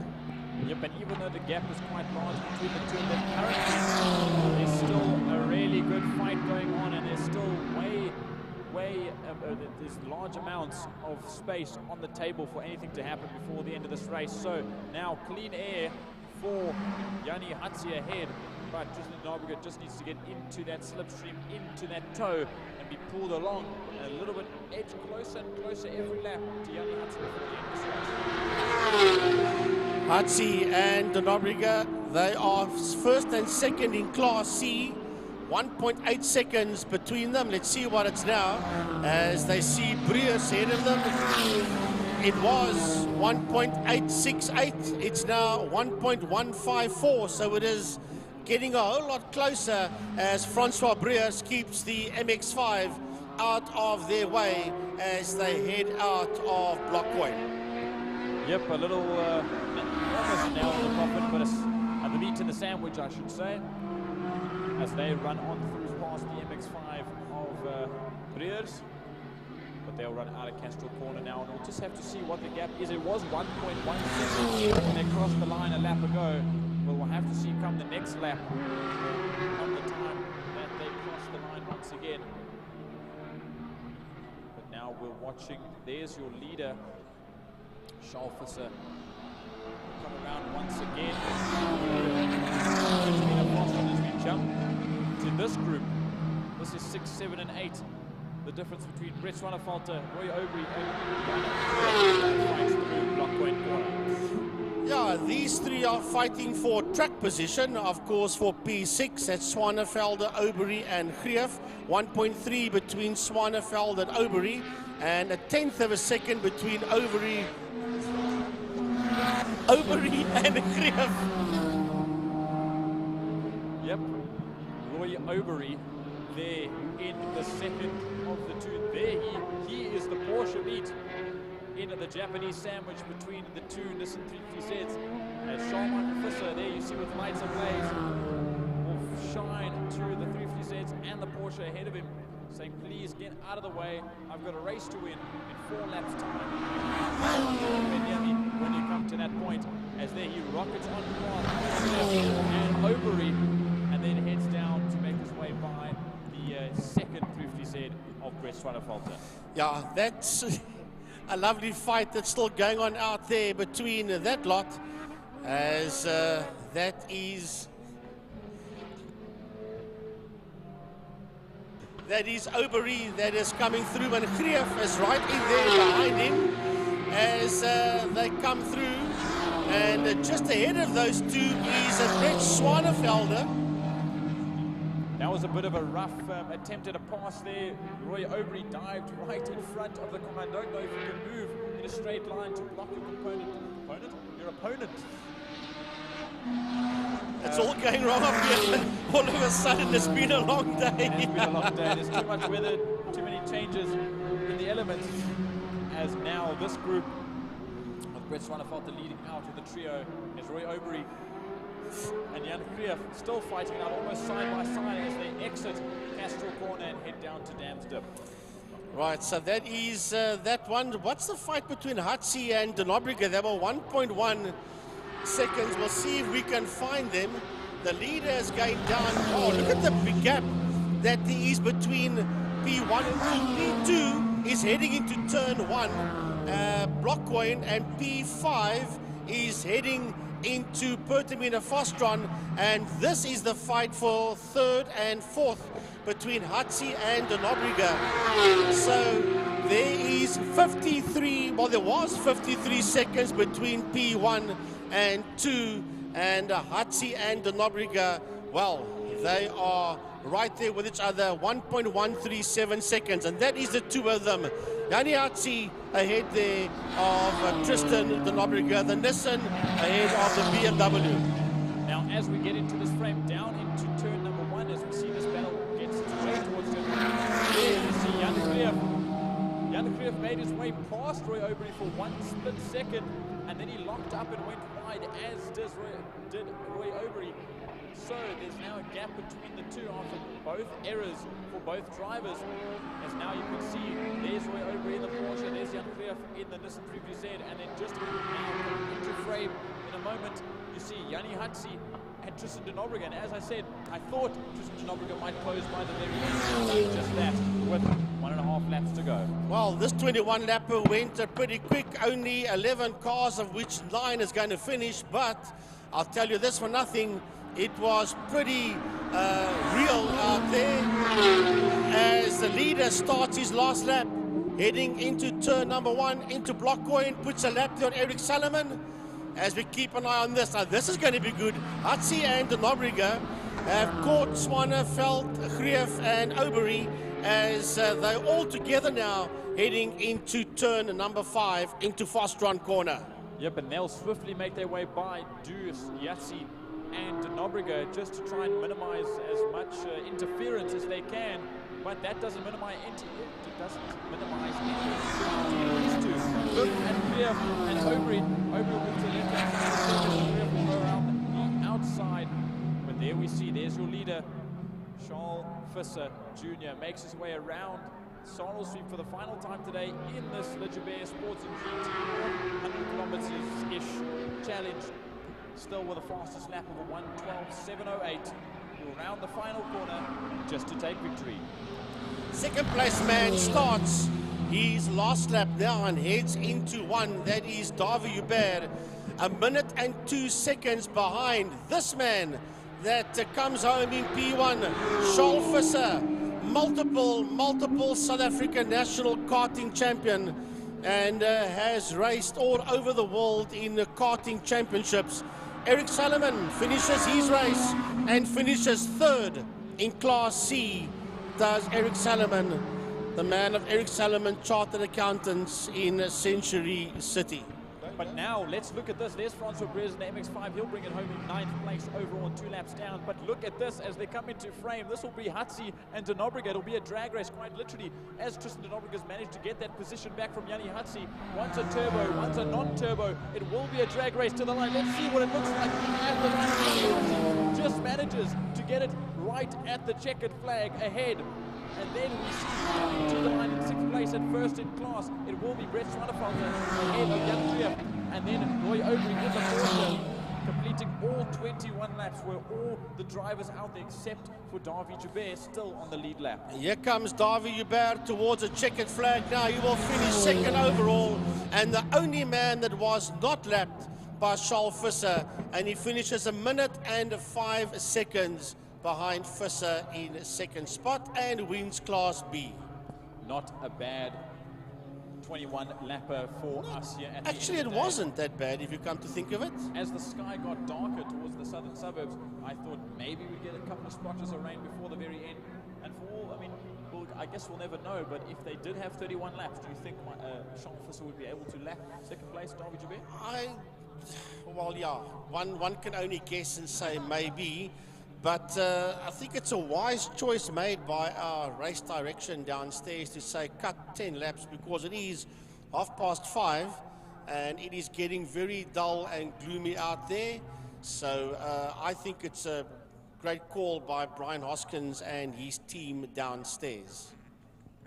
But after an incredible day of racing, a very minimal amount of incidents throughout all the classes. Obviously a big one for Joshua Smith early this morning. No incidents, or hardly any incidents for the bike today, which is also an incredible thing except for the blow up, but at least nobody put the bikes down. Absolutely. But other than that, I think an incredible race day. Obviously, we missed out with the MGA Racing Clubman's Classics and Breakfast Run bikes, but they will be back at the next round in August. But I mean, from my side, incredible day, no matter how bipolar the weather was. We made it to the end of the day. Very neat, very well done to all our marshals and our teams, the officials, and a big thank you to our commentary team upstairs here. That's myself, Jordan Hibben, and I'll hand over the rest to the rest of the crew. Well, nothing wrong with saying my commentary team, because you are 100% part of the team. So I'm going to hand over to Gary to say goodbye. And Tiny, from our side, enjoy the rest of the weekend. I know that the Springboks are playing rugby now in Cape Town, and tomorrow it is MotoGP at 2 o'clock. And Formula 1 at 3. Have a lucky weekend. Bye-bye, everyone. To everybody that joined us here at the circuit today, and all of the folks at home, that concludes it. And we look forward to being back with you in about 4 weeks from now. In the interim, keep up to date at 8 o'clock every Tuesday night for the next edition of Second Gear. And we'll bring you all the necessary motorsport information that we can on a weekly basis. On behalf of the Sponsors Motor Club and IMUSAT, cheers everybody.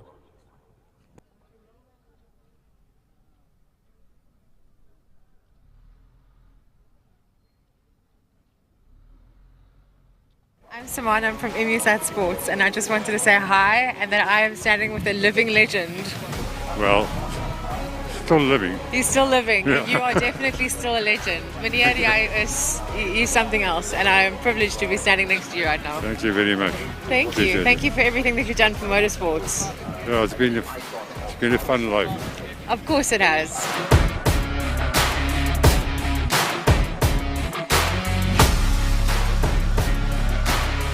Hi guys, it has come that time of the day to say goodbye. It has been the Power Series Round 5. There has been so much excitement today, so much energy from the drivers. It has been unreal, so we did not let the weather stop us.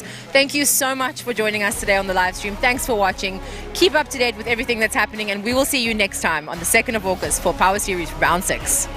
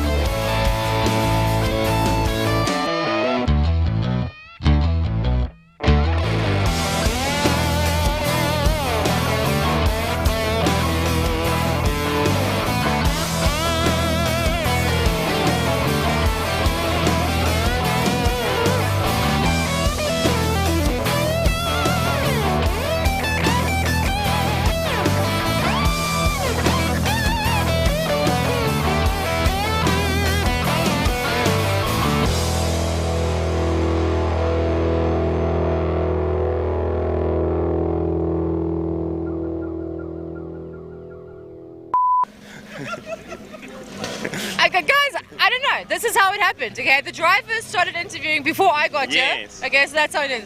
So by WhatsApping the number on your screen right now, and you could stand it a little bit different. We are in...